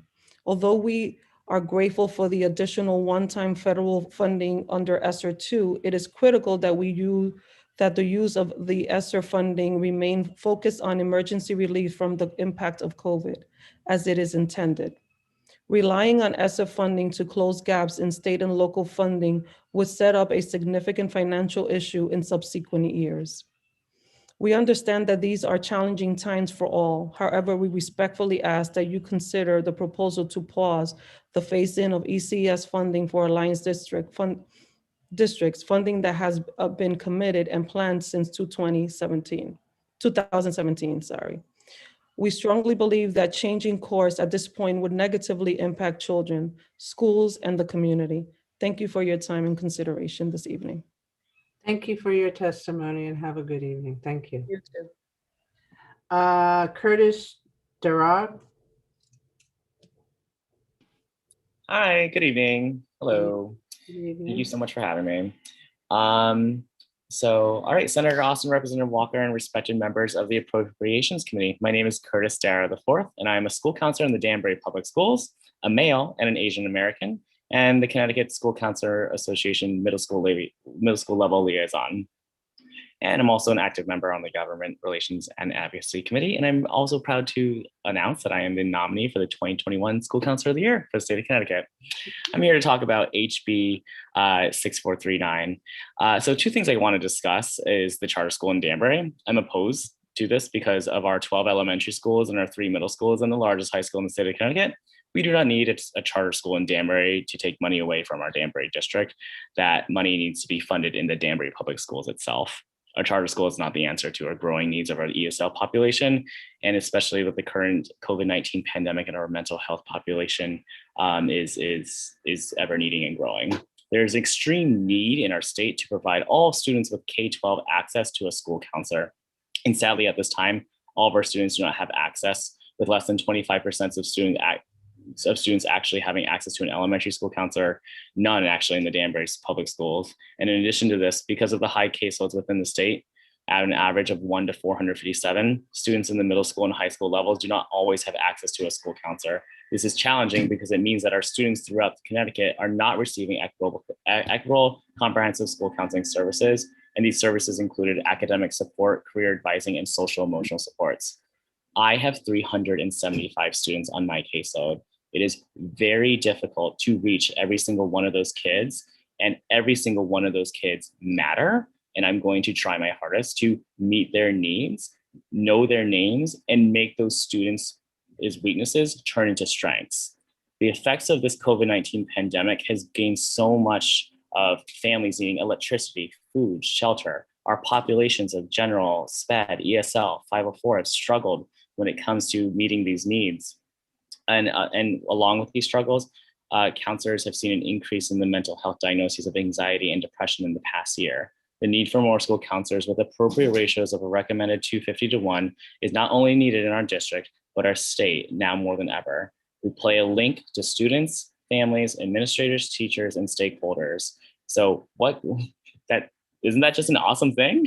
We were to start early in elementary school, and school counselors can provide lessons in academic and social domains. We can bring a lot of change to our state of Connecticut and our students in the K-12 environment. We're trained with mental health concerns and our students to provide short-term counseling and regular check-ins, and to provide preventative services within the classroom and students. I come here representing and speaking for all the middle school population on behalf of SISCA and behalf of Danbury. I'm happy to work with the Appropriations Committee, the Education Committee, and anyone else that can provide long-term funding for addition of school counselors in our schools. SISCA has a few ideas, and I believe that we can make this happen. So I'm a school counselor. What's your superpower? Thank you. I can definitely tell you are very magnetic with your students. Thank you very much. Thank you so much. Have a good evening. Thank you. You too. Thomas Daney. Good evening. Hello, I don't have any superpowers, so you don't expect anything here. But good evening, honorable chairs, ranking members, and distinguished members of the Appropriations Committee. My name is Thomas Danahy. I'm the executive director at ACES, Area Cooperative Education Services in New Haven County. I'm here to speak on behalf of the RESC Alliance, the organization representing regional education service centers, which operates statewide.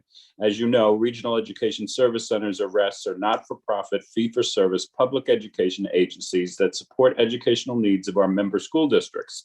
Were established 50 years ago under Connecticut General Statutes 10-66 for the purpose of cooperative action to furnish programs and services. We have provided cost-efficient cooperative solutions that have addressed educational needs and supported savings for our member school districts. We operate independently, serving our regional member school districts in our 6 regions: ACES, CES, CREC, EastCon, EdAdvance, and Learn. We also work together as an alliance, the 6 RESCs acting as one, as a statewide network in the procurement of resources and delivery of services for our members. We urge the legislature to consider the 2 following adjustments to the governor's budget proposal. First is teacher diversity and recruitment. We want you to allocate $3.6 million, approximately 80% of the needed funds, to ensure that approximately 60 new teachers of color are hired across Connecticut annually. The state's commitment to increasing the racial, ethnic, and linguistic diversity of our teaching workforce is laudable, but more needs to be done. As of the 2019-2020 school year, educators of color are underrepresented 9.6% relative to the number of students of color, 39.6% in the state. So 9.6% teachers of color, 39.6% students of color. CREC's teacher residency program has demonstrated early success that should be expanded upon the investment from the state. The RESC Alliance is prepared to expand this program statewide. However, support for the state from the state is necessary to do so. Attached to my written testimony is a fact sheet on this program for the committee's information. The second area to adjust would be magnet school funding. We want you to enact a 5% increase for magnet schools across the state in order to sustain Connecticut's high-quality, integrated regional educational programs for over 39,000 magnet school students.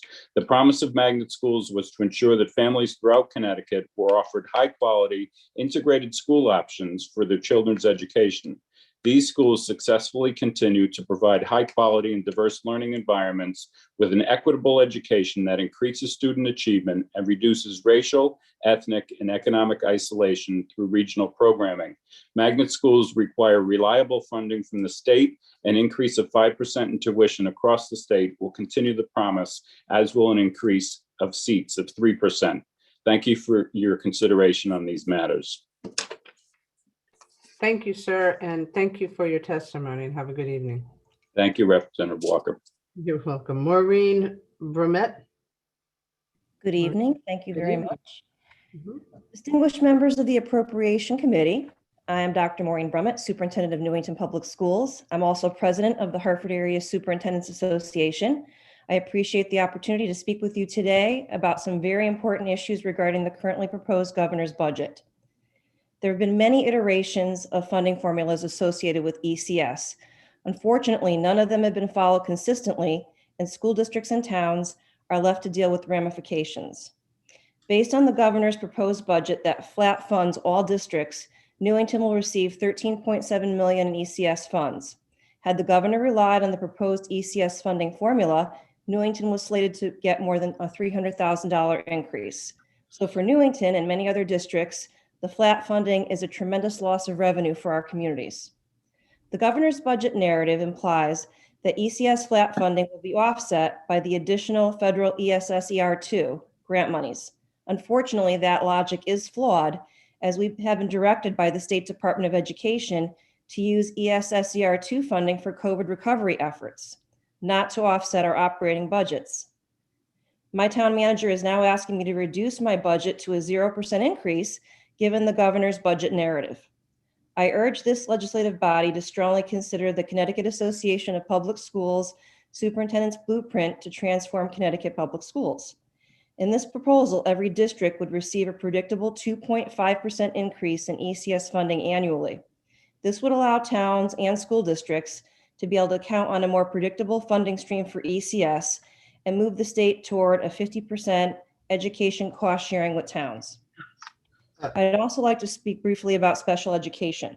I am certain that the legislators on this committee are well aware that the cost of educating special needs students in Connecticut continues to escalate. In fact, while many districts are experiencing a slight decrease in enrollment, this has not resulted in a concurrent decrease in special education spending. Special education costs are a large part of this ongoing cost escalation. There are two things that the legislature in Connecticut can do to assist with this issue. First and foremost, and as stated by the CAPS blueprint to transform Connecticut public schools, the excess cost grant must be fully funded as soon as possible. This grant was designed to assist school districts with managing high-cost special education students by reimbursing them for expenditures that exceed a certain fiscal threshold. Unfortunately, this grant has never been fully funded. So when student expenditures cross the threshold, they receive less than 80% of the reimbursement they're entitled to. In summary, this inability to reduce special education costs in spite of reduced enrollment is a constant source of tension between boards of education and government in town.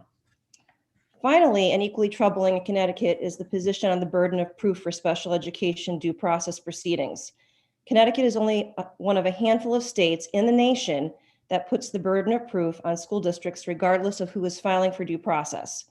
As a former special education director who's worked in 4 different states, I assert unequivocally that this significantly contributes to the special ed cost escalation in Connecticut.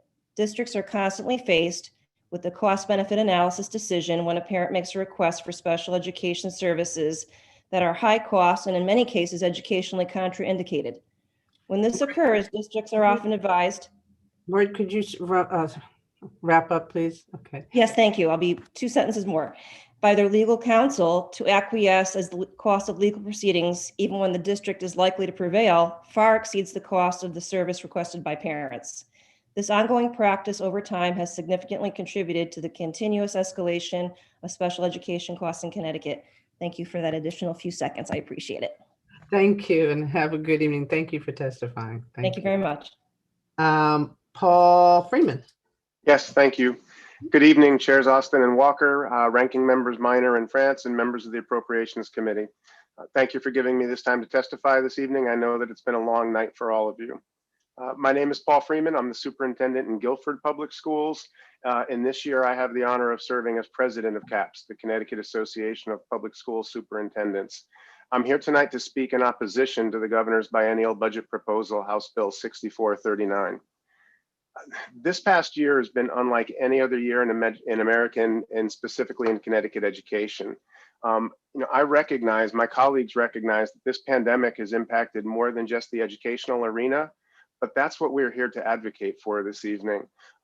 It's my responsibility to advocate for the children, and I have to observe, as you've heard multiple times tonight, that the proposal to flat fund ECS will effectively reduce school funding at the worst possible time and will most severely impact our most vulnerable children in our neediest districts.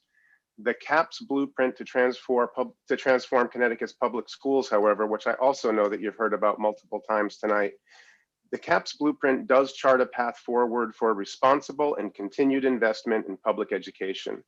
Our plan provides a well thought out plan across 15 years, growing the ECS foundation by 2.5% annually and targeting no Connecticut towns for an overall reduction in funds. The CAPS blueprint would have the state make necessary investments in education over time, while it also streamlines both the application and the accountability processes related to grant funding so that districts can in fact focus on teaching and learning. Additionally, the level funding of the State Department of Education in this budget will mean that the current level of staffing, which is currently less than it was a decade ago, will continue into the coming school years, hobbling the department's ability to lead state schools out of this pandemic. School districts now more than ever will need the support of a robust department, particularly in the areas of curriculum and instruction, and specifically around technology as related to instruction. The coming years should be a time of rebuilding, and the State Department of Education will need to be able to support districts through unprecedented levels of partnership. Now is a time to invest in the department, and the CAPS blueprint does detail in many ways that we can invest and target the benefits to children and to schools. Now, temporary, limited, and emergency assistance from the federal government will not be enough to lead Connecticut schools out of this pandemic, and I know that you've heard that repeatedly tonight as well. This is a time for thoughtful, long-range planning and continued state-level investment in our public schools. I cannot support the governor's biennial budget as proposed, but I do encourage all of you to consider the CAPS blueprint, to reach out to Fran Rabinowitz or to me, and to please look at the 30 specific recommendations that are contained within that plan. We've worked hard on it. We think that it is a way to move the school districts forward. And again, I appreciate the difficult decisions you have ahead of you, the long evening that you have behind you, and all the work that you've put into this. Thank you very much. Thank you, and thank you for your testimony. And the long evening's still long. Have a good evening. Thank you, you as well. Thank you. Veronica Rosario. I'm here. Good evening. Good evening. Good evening, and thank you, Co-Chair Senator Austin, Representative Walker, for the opportunity to provide testimony here today. My name is Veronica Rosario, and I am a parent fellow of CONCAN and represent the town of East Hartford. I am also a widowed mother of two wonderful boys, a senior at East Hartford High School and a sixth grader at Sunset Ridge Middle School in East Hartford. I also work as a pre-K parent educator for East Hartford Public Schools. I am here today to express my disappointment regarding the governor's budget on education and my optimism for bolder action. In 2015, I moved from Puerto Rico to East Hartford seeking better medical attention for my son, who was diagnosed with Duchenne muscular dystrophy. Though medical resources and family support dictated where we would live, the choices I had for my children's education were disconcerting. This provoked a great deal of distress because I did not understand how the school districts were set up, having them categorized by hearsay as great, bad, or good enough. In the time that I have lived here, I have come to this conclusion. The district that has the funds does not have the needs, and the district that has the needs does not have the funds. That being said, equity cannot be achieved when it's measured by income. My school district has made headway in moving the needle towards providing an equitable education for our students. It would go faster if it had the budget to enhance this effort. East Hartford Public Schools' mission is to deliver a high-quality learning experience for every child every day, because their vision is to have schools that are the pride of their community. Connecticut spends about $17,506 per pupil. For East Hartford, it is $14,747. For education to be equitable, it needs to adapt and be agile with the community it services. The governor budget does not adequately illustrate the urgency of equitable funding for schools. It's in long term and it isn't acceptable. The Education Committee SB 948 ensures students have that what they need for decades to come. SB 948 makes some significant improvements to the education funding system. First, it simplifies the formula by including all public schools. No longer do we have to debate one school over another. Next, it spends more money where it's needed the most for students in concentrated poverty and English language learners. Finally, it sends the needed money now. It doesn't have to wait another 10 years to phase in. If the amount of money that is distributed among the schools districts is equitable to the needs that it has, wouldn't that serve our children more efficiently? Wouldn't that support our teachers and make all districts attractive to work for? We must pass a budget with systemic support for our schools. Please make the right decision to give all students a chance to showcase their inherent potential. This is the moment in time that change should and can occur. Once again, thank you for this opportunity. Thank you, and thank you for your testimony, and have a good evening. Thank you. Same to you. Next is Franska Telema. I butchered that. I'm so sorry. Go right ahead, sir. Good evening, everyone on the panel. My name is Franz Catalima. I'm a proud parent of 3 scholars at Stanford School of Excellence, the charter school in Stanford. Along with other parents who've been here or who are here on the call, and on behalf of those who couldn't be here, we are advocating for the charter school to be funded, to be approved, and to be extended all the way to middle school.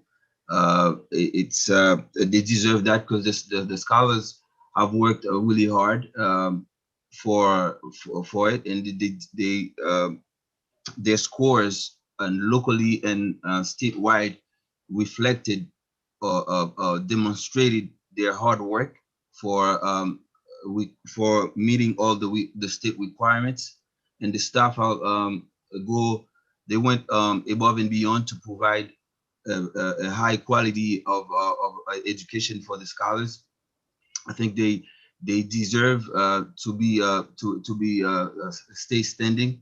I'm asking myself all the time why a school with that standard is fighting that hard every time to get what they deserve, to get what they should get. I wish I had the answer, but however, I hope to find the answer here, because CSE, just like America, is a melting pot where we have a diversity of culture that gives our scholars a taste of the world. We don't wanna lose that. And just to finish, now I have a 6th grader here at Stanford at the charter school. I'm wondering every time if we don't have like every time we have to be approved for a grade. I don't know what to tell him for next year where he's gonna be. So that's now I should have been thinking of the high school, not the middle school. Now I'm thinking where it's gonna be in the next grade. So that's I think a problem that parents shouldn't have to face. I don't know. Is it political? Is it? I don't know what it is. I don't want to say things that's not true. But I know that you guys gonna fight for the answer for us, and it needs to be saved. The schools, as many parents or many teachers and many school superintendent emphasize it. The school need to be really a priority for the state. Should be a priority. Thank you. Thank you for having me, and thank you for the committee for the time that you got putting for the parents to express their voices. Thank you very much. Thank you. Thank you for testifying, and have a good evening. Thank you. Heidi Monroe or Monroe? She's calling in by phone, Madam Chair, and she will have a translator. Oh, okay. She has to press *6 to unmute. You have to press *6 to unmute, Heidi. Heidi, ¿puedes presionar el 6, por favor? I'm sorry, is this Heidi? Hello? No, I am the translator. I'm waiting for her. Oh, okay.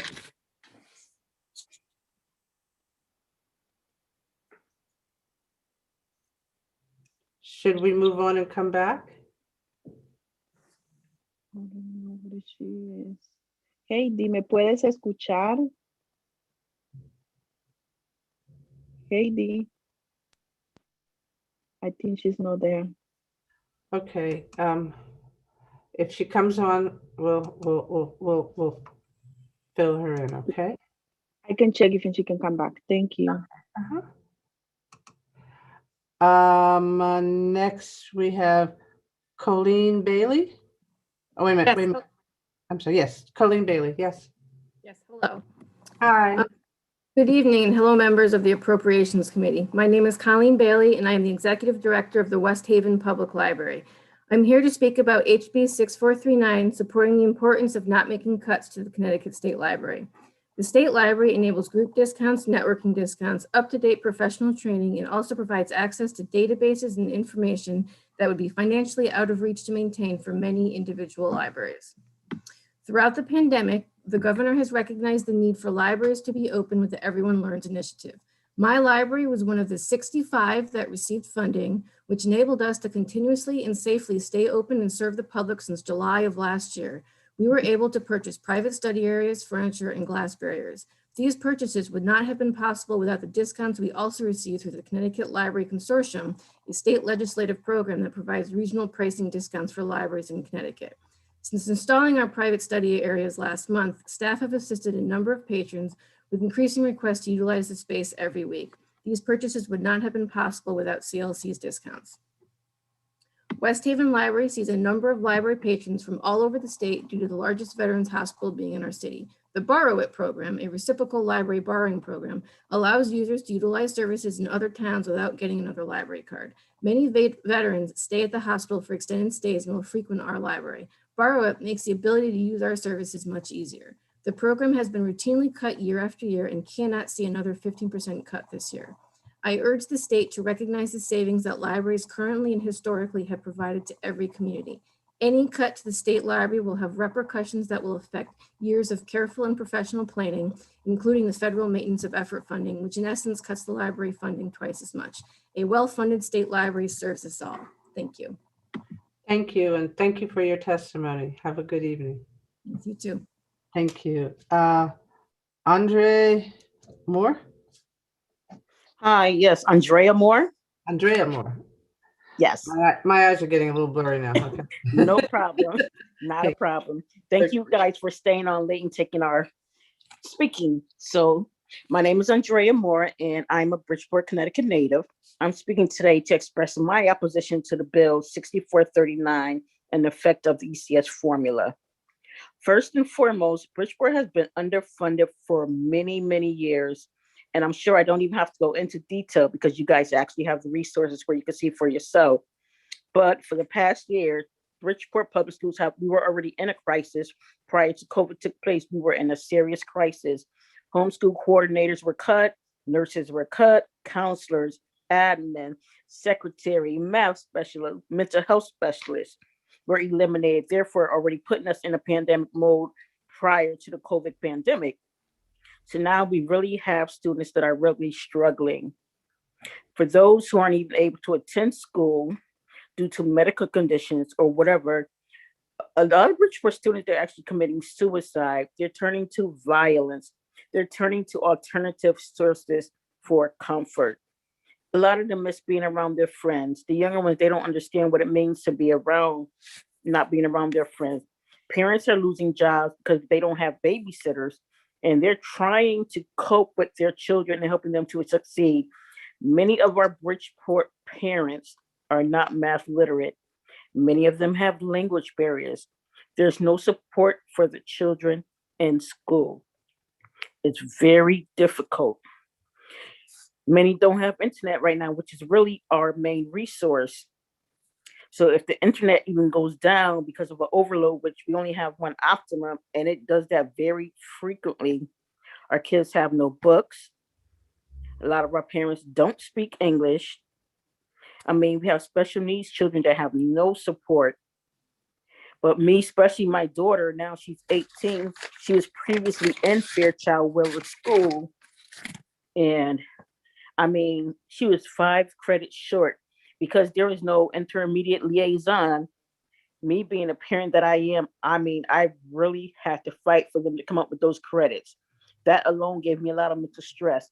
I had to go to a secretary. I even had to go to the superintendent Testani. I just went through everybody.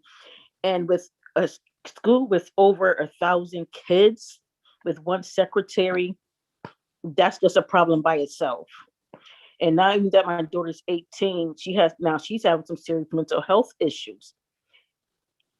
She started having it when she was a senior in high school.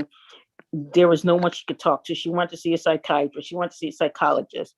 So now I'm dealing with that pressure, her being 18 and in college, and she's only doing remote. So now I'm here. I don't want to work. I had diagnosed with anxiety attacks. I had stomach ulcers because the parent that I am, I want my child to succeed. And there are no resources out there. So I'm just saying, please, if you love and value our children, please don't freeze the formula, because our kids are already in danger and we're putting them even in more danger. And I'm seeing that from an 18-year-old who's depressed. Now she wants to drop out of college, but I'm not going to have it. I'll quit my job first to make sure she succeeds. And I feel that we are responsible for what happens to our children. They already see the system failing them. So why are we just putting more on them? And even for parents. So I'm pleading with you just to reject the governor's proposed budget as it stands and put our students' needs before yours. And I thank you so much for your time. Thank you, and thank you for your testimony. Thank you. Let's see, John Weldon? John Weldon? Yes, how are you? Hi, how are you? Go right ahead. Honorable members of the committee. My name is John Weldon, and I'm the chairman of the Bridgeport Board of Education. I speak on behalf of my fellow board members, Sybil Allen, Albert Benahan, Bobby Brown, Sosimo Fabian, Joseph Lombard, Jessica Martinez, Joseph Sokolovic, and Chris Taylor. You'll hear more from some of them later this evening. Most importantly, I speak on behalf of the 21,000 students that Bridgeport Public Schools serves. I acknowledge the complexity of the biennial budgeting process. However, I'm distressed to see the proposed pause of the 2017 bipartisan educational cost-sharing formula that was designed to establish equitable and adequate financial support for our schools. I'm particularly concerned about the discontinuation of the planned and published increases to the Alliance grants that our district has depended on to fund vital and necessary services to our students. In Bridgeport, these funds are especially crucial because funding at the local level is frequently maintained at flat levels or only increased at minuscule levels. I don't place any blame at the local level. Bridgeport is a city and it has unique challenges which I understand limits its ability to invest in its schools. That fact makes it all the more important that the state provide increased investment to help the district maintain costs which increase year over year due to normal economic inflationary factors. The near complete flat funding at the local level over the past several years, in excess of $100 million, is the cause of severe limitations being placed on educational services and opportunities being made available to our students. The resulting cuts that have been made include vital resources, such as kindergarten paraprofessionals, homeschool coordinators, guidance counselors at the elementary level, math and literacy coaches, university interns, even our parent center, attendance liaisons, teachers, and administrators, among so many other things. To expand flat funding to the state level will perpetuate this trend exponentially and will make the school system a completely unviable one, void of any meaningful value to the children of Bridgeport. I understand the difficult decisions that must be made to balance the state budget. However, at the risk of sounding harsh, I implore you to not do so on the backs of school children. Funding delayed is funding denied. Let me repeat that. Funding delayed is funding denied. Our children's need is real, and they are relying on you to make the right choice so that they can have the opportunities that they have been promised and that they deserve. Thank you for listening to me. Thank you, sir, and thank you for your testimony, and have a good evening. Thank you. You too, ma'am. Thank you. 125, Paulo Piquera. Good evening. My name is Paola Becerra. I'm a parent leader on Stanford. My child go to Stanford Excellence. I'm here to support my community for Stanford Excellence, which has proved excellence since day one. And I wonder why, as many parents have said before in this long evening, why our community cannot have the pre-K classroom right now this year. And you can tell me all the stories about COVID and everything, but we had worked very hard, and we deserve to have our full funding from pre-K to 8th grade. These kids had worked very hard. And I would like to know why we don't have this opportunity. It's super unfair. And also, I want to tell my representatives and senators that I want to ask them to get more creative and how to get the funds for our education, because I recently learned that general funds from the casinos are going to general funds, all that money going for general funds when we can have it for our education. So I will suggest that the representatives and senators to get creative, to get those funds for our education, especially for charter schools, which had proved having opportunities, especially for minorities, Latino communities, Black and Brown, and other minorities, which take the advantage of having a school choice for our kids. So I would like to thank you for letting me speak tonight.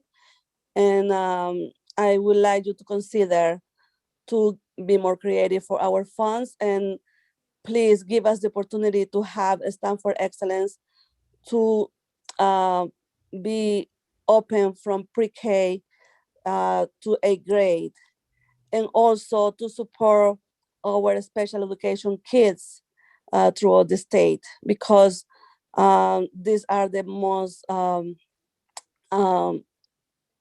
untreated kids around the state and around the United States entirely. So please, I beg you to consider all these petitions from everyone here today. Thank you. Thank you, and thank you for your testimony. Next, 126, Barbara Ruggiero.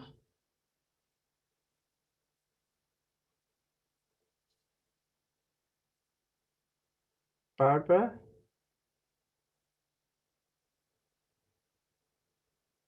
Okay, maybe. Okay.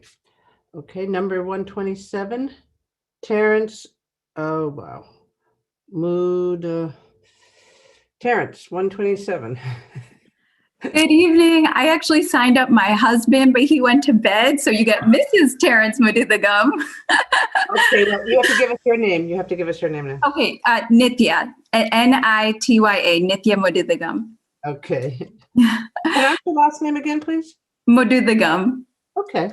Nitya. Okay, go right ahead, Nitya. Thank you. So my daughter, Leela, is 6 years old. She attends the Stanford Charter School of Excellence, and she loves it. But you know, she's only in first grade. Why would it really matter to me about funding for middle school? That's years away. Well, I've noticed that, and appreciated that the school has really high expectations. In fact, I have a full-time job and I can't keep up with all the scanning and sending in of homeworks and all the testing that she has to do and the reading. So my husband keeps up with that. But I appreciate the really high expectations and standards that the school has for the children. And I want her to be able to continue that through middle school. I also appreciate how it feels like she hasn't skipped a beat despite the limitations of COVID. She's been going into school 2 days a week, but she still gets teaching via Zoom or Google Classroom. I'm not sure the platform they use, but she's online. So to me, it seems like she really hasn't skipped a beat because of COVID. So in the end, I feel like this school has been able to execute even under constrained conditions. And so if they're able to perform and execute under constrained conditions, then I have full confidence that they'd be able to continue all the way through middle school. So I really hope that my daughter can continue through the school for the next few years through middle school. And I hope that you'll continue funding them and fund them to the level that they first applied for. Thank you.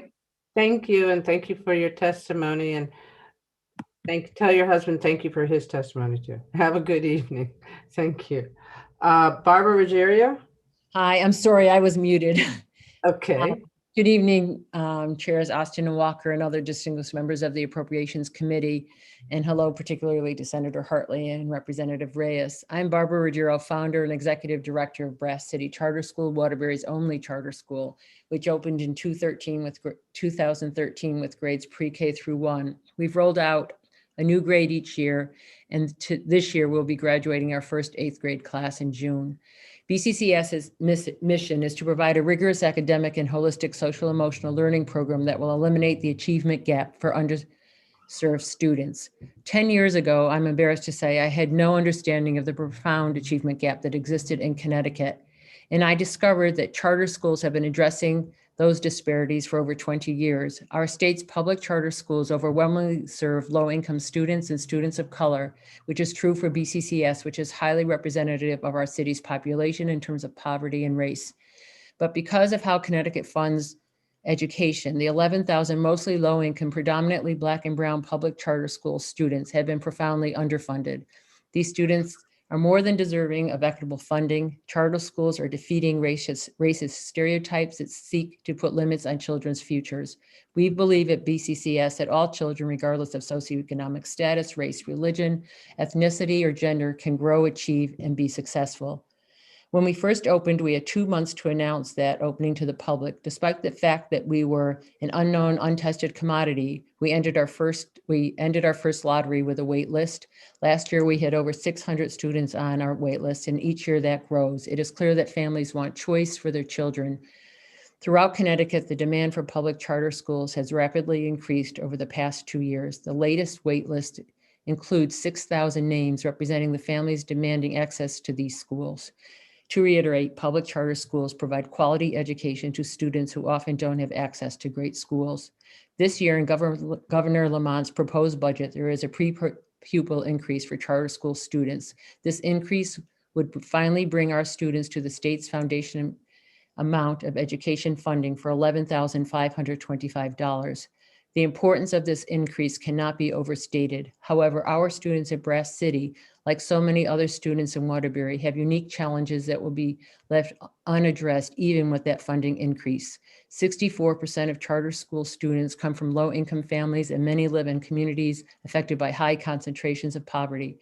To truly be able to best serve our students and properly support them both academically and emotionally, charter schools need to be fully incorporated into the ECS formula and have the additional student need weighted funding applied. This legislative session, I implore this committee to not only stand with the governor and to support the proposed per pupil increase for charter school students, but to increase equity at a deeper and more inclusive level, but funding all public schools through the ECS formula. Thank you for your consideration. Thank you, and thank you for your testimony, and have a good evening. Thank you. Next is Charlene Alvarez. Charlene Alvarez. Good evening, commissioners and representatives of the state of Connecticut. My name is Charlene Marie Alvarez, and I am a senior currently attending Central High School, and also am a part of the Bridgeport Public Schools for 14 years. I'm a hardworking, proactive, attentive, and friendly student. I'm opposing the bill, and the funding would be essential because it's important for a lot of younger children, especially with disabilities, who doesn't have academics, resources for remote learning, lots of support, etc. Laptop distribution for elementary, middle, and high school students, grab-and-go meals for families who doesn't have enough money or don't have food stamps because of the COVID-19 pandemic. And I strongly believe that funding can go to our school district. And I strongly encourage Governor Ned Lamont to reject the opposing budget over the next 2 years. Thank you very much in advance. Thank you, and thank you for your testimony. That was good. Thank you. You're welcome. Have a good evening. You too. Don Melito. Yes, I'm here. I represent Walker. It's good to How see are you? Oh, Don, how you doing? Good to see you. Say hi to my representative, Kathy Abercrombie. And I know on the call we have 2 alumni of our Boys and Girls Clubs. And I'd like to say potential Hall of Famers and Senator McCrory and Representative Nolan, who both attended our programs. So my name is Don Miletto, and I'm the Executive Director of the Alliance of Boys and Girls Clubs. And I'm here representing our 16 organizations across Connecticut. And a typical year provides services to some 80,000 youth between the ages of 6 and 18. Our clubs submitted written testimony for you to review. I want to thank this body for the support through the years of the Neighborhood Youth Center grant program. This funding has supported clubs across Connecticut with implementation of programs for academic success, healthy lifestyles, and good character and citizenship. We all have experienced a year like none other. I am so proud of our Boys and Girls Club's response to the challenges facing our youth, communities, and families. When the pandemic hit in March, our club shifted to virtual programming, keeping connected with as many of our members as possible to provide the support they desperately needed. We did this by engaging them in fun activities, learning opportunities, positive messaging, celebrating birthdays and accomplishments, and always staying connected.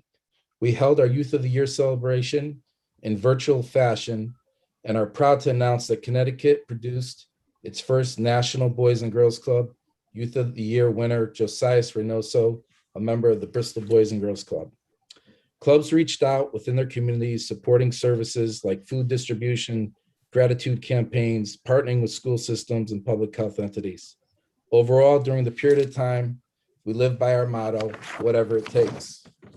This summer, our clubs were ready to provide in-person summer camp experiences for youth.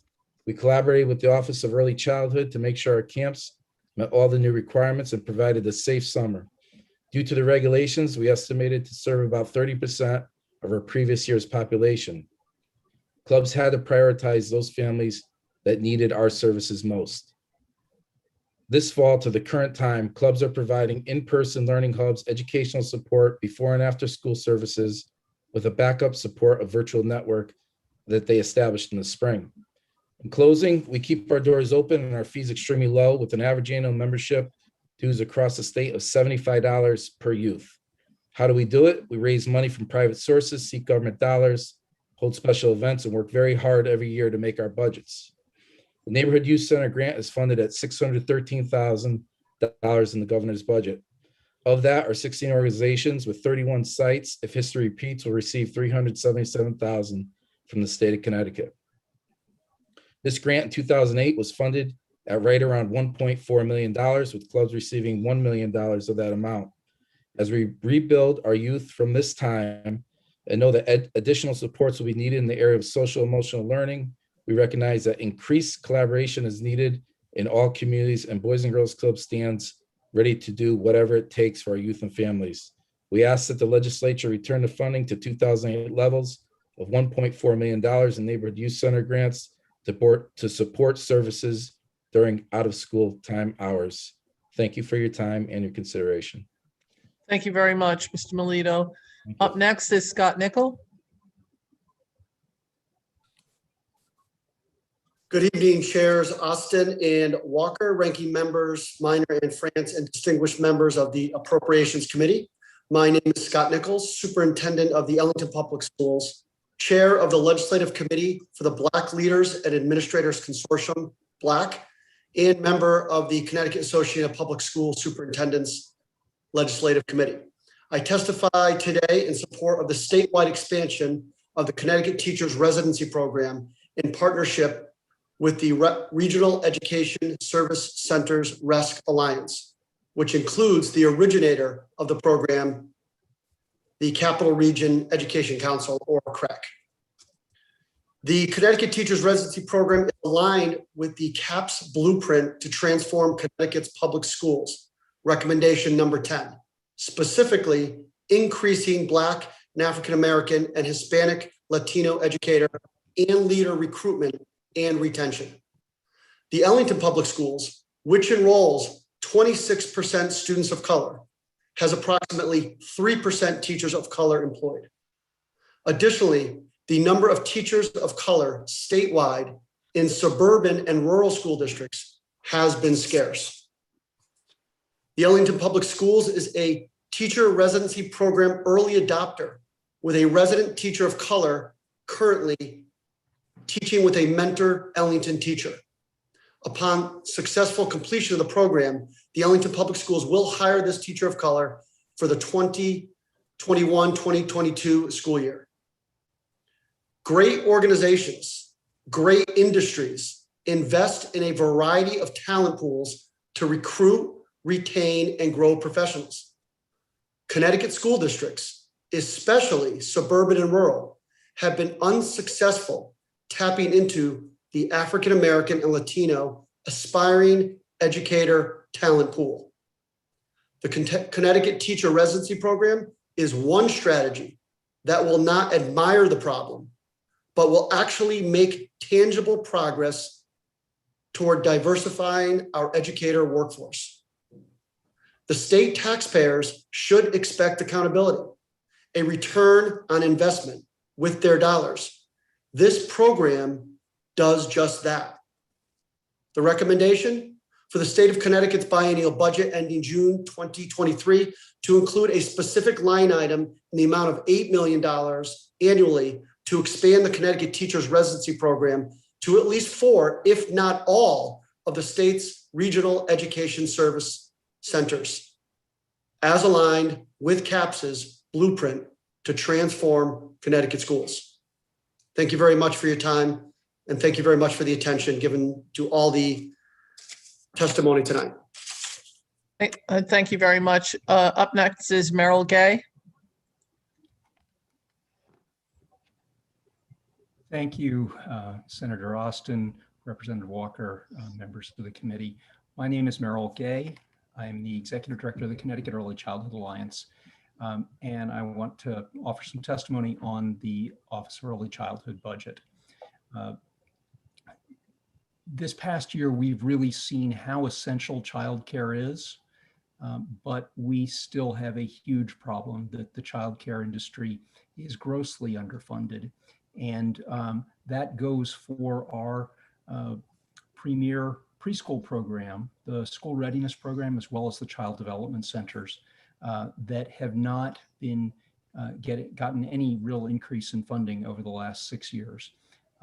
They have at the same time seen minimum wage go up 41% as of August of this coming year, when this budget takes effect.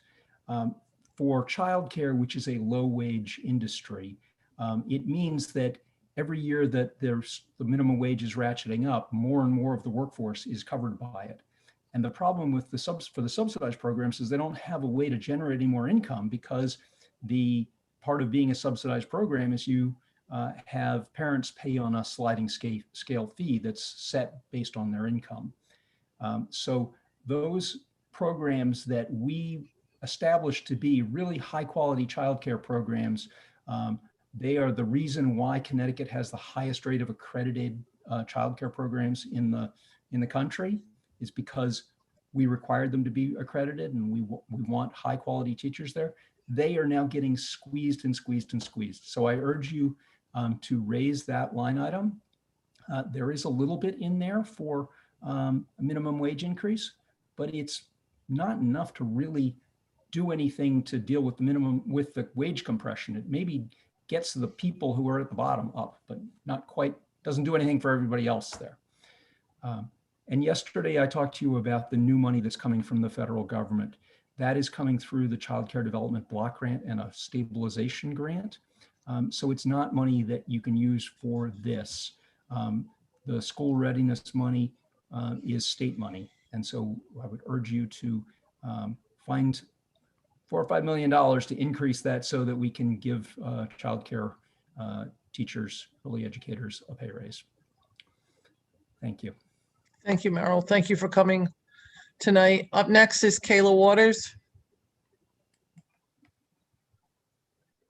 Good evening, everybody, and thank you for this opportunity to speak with you today.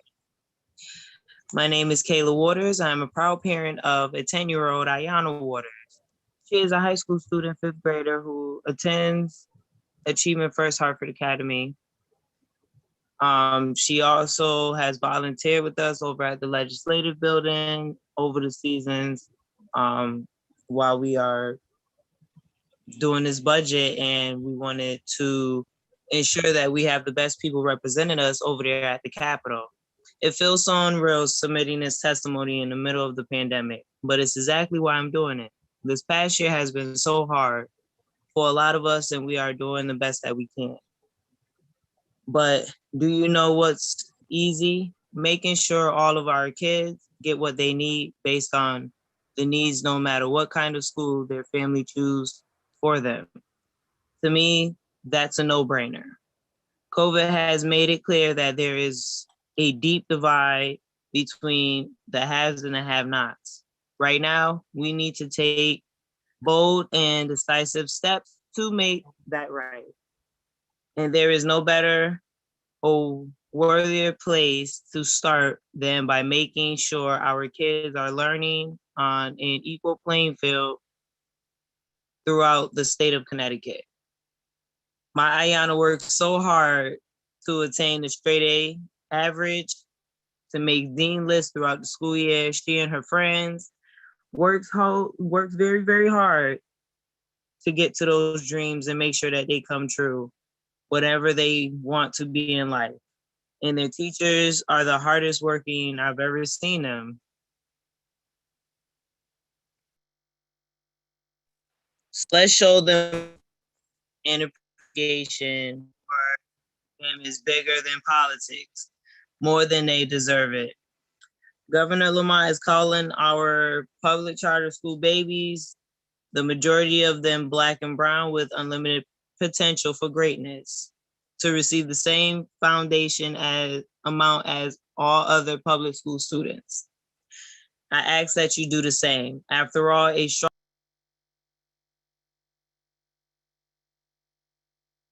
to building something that will last. Thank you for your time. God bless. Have a good night.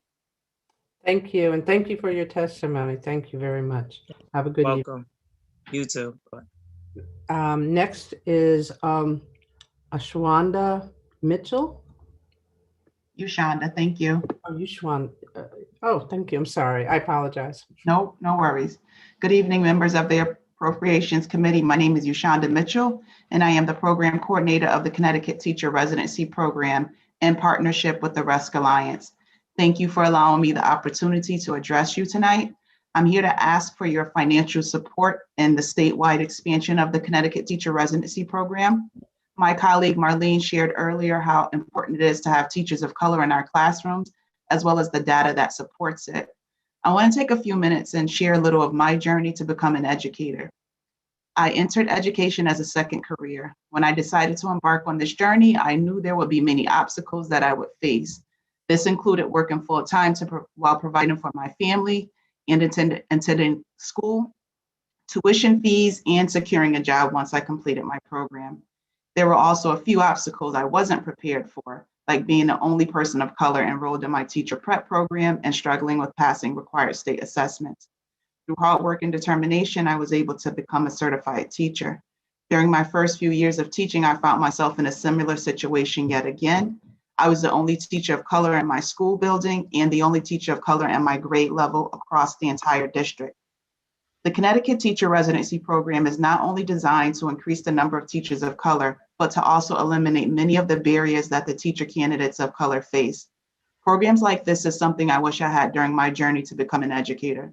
From working closely with the mentor teacher for the entire school year, earning a salary with benefits, being able to put theory to practice through the residency model, and more importantly, being guaranteed a teaching position upon successful completion of the program. We've had 2 cohorts that have been provided this opportunity, and I am grateful to have been able to share my knowledge, experience, and support as they move from resident to classroom teacher. Through the residency program, we are able to change lives by offering a career pathway for people of color to become highly trained teachers and serve as role models and voices for our students. It is important that our teacher workforce reflects our student population. On average, over 40% of our students in Connecticut were of color during the 2019-2020 school year, while only a little over 9% of teachers were of color. We have a model that is designed to address minority recruitment in a new way. Traditional minority recruitment is not meeting the goals set by the state of Connecticut. We need more action and funding to support the Connecticut Teacher Residency Program as we continue to produce high-quality teachers of color and expand across the state of Connecticut. Thank you again for allowing me the opportunity to speak with you this evening. Thank you for your testimony, and thank you for coming tonight. Have a good evening. Thank you. You too. Next is Representative Rochelle. Thank you to my esteemed colleagues for being troopers this evening and listening to all of us speak on HB 6439. I want to join the chorus of people who are speaking against the provision in this bill that would pause ECS increases, and want to urge my colleagues to support SB 948 to take a more aggressive approach at fully funding ECS funding and particularly targeting and bringing up the funding in our underfunded schools. I think that for many of you, I don't have to share with you too much about what this does to our students when the schools are underfunded, but I want to share with you a little bit about my students in my schools, because I represent these children. I represent Ansonia and Derby, the #1 and 5 most economically distressed municipalities in the state of Connecticut per DECD. My schools have really high, we have census tracts that have 80% child poverty in them, some of our census tracts. And we have families that struggle to cover basic bills and are pretty stressed out. And these children, the most important figure I can give you is that these children are 100% as deserving as any other child in this state to have proper and full education funding.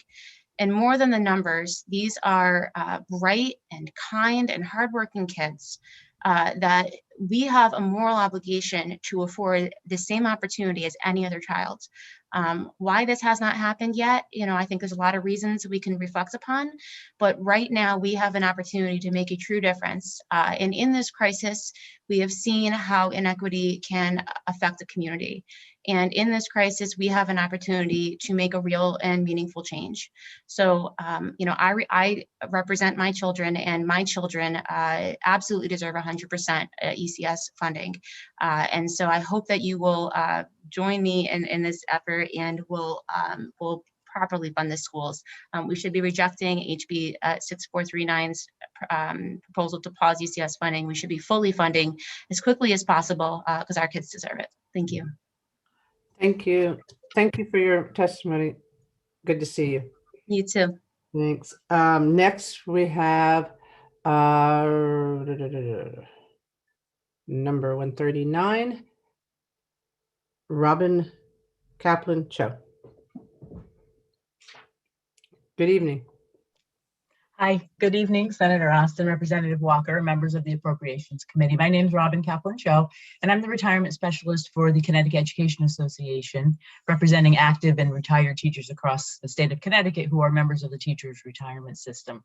CEA strongly supports the governor's proposed budget, which appropriates the full required funding for both the Teachers' Retirement Fund and the Retired Teachers Health Insurance Fund.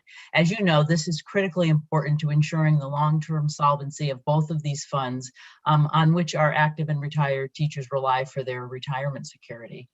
The reamortization plan that this legislature passed for the Teachers Retirement Fund in 2019 accomplished two very important objectives. It reduced the state's annual payments to a more manageable level, while also allowing the assumed rate of return to be lowered from 8% to 6.9%. This, combined with the appropriation of the full actuarially required amount, allows the Teachers Retirement Fund to remain on its path to full funding. The Retired Teachers Health Fund is also in better financial health than it has been in decades, in large part to the full required appropriations being included in recent budgets. Despite the Retired Health Fund being significantly underfunded in previous budgets for decades, actually, the Teachers Retirement Board has managed to run a quality but cost-efficient health program for our retired teachers. But without the legislature's commitment to allocating the statutorily required funding, this would not be possible much longer, as the health fund had been on the verge of insolvency just a few years ago. Due to the full required funding being appropriated over the past several years, combined with the recent changes to the Medicare and prescription drug programs that have been instituted by the Retirement Board, the health fund has finally achieved some stability, which had been lacking for over the past few decades. So please support the governor's recommended appropriations to the pension and retired teachers' health funds in order to maintain that stability that both funds critically need. Thank you very much for your time and consideration. Thank you, and thank you for your testimony, and have a good evening. Thank you. You as well. Next, we have 140, Donna Laby. Good evening, Senator Austin, Representative Walker, and distinguished members of the Appropriation Committee. I am Donna Labby, Director of the Torrington Even Start Program, and I would like to take this time to support the Raised House Bill 6558, specifically in reference to Section 4 that outlines the needs for child care subsidies for education programs. For those of you not familiar with Even Start, it is a 2-generation program located in Torrington, New London, and Middletown. You've heard from my colleagues earlier. It focuses on the child and the parent. Even Start has been able to achieve strong long-term outcomes for families with young children. We have submitted written testimony that outlines the comprehensive impact that the program has fiscally, developmentally, and socially, but I just wanted to take this time to highlight 2 indicators. Seeing it is a 2-generation program, I will share one for the child and one for the parent. For the child, Even Start focuses on serving children that are infants and toddlers mostly. Research shows that the first 1,000 days are where the most development takes place. Our program utilizes the Ages and Stages questionnaire, a tool that screens and assesses the developmental performance of children. If early intervention is not implemented, the cost for special education could potentially be $20,000 per year in special education services. For the parent, one unique attribute of Even Start is its alignment with the goals and strategies of its local workforce investment board to identify the skills gap and to help bring training to parents. Even Start uses the Colorado Family Support Assessment Tool, which has a section on family goals around finances, education, and career goals. A past report noted that household income increased by 40% for all families after participating in Even Start. The program has been a safe haven, especially during this pandemic, where families were able to hold each other up while continuing to gain skills. With child care subsidies for educational programs, Connecticut could sustain and expand Even Start programs and benefit the state's workforce development. Thank you for your time. Thank you, and thank you for your testimony, and have a good evening. Thank you. You as well. Thank you. Alicia Robinson. Good evening. My name is Alicia Robinson, and I'm a Bridgeport resident, parent, and employee. If you have come here to help me, you are wasting your time. But if you have come because your liberation is bound up with mine, then let us work together. Leela Watson is a native visual artist and activist, and her words truly encompass my feelings this evening. Why are you here? Why did you want to serve? Is it because you wanted to help? Which sounds well-intentioned, but what does helping truly mean? Do you view communities like mine as being disadvantaged and thus are in need of saving? Or are you aware that the privileges you've been afforded are a basic human right often denied to people of color, and thus feel a moral obligation to ensure that here in Connecticut, we strive for and achieve equity and access for all students, regardless of gender, age, color, or socioeconomic status? We are very well aware of the achievement, wealth, and opportunity gap in Connecticut, but it's because of decisions like flat funding ECS that our students don't have the resources they need to close the gap. How many of you actually live in the Bridgeport community? I do. How many of you are products of our school system? I am. How many of you have children in the school system? I do. And I've seen firsthand the criminal decline of funding and services over the past 12 years. I've been privileged to be employed by this district. Our children are too young to understand that it's not their parents, teachers, principals, or superintendent that are letting them down. They can't see that it's the folks that have been elected to serve them, all of you that blindly make decisions that eat away at the resources they desperately need, not only to survive, but to thrive in Bridgeport and beyond. And how lucky are you to be able to hide behind your legislation while we are left to pick up the pieces and bear the brunt of the hurt and disappointment our students feel. And as a result, our kids can't wait to leave. This idea of servant leadership is starting to fall on deaf ears, not because our children aren't capable of it, not because they don't have goals and aspirations of helping others, but because they're bearing firsthand witness to a system that has continued to fail them and thus isn't worthy of giving back to. You prove time and time again that speaking up, galvanizing constituents, and advocating for what we deserve falls on deaf ears when you come from communities of color like Bridgeport. So why should they waste their breath? Why am I wasting my breath? It's because deep down, I believe you got into your position of service to genuinely make a difference in this state. But that starts with fully funding communities that have been disproportionately under-resourced, underfunded, overlooked, and counted out. So if you are here because your liberation is truly bound up with mine, then that means you see yourself in me and my students. And if you can see yourself in us, then you can see our humanity. And if you can see our humanity, then as Leela says, let us work together. And that starts with voting no to House Bill 6439 and fully funding our schools. Thank you. Thank you. And thank you for your testimony. You have a lot of energy at 10 o'clock. Thank you. Next we have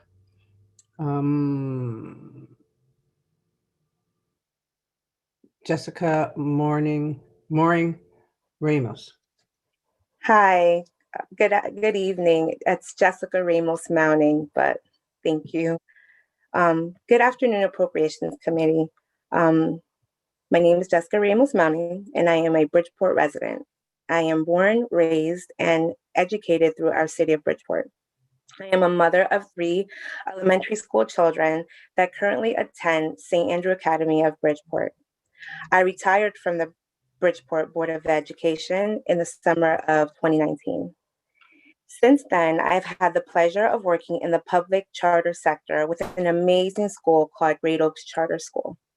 I can truly say that I am blessed to have all 3 perspectives of education: public, charter, private. This has given me a unique understanding when it comes to our school system in Bridgeport. One thing that is clear to me is that families need choice in education, coupled by financial support and resources to serve a community like mine with one of the largest educational gaps in our state. My motto has always been, serve the children and serve them well.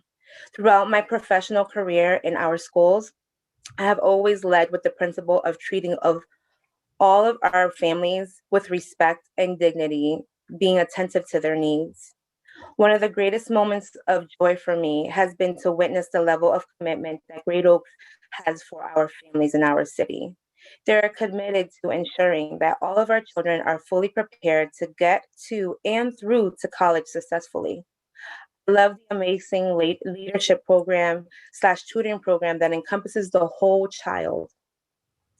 I am sure that you have heard many speeches and testimonies from parents and teachers, school leaders, telling you that it's imperative that we receive adequate / funding for our schools, students. And I'm just another plea to add to your list. But I have one question for you to think about as you deliberate. Would you be satisfied with the same unequal funding if it was your child? Before I conclude, I'd like to take the time to thank our legislators and our city officials for continuing to rally and support all of our efforts to ensure that every student is given an opportunity to receive a quality education. I want to thank the governor for his proposal.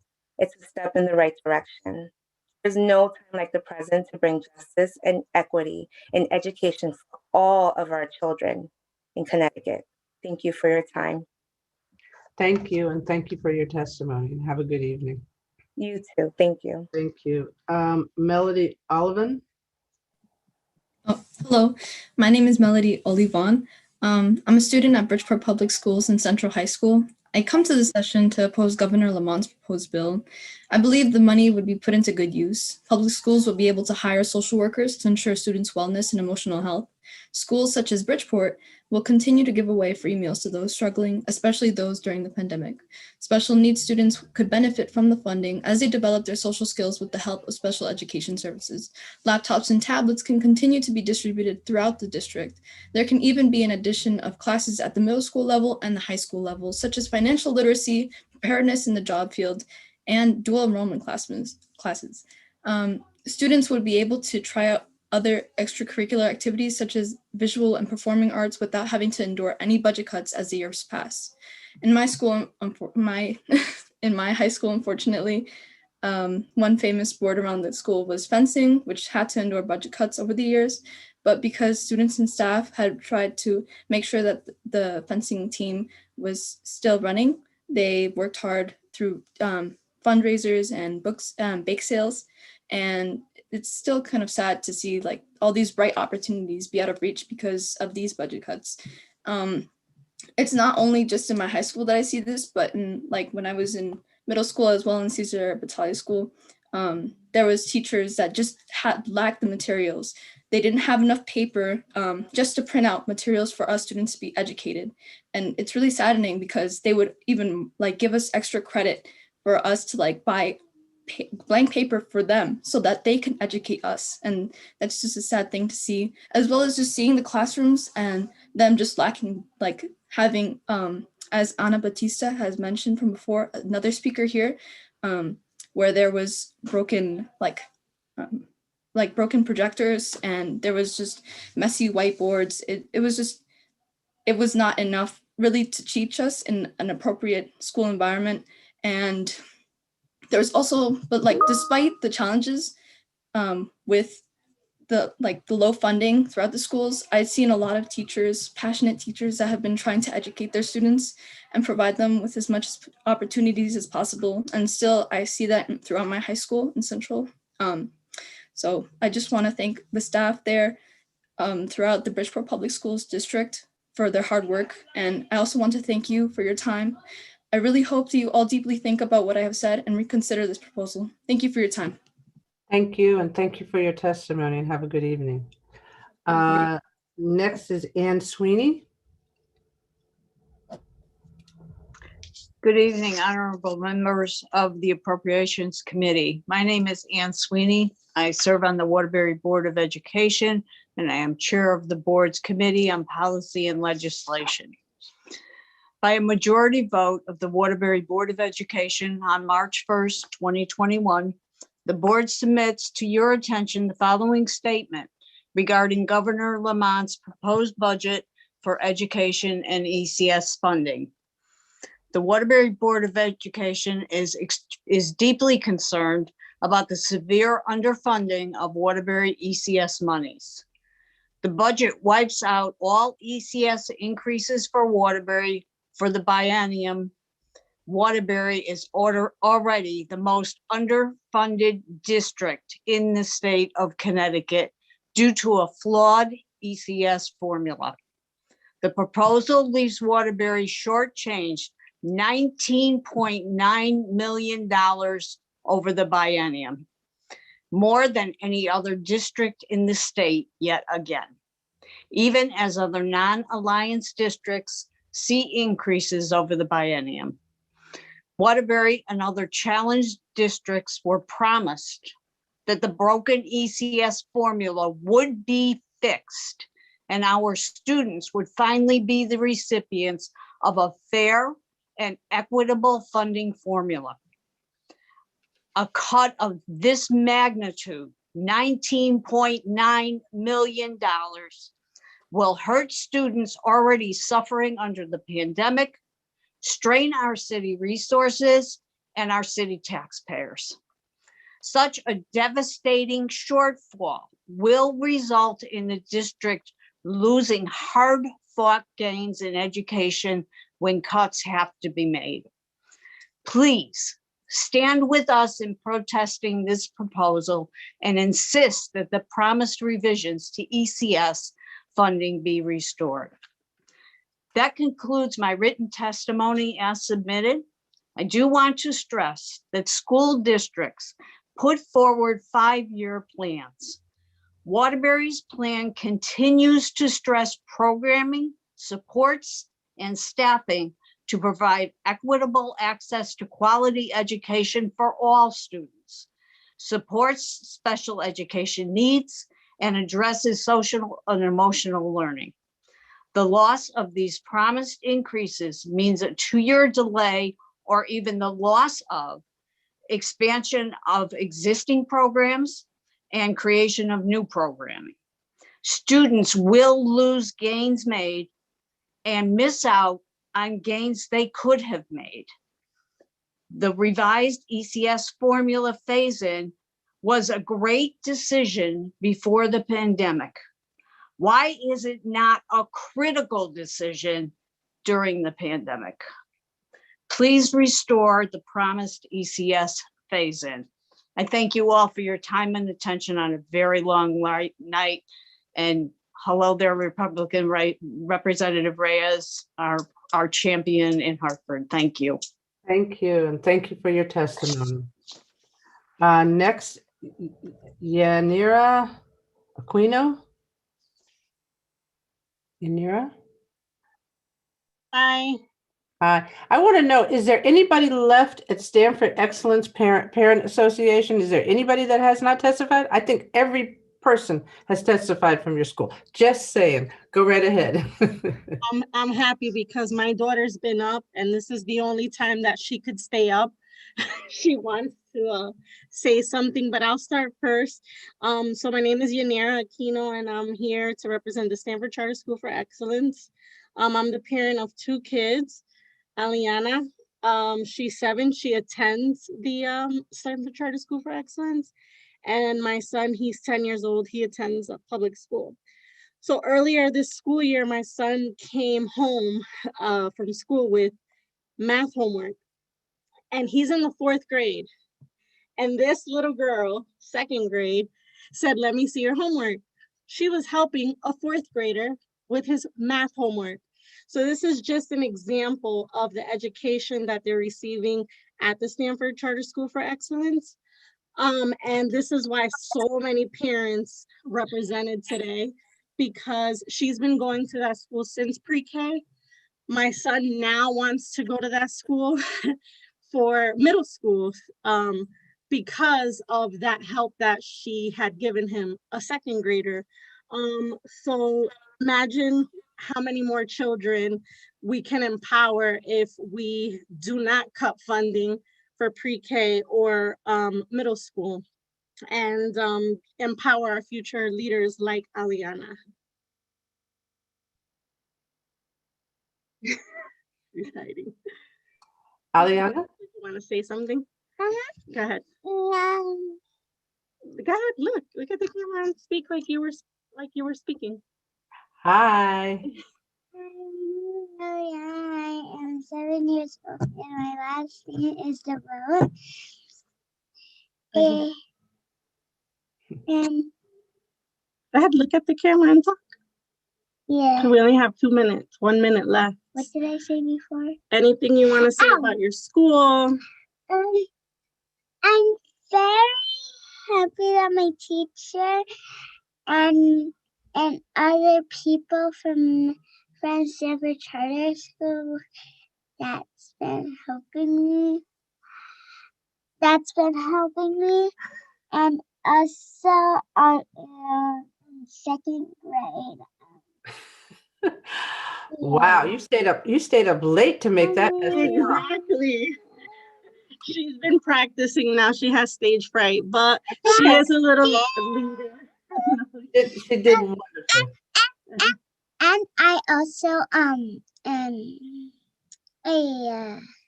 what were you saying you wanted to I'm sad you that muted it, I think. Okay, no, go ahead. I'm sad that people are taking away Stanford Charter School because that's my only school that I think I'm gonna have, and I don't know where I'm going to have school at. I'm super sad and also super sad because then I'm not gonna see All your friends? my teacher, Mr. Lionel, Mr. Soretta, Mr. Freitag, and Mr. Shapiro. Also my principal. Well, you know what? I will make sure that we talk about them in our report so we'll all know who they are. So now it's time for you to go to bed. Thank you. Good night. Thank you. Have a good Bye. Bye-bye. Next up is Bobby Brown, number 155. Thank you. Good evening, everyone. My name is Bobby Brown. That's Bobby with an I, not a Y. I currently serve as the Vice Chair of the Bridgeport Board of Education. Thank you for allowing me this time to share. I won't be before you long, but I just want to share a few things that are currently suppressing my city. Right now, in the midst of COVID-19, our schools are still in need of major support. Not only do we have children and staff that have to effectively function during a pandemic, they also have to constantly wonder and worry whether or not there will be enough funding to last them throughout the school year. Students are struggling in a digital divide, not having access or limited access to Wi-Fi, food insecurity, and managing self-wellness in a pandemic. Bridgeport depends on majority of its funding from the state. This condition is exacerbated by the inability of districts like Bridgeport to fully collect tax revenue on non-taxable properties like hospitals and colleges. This impacts Bridgeport's ability to adequately fund its local portion of the education budget. I believe education has to find its way back to those who are understanding and making these decisions.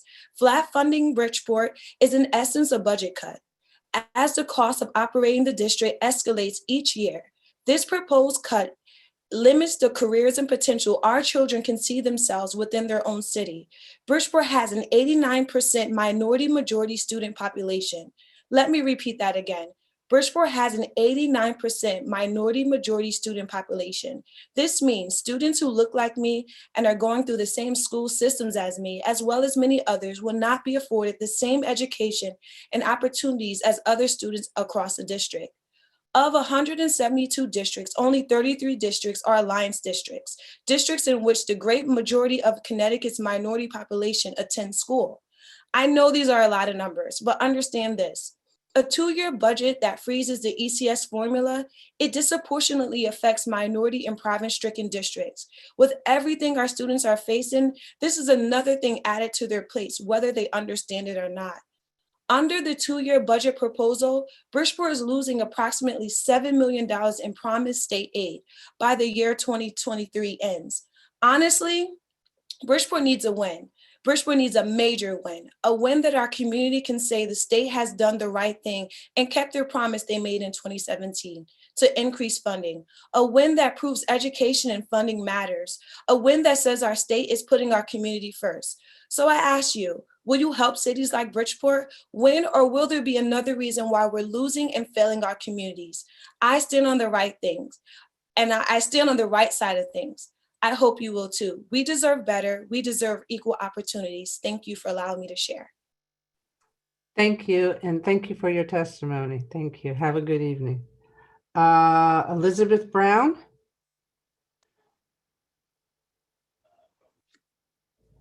Elizabeth Brown. I'm here. I don't know if you can hear me. Now I can. Okay. I don't know why I'm not visual, but that's okay. Good evening, everyone. Senator Walker and Senator Representative Walker and Senator Austin and members of the Appropriations Committee. I really appreciate the opportunity at this late night to testify on behalf of the Connecticut Association of Boards of Education.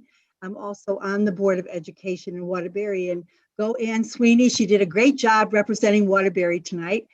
And I think you've heard from many, many constituents in the field of education, and we align ourselves to them.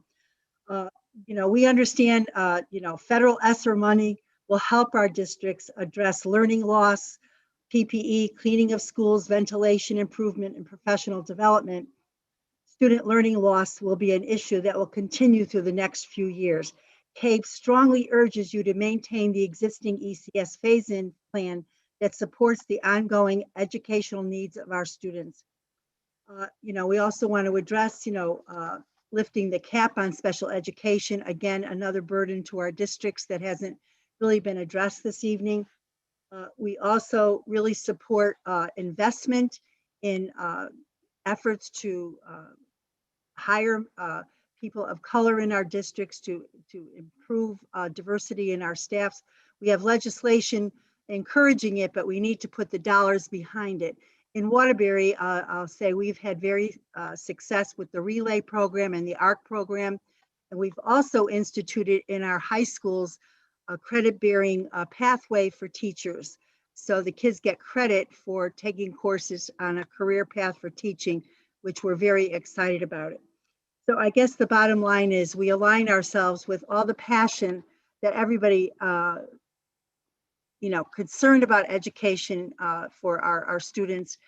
We align with their concerns, and we really hope that you will, fully fund the ECS formula. That was a bipartisan formula that was agreed upon in 2017. And, we can't go backwards. We have to go forward. So thank you for your time, and thank you for staying up this late. I just realized, and when I said Elizabeth Brown, I didn't realize it was Liz Brown. Hi, Liz. How are you? Hi. I don't know why I can't get the video, but whatever. But I know. Kathy Abercrombie just said that's Liz Brown. That's Good Liz to hear- Brown. good to Yeah. hear your voice. Hi, Kathy. Hi, everybody. Yeah. Have a good evening, and thanks for staying up late. Thank you, honey. Okay. Bye. Bye bye. Next we have Kate Rivera. Kate. Good evening. My name is Kate Rivera. I'm a resident of Bridgeport, a mother of 4, a social justice educator, and I formerly served on the Bridgeport Board of Education a few years ago. I am vehemently opposed to the budget in its current form. It is, if it were to be passed today as it is, you would be funding institutional white supremacy. We have waited for years, decades, generations for the state to do the right thing and for our representatives to do the right thing and to create equity in education funding. If you were to flat fund the Bridgeport School District, that would mean that we are losing $7 million in the next 2 years. We've already lost $44 million over the last few years. Those are criminal cuts to vital services. We need social workers, counselors, school psychologists in our buildings. Westport, who's just only a few minutes up the road, has 3 times the number of those positions that we have in Bridgeport. It's unconscionable. I don't know how you all are sleeping at night, knowing that you have created these conditions that are harming our children. Our children are currently being harmed, and continuing this budget the way that it is right now would only serve to harm our children more. There is no such thing as the achievement gap or under-resourced or underrepresented communities. Those are sugar-coated racist ideas. What we have are intentionally under-resourced, financially deprived, and silenced communities. That's what we have, and that's what this budget perpetuates. And I am, I've heard a lot of people say, oh, thank you so much for letting me testify. I don't feel thankful. I feel incensed. I feel angry that I have to stay up until almost 11 o'clock at night to state the obvious, to tell you all to do the right thing. This is your job. It's to represent all of us, not just the wealthy communities, but all of the citizens and all of the children of the state of Connecticut. And there are 20,000 children in Bridgeport alone that are actively being harmed by the inequities in our education system as they stand right now. I expect you all to do the right thing and to fully fund not just Bridgeport, but all of the districts that have been suffering for years under this inequity. And if you're not sure where to get that money, you need to tax the rich. Thank you. Have a good evening. Thank you, and thank you for your testimony. Next, we have Sarah Polo. Sarah. Hi, yes, good evening. Good evening. I'm a parent of 3 children, 2 of which attend Stanford Excellence. My girls have excelled in every subject in school, particularly in reading. My eldest is now in the 6th grade at Stanford Excellence, and I currently have no certainty whether she will be attending there the next year for the 7th grade. My daughter started attending Stanford Excellence in the 5th grade. She was at a low reading level at her previous school and is now confident and was not confident in her ability to read like the rest of her classmates. She no longer feels that way because she is in a higher level of reading. and that is because of the teachers who provide care to each student. My kindergartner is reading beautifully. She had the opportunity to attend the pre-K program at the school last year. This is where she learned all the basics she needed to successfully read in kindergarten. I ask that you please properly fund Stand for Excellence so that the girls continue to flourish in Stand for Excellence, and so that my son gets the same education opportunity as my girls did in Stand for Excellence when the school year starts. Thank you. Thank you, and thank you for your testimony, and have a good evening. Next, we have Ty Sharmel Denny. Ty Sharmel Denny. Hello. Hi. Good evening. Dear Senator Austin, Representative Walker, and members of the Appropriation Committee.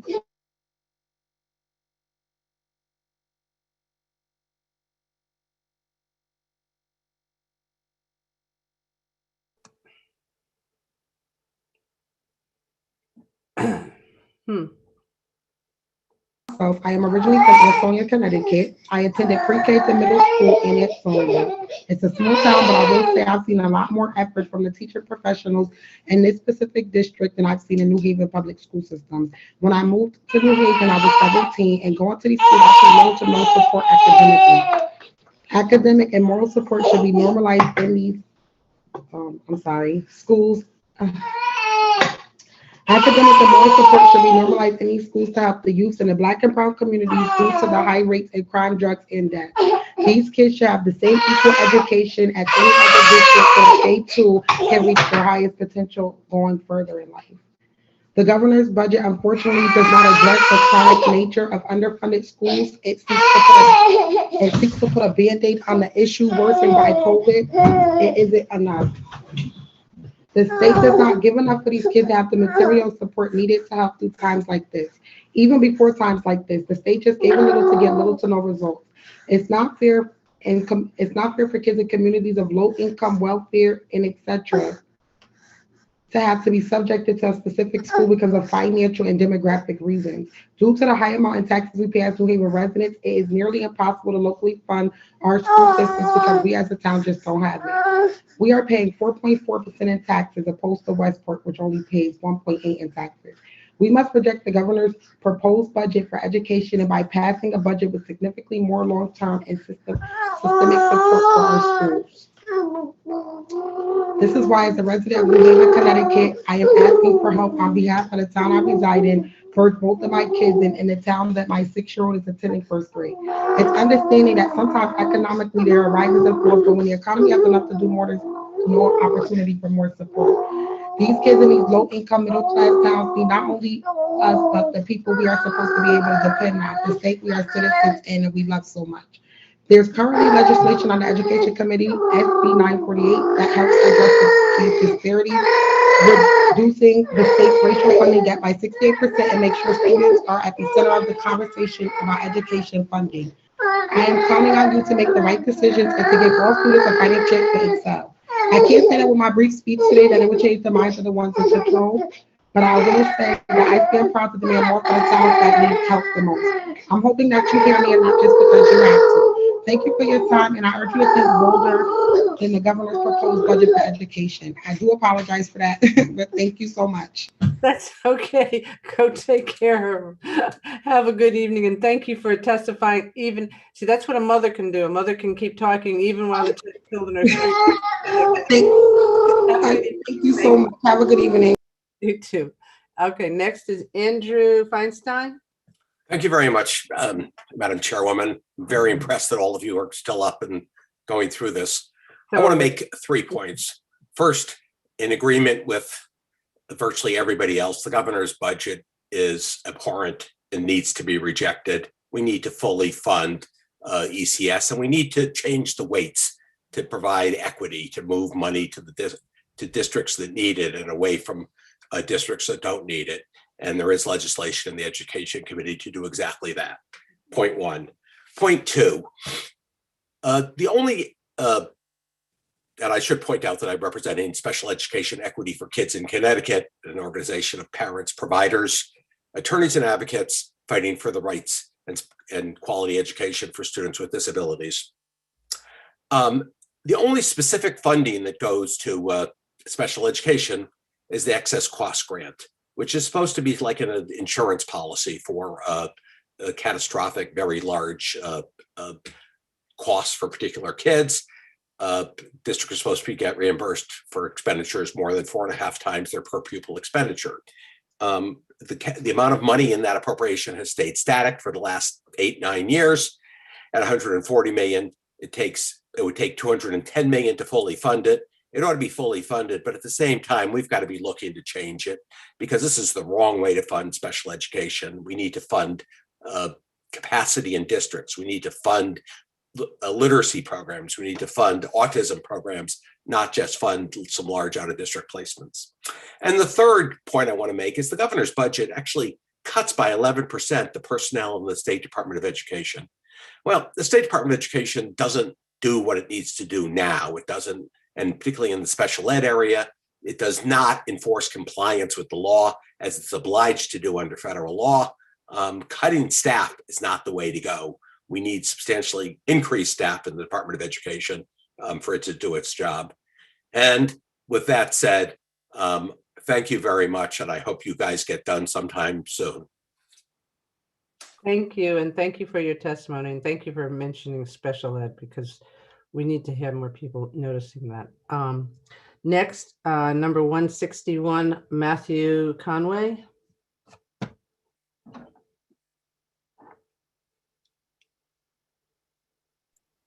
Good evening. Good evening. I'm here to welcome co-chairs Representative Walker, Senator Austin, Vice Chairs Representative Dathan, Senator Hartley, and ranking members Representative France, Senator Minor, and the dedicated and passionate members of the Appropriations Committee. I appreciate all your time tonight. My name is Matt Conway, and I'm here today as Superintendent of Derby Public Schools and co-chair of the CAPS Legislative Committee to speak in opposition to HB 6439, an act implementing the governor's budget recommendations concerning education. The governor's current proposal removes $125 million in funding from 66 districts, of which 25 are alliance districts. Of the $125 million, it only puts back $27 million spread out amongst 103 of our wealthier districts. And of the 103 districts receiving increased ECS funding, only 7 are currently alliance districts. And while 25 distressed municipalities are scheduled to receive a one-time allocation in 2022, of which 50% is using CRF funds, it does not equal the amount they would otherwise receive under either the current ECS allocation formula or the blueprint to transform Connecticut schools. This plan lacks equity needed across our state, both now as well as long-term. And as indicated in the proposal, the use of federal funds to support our distressed municipalities that are intended to be supplemental, not supplanting, of our current ECS funding. The blueprint to transform Connecticut schools can accomplish what the governor has set out to do without using federal funding to supplant our ECS dollars. And as you've heard from Fran Rabinowitz and several others tonight, the blueprint increases the ECS appropriation by 2.5% per year for the next 15 years, which represents a small increase over the current plan and is still a reasonably digestible amount per year. This represents only 12 to 20 million more per year than the current ECS plan through 27-28, which is estimated at $40 million increase per year. The blueprint eliminates the planned losses for 95 towns, but does so without creating losses to the other towns and without using federal funds to supplant our ECS funding. And in addition, as you've heard from many speakers tonight, they have discussed passionately in support of funding for charter schools. The blueprint requires funding for charter schools to be based at the ECS foundation level with a reconsideration of funding for special education, transportation, and costs and private support, and calls for equitable funding across all magnet schools currently in existence. And finally, The blueprint continues to fund with 100% state funds the Connecticut Technical Career Schools. As I have walked in your shoes, I know you have difficult decisions ahead. I believe the blueprint offers us all an opportunity to come together and a path to achieve all of our needs in a responsible and, most importantly, sustainable way. I appreciate your time tonight. Thank you. Thank you, and have a good evening. Thank you for your testimony. Thank you. Yes. Next is Joseph Sokolovic. Sakala. Thank you. Good try. Nice. Very close. Good evening, everybody. My name is Joseph Sakalovic, and I am the Finance Chair of the Bridgeport Board of Education. I come to you tonight to ask you not only to keep the state of Connecticut's promise of increasing ECS funding to Bridgeport Public Schools and Alliance District, but to increase it even further. As we are all aware, the world is in the midst of a pandemic. Thankfully, the federal government has stepped up and is doing its part in passing additional educational funding. Let's be clear, federal funding for COVID relief does not absolve the state of Connecticut from its responsibility to keep its 2017 promise to end funding disparities in our Black and Brown communities. Since 2016, Bridgeport has eliminated over 231 positions, been forced to extend the life of antiquated textbooks, cut countless programs, and increased class sizes when teachers have been absent to save money on substitute staff. Every year for the last decade, I have seen cuts, with the exception of the 2021 school year. We have COVID to thank for that. Thanks to COVID, our district went from having only one computer for every 3 students to every single student having a device. Thanks to COVID and the temporary closure of our schools, we were able to avoid any major staff and programming cuts for the first time in recent history. Thanks COVID for temporarily doing what the state of Connecticut has failed to do throughout its history. We have for a brief moment in time brought technological equity to Connecticut. COVID will soon be gone, but our education system need for equitable funding will remain. The governor's proposal to freeze the ECS will only lead to more cuts to the classroom. The state of Connecticut cannot continue the anemic rate of funding increases to its alliance districts. It will only lead to more cuts. Bridgeport, for example, expects a $2.3 million increase from the state in fiscal year 2021. This amounts to a mere $119 per student. This sum does not even cover half the $4.7 million it costs for the well-deserved salary increases for our hardworking staff that has worked throughout the pandemic. It falls even $1 million short of covering the projected increases of the state-sponsored employee health plan. These are just 2 examples of increasing fixed costs. There are many more escalated costs that usually run from about $12 to $17 million per year. Federal COVID funding is meant to help our children recover academically, socially, emotionally, and psychologically. It should not, in many cases, cannot be used for normal operations. Freezing the ECS because of federal increases will have a devastating impact. Bridgeport's 2021 increase of $2.3 million, for instance. This money could be used for 23,000 hours of psychological services or 46,000 hours of after-school tutoring. Instead, the governor is proposing Bridgeport not use these federal dollars for their intended purposes and instead use them to keep the lights on. We cannot be allowed as a state to use the pandemic to evade our moral and fiscal responsibility to our children. I ask and I beg that this committee not only consider rescinding the proposed 2-year ECS freeze for the next 2 fiscal years, but to increase Bridgeport's amount by about $10 million for each year, beginning with this fiscal year to help partially pay for escalating non-COVID related operating costs. While COVID will soon be a part of our history books, our children may not be able to read about it unless we adequately fund the fiscal needs of our schools. Without ongoing funding to replenish technology and pay for escalating costs, inequities will continue to rise and exceed pre-pandemic levels. Let's not wait for another pandemic and another 500 deaths to do the right thing by our students. Thank you and have a great evening. Thank you, and thank you for your testimony. Next, Lena Kronenberger. Lena? There you are. You have to unmute yourself. There you go. Thank you. Good evening, Senator Austin and Representative Walker and respected members of the Appropriations Committee.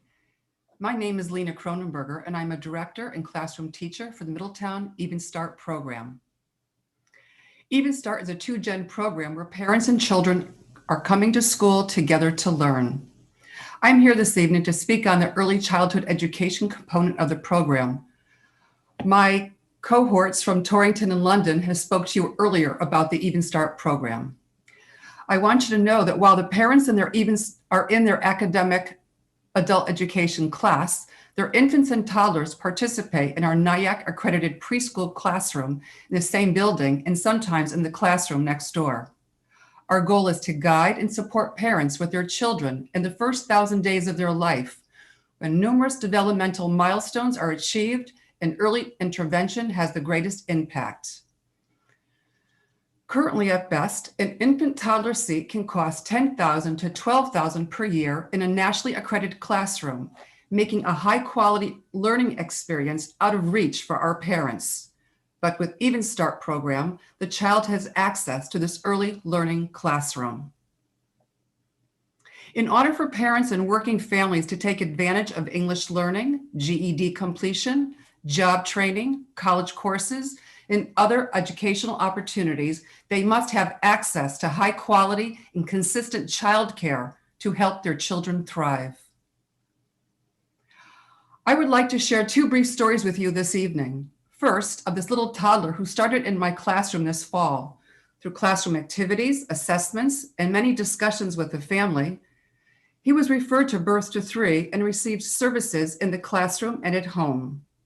This past February, he qualified and transitioned to the Middletown Public Schools Special Education Preschool Program. He is one of the many children that has transitioned to either a school readiness slot or to our public schools special education program over the years.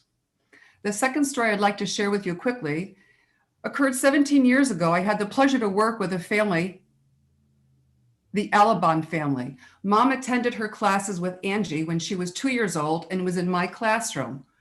Over the next 17 years, Mom would stop into MAE with her daughter for extra support or just conversation. We have continued our friendship over the years. Fast forward today. On the morning of November 4th, 2020, I was reading the Hartford Courant online, and much to my delight, Angie was captured on the front page of the town section of the Hartford Courant. It read, "First-time voter Angie Alabon, 19, stands for a portrait after casting her vote at McDonough School." Yes, she voted as a U.S. citizen in the elementary school she attended as a child, and is presently attending UConn and is in the pre-med track. Please support Bill 6558 to expand eligibility for Care for Kids to include parents in the Even Start program or other adult education programs approved by the OAC, and to include parents in job training and parents enrolled in post-secondary education programs. Thank you for your time and your consideration. Thank you, and thank you for your testimony. Have a good evening. Thank you, you too. Melissa Baez.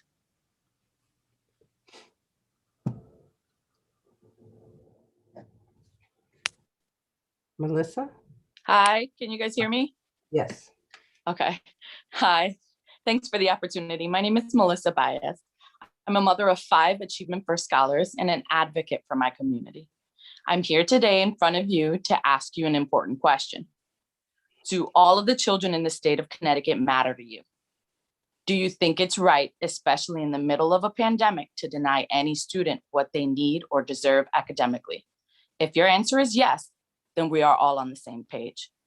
I was heartened to hear Governor Lamont call for our public charter school scholars to receive the same foundational amount as all other public school students in our great state. And though there's so much more work to be done, that is a necessary first step. I can't imagine any of you looking into the eyes of a parent who chose a public charter school as the best fit for their child and telling them you don't think they deserve to be funded equitably. Those same public charter school families voted you into office to do right by them. And I hope that you will meet their expectations. We have been put through the ringer over the past year. Still now we have a real opportunity to deliver some real justice and ray of light to our scholars who are doing the best in unprecedented times. Show them that you see them, believe in them, and want the very best for them by ensuring they are funded equally and equitably. Malcolm X said, "Education is the passport to the future, for tomorrow belongs to those who prepare for it today." Our scholars are prepared to show you how great they can be. Please help them get there. Thank you for your time and opportunity. Thank you, and thank you for your testimony. Have a good Next, we have Janet Robinson.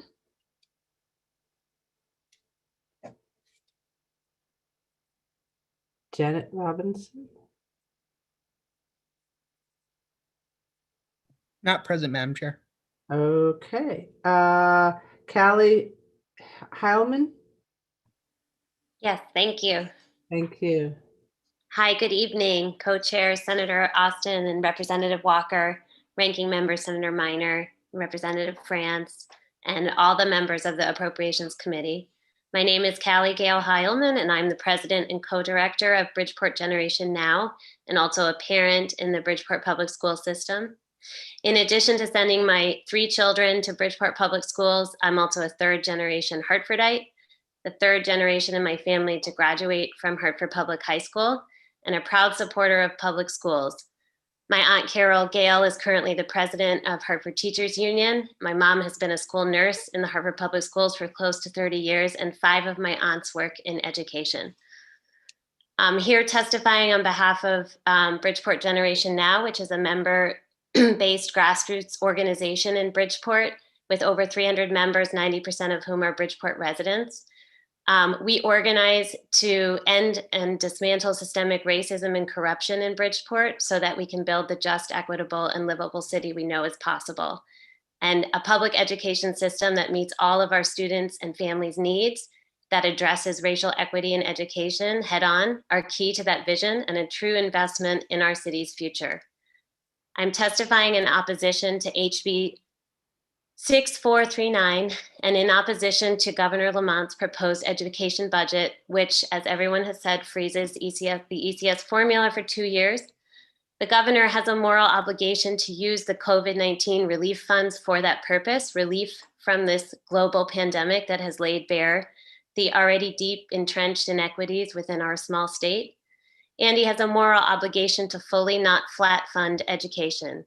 I'm also asking you on behalf of Bridgeport Generation Now to modify the budget to align with SB 948, which is currently in the Education Committee. When I gave my testimony last at the Education Committee hearing, something that I thought was important to highlight is how, this continued debate over public versus charter and, these reform policies that have come into our communities since my lifetime. I was the generation in Hartford that was Chef V. O'Neill. It ultimately, and again, here we are with the governor's proposed budget. All of these years and decades have not ultimately solved for what is at the root and heart of all of our passionate activism and advocacy, all the people who come here and have testified, and that's our state's deeply entrenched hyperlocal system of school segregation. And all of this noise that we've been dealing with my whole life, it keeps good people and parents fighting among each other and not attacking the root causes. And the winners are and continue to be our state's predominantly white, wealthy communities. As many of you know, in Bridgeport, we are one of the most heavily taxed with the highest mill rates in the entire state, but our property poor city is unable to keep up with the demands of our high needs student population. And those needs include English language learners, special needs, students that live in poverty. There's just, we're a very diverse city with a lot of diverse needs. And that dynamic has caused the city to make millions and millions of dollars in drastic cuts since I moved there in 2013. So I know that we all are united in one message, and my hope, and I see it in the testimony tonight, is that we are all coming together under one common vision, and that is to build a new system in this state that creates public, high quality, equitably financed, racially and economically integrated schools for all children in Connecticut that meet students' needs. The initial CJEF ruling was a moment of promise for Connecticut, but our state Supreme Court ruled otherwise and therefore has left it up to you, the legislature. So it is upon you that we are here asking you all to do the right thing. And in order to end this ever-evolving racist system in our state that guarantees the outcomes of deep racial disparities, we must be brave, courageous, and enact anti-racist laws and policies, and yes, budgets. And an anti-racist budget is one that puts our state resources in place to end racial and economic disparities in our public education system once and for all. So thank you for your time, your consideration, and all of your leadership. Thank you, and thank you for your next. Is everybody muted? Okay. Next, we have Mr. and Mrs. Pierre.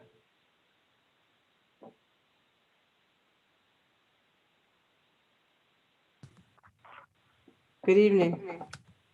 Good evening. My name is Monette Pierre, and I'm also speaking on behalf of my husband, Samuel Pierre. It's an honor and a privilege to be able to speak to the Education Committee about one of the biggest issues to our community.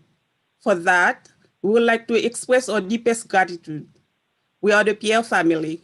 We are from Norwich, where our family has been living for the past 15 years. We are parents to 3 children. Let us talk to you about our 3 beautiful children.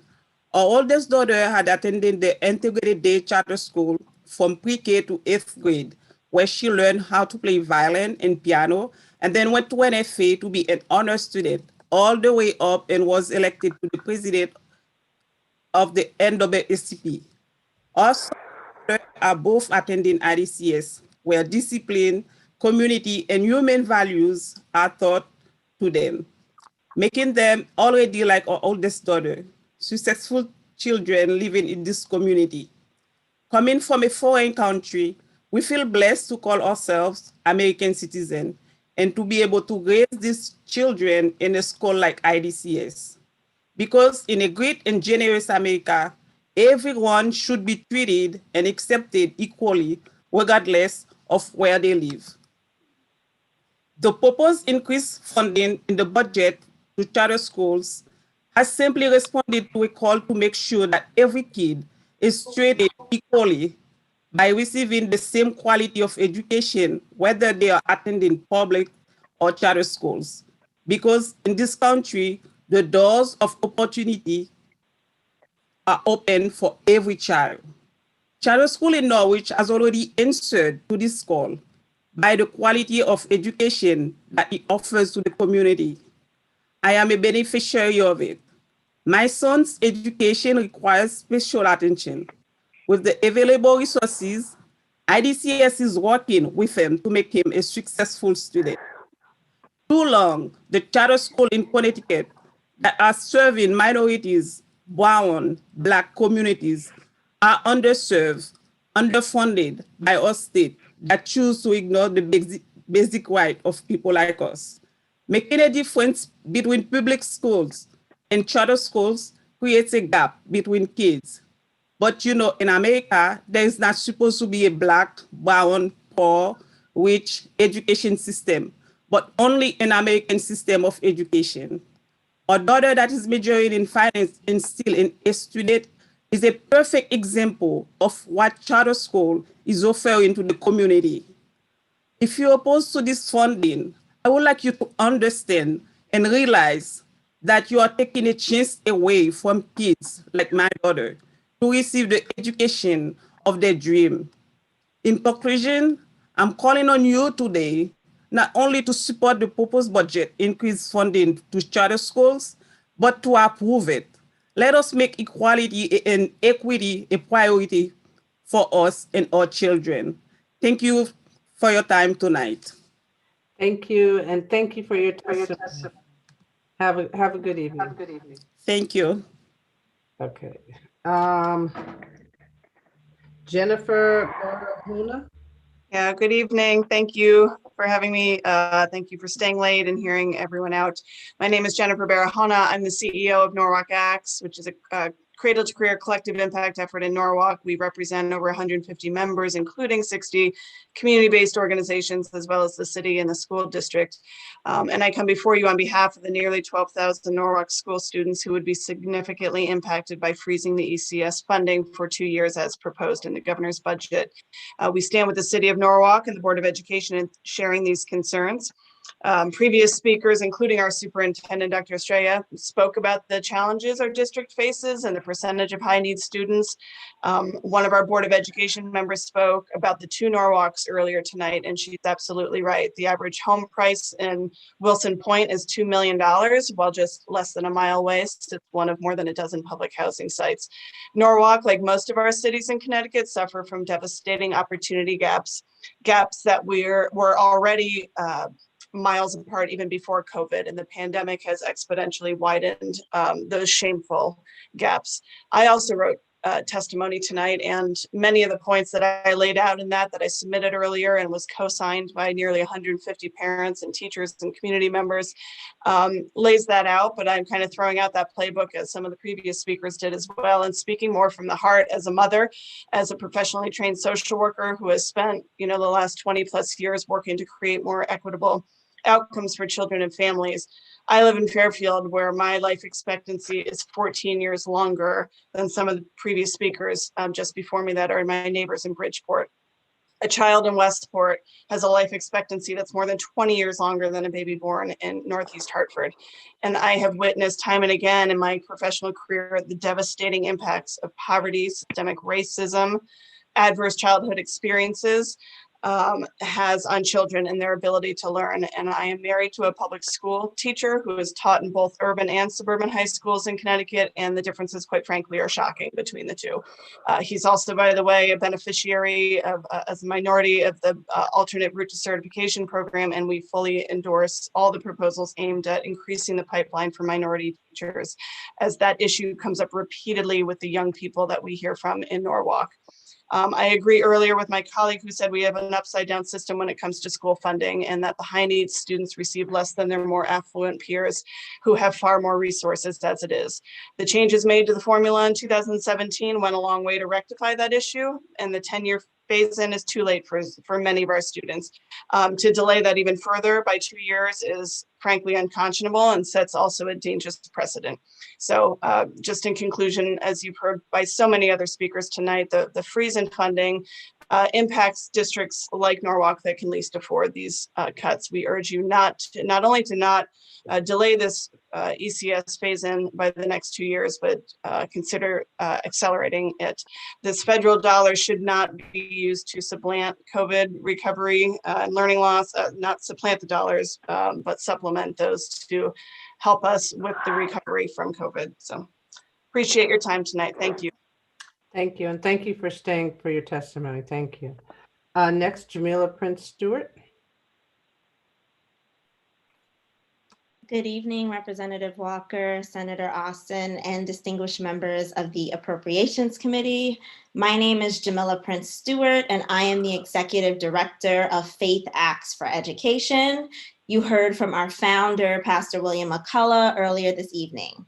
I am here to oppose the governor's proposed education budget and ask that you modify the budget to align with SB 948, which is currently in the Education Committee.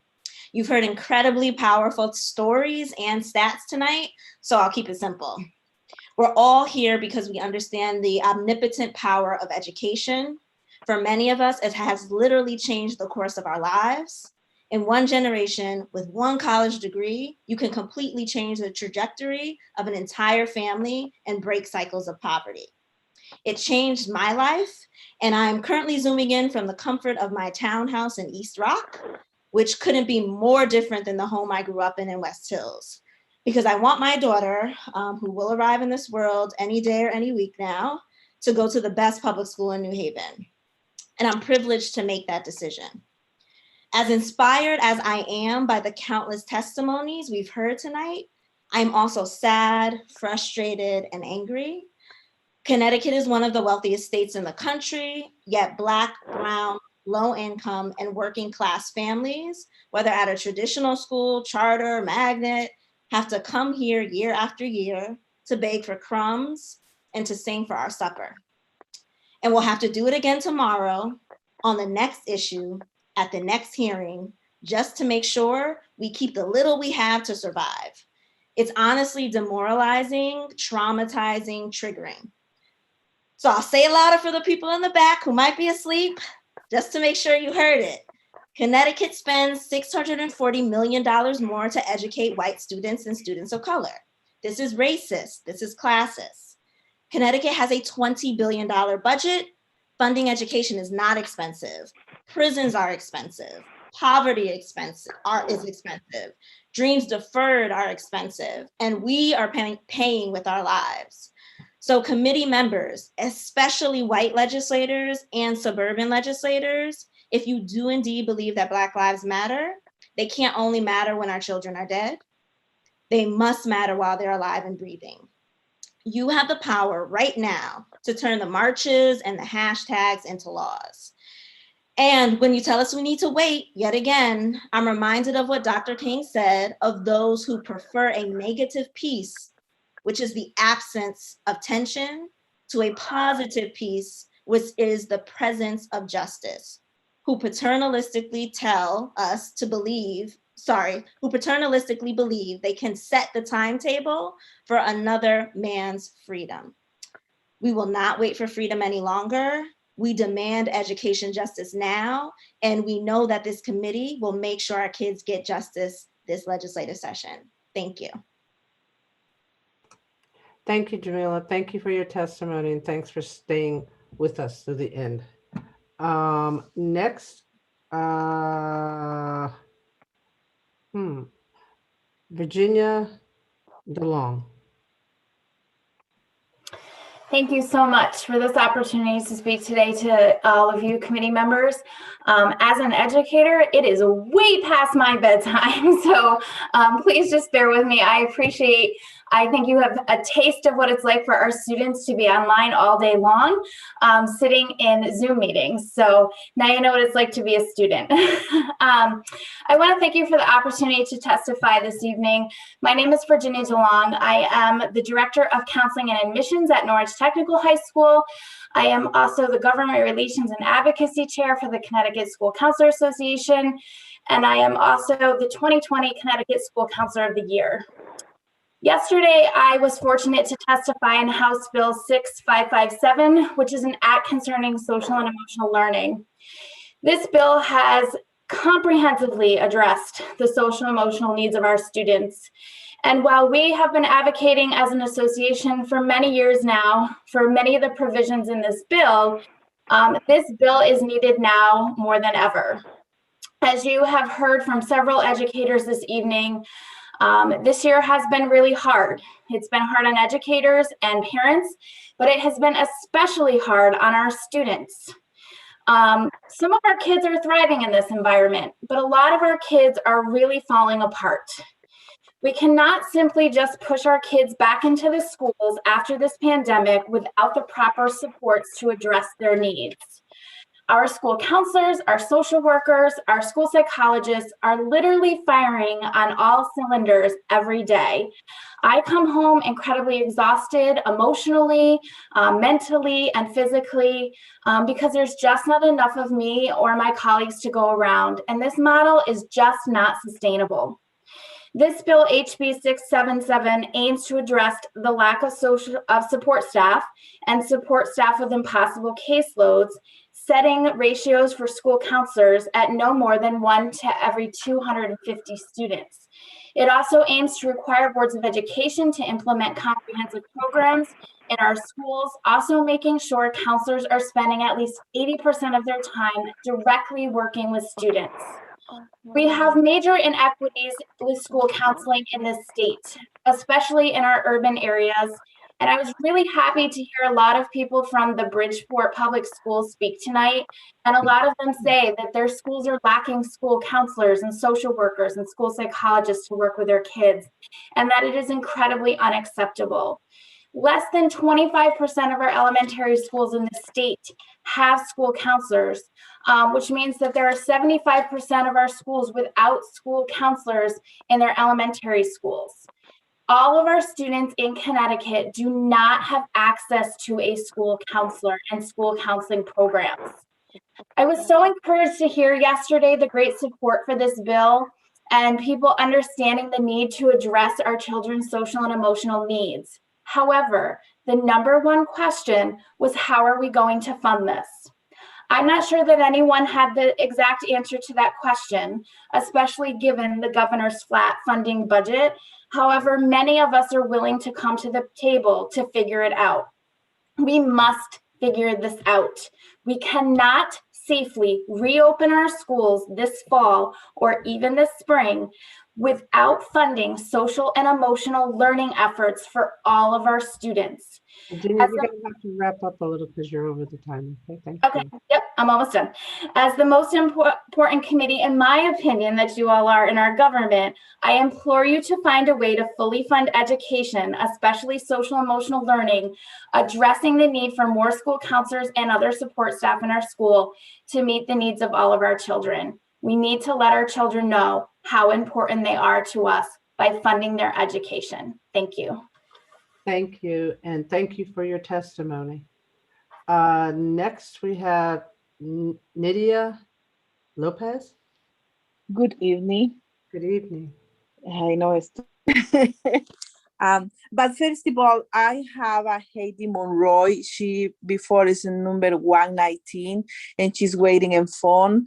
She need to translate it. She can take in my place first because she's waiting long time. That's okay for her the testimony.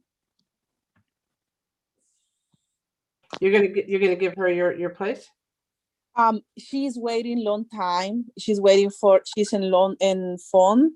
I don't know if we can talk together or she can talk, but she need to translate it. I can help translating her, but she's waiting long time for her testimony. That's okay. She can talk. Sure, go ahead. Okay. Heidi, ¿puedes hablar?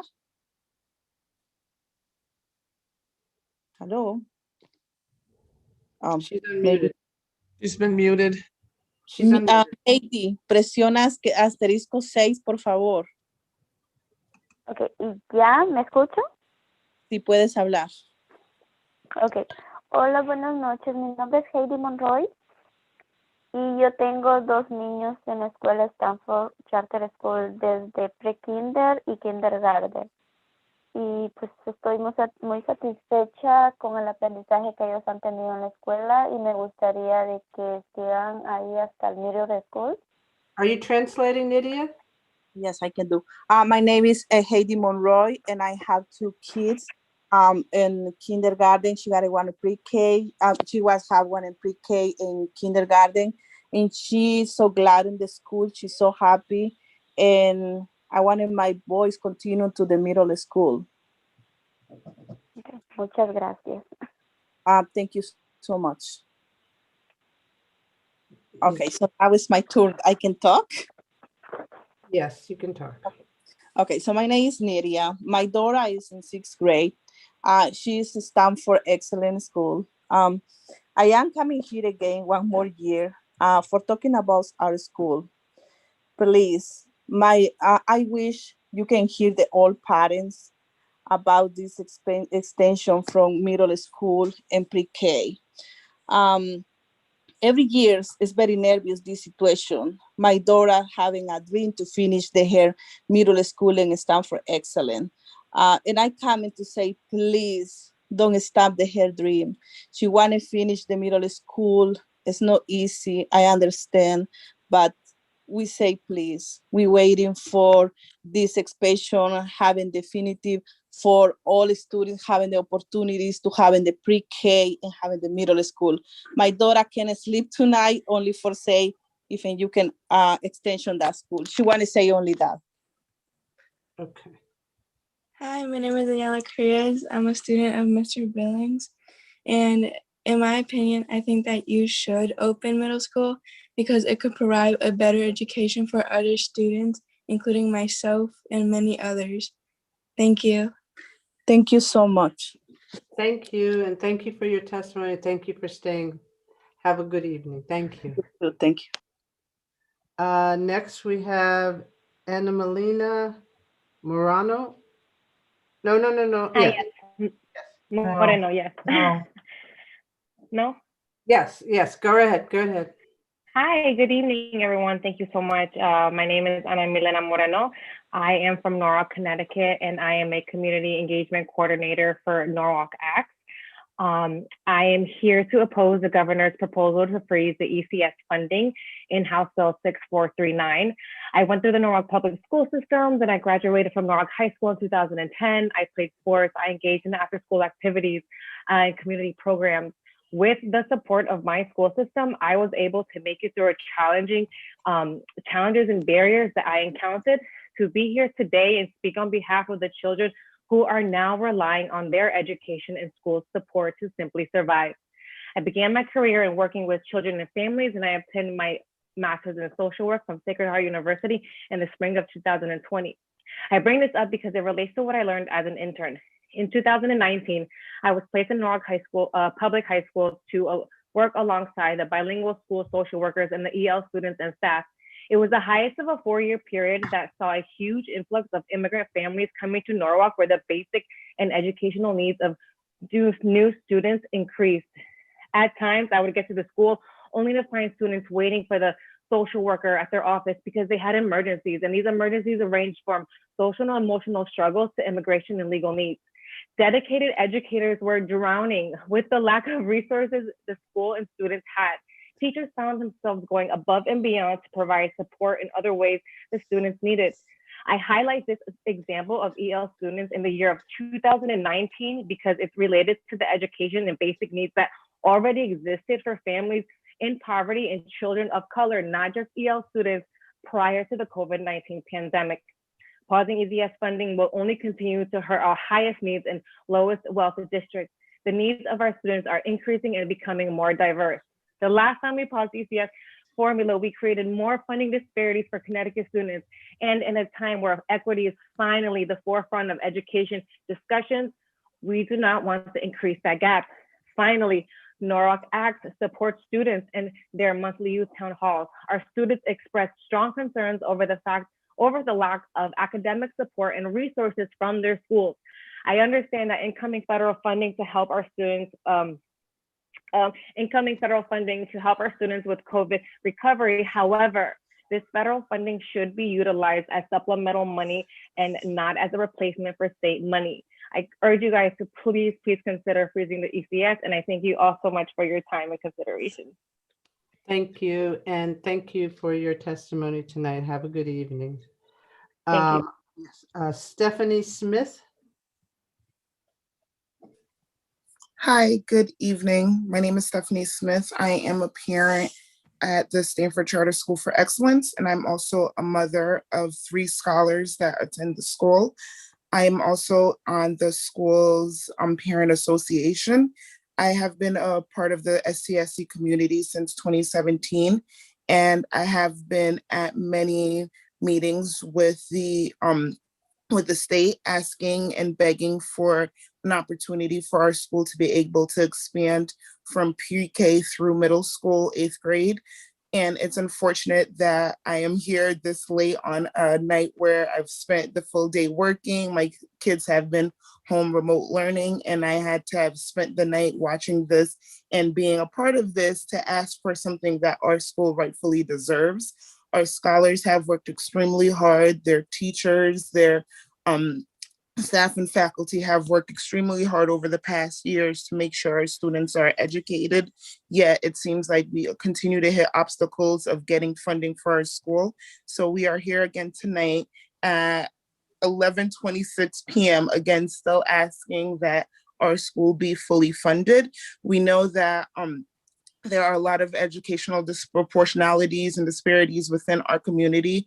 And we are at a school where our children, Black, Brown, of all different nationalities, of all different socioeconomic backgrounds, are being able to be educated to the best of our staff's abilities. And we have shown, like many parents have said before, that our scholars are able to achieve above and beyond the state expectations. And we are being recognized and being named on national level. And we are here again to still, even after all of those achievements, even after being named on a national level, still having to really beg for you guys to fully fund our school. So we hope, and I hope, that after being part of the school since 2017, that this is my last time having to come before any board to ask for something that we deserve. It is that important to me that I'm sacrificing my evening, my sleep. I've been listening to this since 5 o'clock. After I clocked out of work, I clocked into this meeting, and I'm hoping that this is the last time that I have to come before you guys to ask for something that our school have shown that we really deserve. And we are so grateful that you guys have taken the time all night to be with us. And we hope that you guys could see how important this is to us, that from the level of a director all the way to our scholars, that everyone has come before you guys tonight to beg and to plead and to say that this is something that's important to us, and that we hope that you guys will really grant it to us so that we can continue to do the work that was able to even be recognized on a national level, and we could continue to educate our scholars within our community from pre-K all the way through the 8th grade and stop coming back to these meetings. While it's nice to see you guys, we hope that the next time we see you guys, it's under different circumstances. Thank you. And no problems. Now you can go to sleep. Thank you. Thank you. And I hope that you're almost there as well. Have a good night. You too. Armida Ocampo, I don't have a translator. Do you have a translator with you? Hi, good night. Good evening. She's my official translator. Okay, she's going to translate for you? Yes. Okay, good. Good evening, everybody. My name is Armida. My daughter is Aileen. We will be really shortly. I wrote something and she wants to read it for me. Go ahead. Okay. Hello, my name is Armida Ocampo. My daughter is Ayla Martinez. A sixth grader student at Stanford Excellence School, and I would like to let you know that I am supporting the school to ask you to support us for the middle school extension. My daughter has been studying at the SCSE for 2 years in academically the human treatment. Dedication and extraordinary patience towards them is excellent. My daughter feels really comfortable being there. They have been able to support our children during the pandemic and when they return to school. They have done a very good job inside it and with all the security measures. I believe that both I and the other parents who had testified just want a good future for our children, and I have no doubt that the Stanford Excellence is the one who can help them shape their education. I also have another youngest daughter who is entering kindergarten, and I would also love to be able to study in such an excellent school. I am talking about my experience as a mother within SCSE, and they asked me where my daughter studies. I am proud to answer that she is in the best school of Stanford Excellence Schools, and I am worried, on the other hand, that such an outstanding school will hesitate to give its support to be able to spread. Please put a little heart. We are just parents who want the best for our children. Have a good night. Do you want to say something for them? Yes, I just want to say, please give us the opportunity to be in 7th and 8th grade in Stanford Excellence Schools. And my real dream is to also have high school there. Thank you. And thank you for coming tonight. And you need to go to bed now, okay? Have a good evening. Thank you. I need to go to bed. Okay, Kevin Fisher. Thank you very much for having me, Appropriations Committee. I appreciate you guys. I'm the principal of Stanford Charter School for Excellence. I think my parents, teachers, and CEO has made it easy for me to kind of step in right now. Representative Walker, I wanted to thank you for the endearment and the way you spoke to one of my 5th grade students, Marco, tonight. He translated for his mother. He came from Guatemala a year ago. He started in our school last November. Wow. So, I mean, you heard the way he spoke tonight. Mhm. I mean, it's amazing. He could not speak any English when he came last November. Wow. You've heard our parents and our teachers talk about our state test scores and how they feel. And, you know, I'm the founding principal. I came here 6 years ago. I came from our Blue Ribbon School in the Bronx. And this school, this, you know, west side of Stanford became my community, became my home. These kids, these families, you know, I love them. And we gave up pre-K this year to make sure the 5th graders that started with us in 1st grade didn't have to leave during this crazy pandemic. And I don't want our 6th graders to have to leave and go somewhere else for 7th grade during this crazy pandemic. And I'm asking you guys, and I'm asking the state to approve our school that has, you know, countlessly done everything that we've been asked. We provided test scores, we provided attendance scores, we provided everything that we've been asked. So I'm asking, as the principal, as the founding, you know, principal, as one of the founding members of this organization, to let us help more kids in this organization. Let us help more kids in the west side of Stanford. Let us help more families and be a bigger community. You know, we're asking to serve 560 kids. Right now we're at 392. We're asking for 560 kids. That's what we're asking to help. And if we can do more, we'll do more. And all we're asking is to help as many kids as we possibly can, give them the best education they possibly can. And you know, that's all I'm asking for you guys tonight. And I appreciate your time. I appreciate you staying up. You know, it's 11:30. I'm sure you guys want to go to bed. I got to get up and do this again tomorrow in a little bit. So I appreciate you hearing me out and just wanted to thank you, and, you know, hope you guys have a good evening. Thank you. And thank you for what you've done for Stanford and your school and giving kids hope and an education. So thank you so much. And time for you to go to bed now. Okay. Have a good evening. Thank you. Rachel Chaleski? Yes, that's correct. Good evening, almost good morning. My name is Rachel Chaleski. I'm a Danbury resident with 2 children in the public schools. I also serve on the Danbury Board of Education. However, I do not speak on behalf of the board this evening.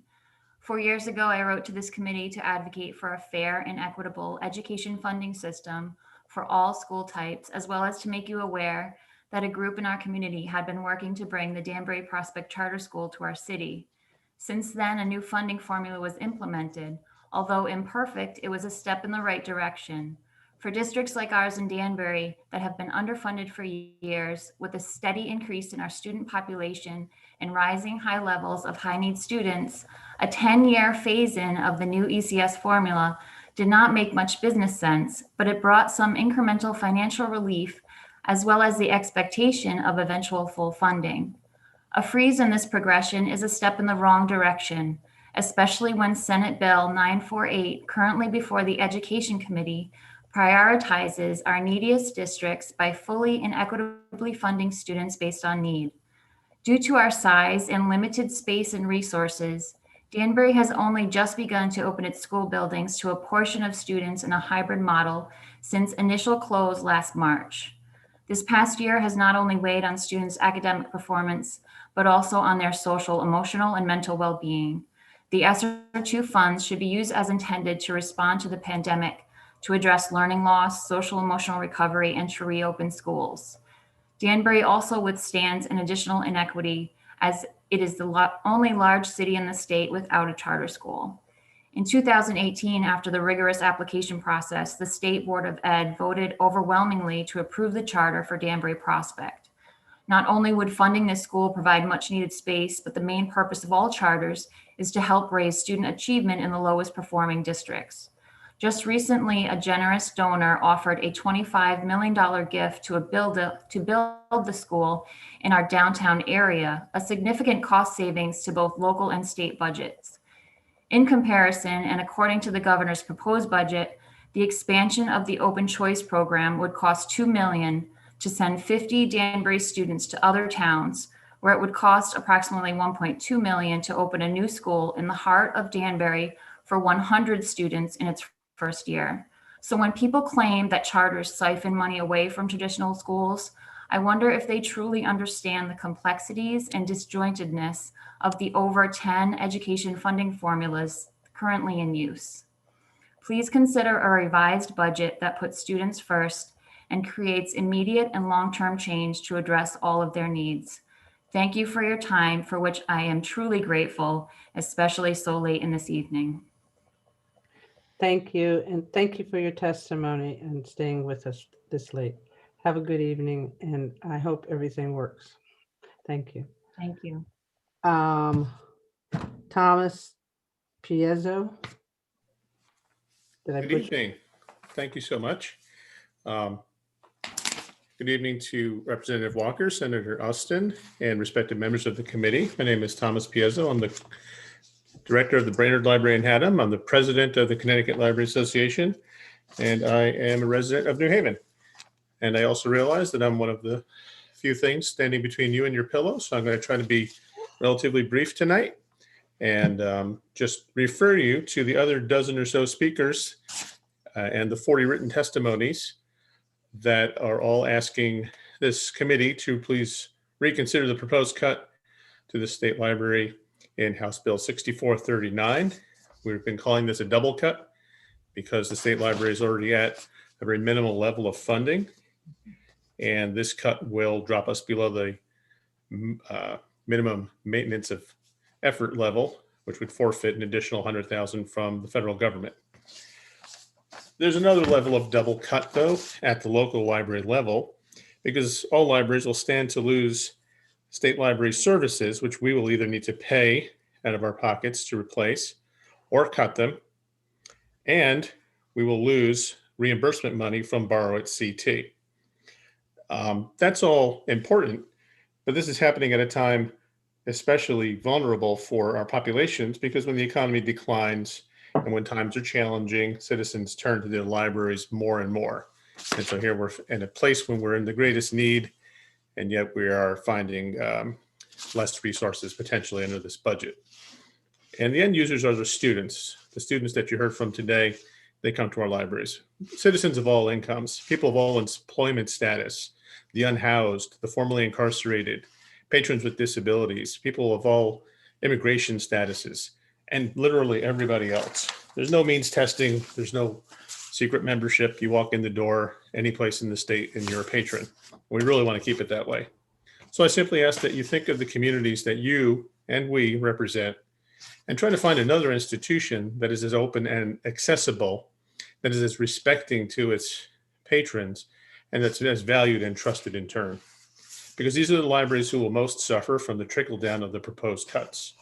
So please help us to continue to be what our mutual constituents want and need, especially in this time of increased need. And please reconsider the cuts to the State Library. Thank you very much for your time. Congratulations on your stamina and have a great evening. Thank you, sir. And thank you for your testimony and have a good evening. Thank you. I believe that is the last person to testify tonight. I want to thank all of you who have hung in there. I think Representative Belinsky enjoyed it so much that he's got two slides here. And Representative Howard, I saw the pillow. Thank you, guys. Thank you, thank you, thank you. And Representative Kennedy, your cat is really cute. Everybody, I thank you for being with us this evening, and thank you very much, and have a good night. Thank you, thank you, thank you. Thank you, Chairman. Have a great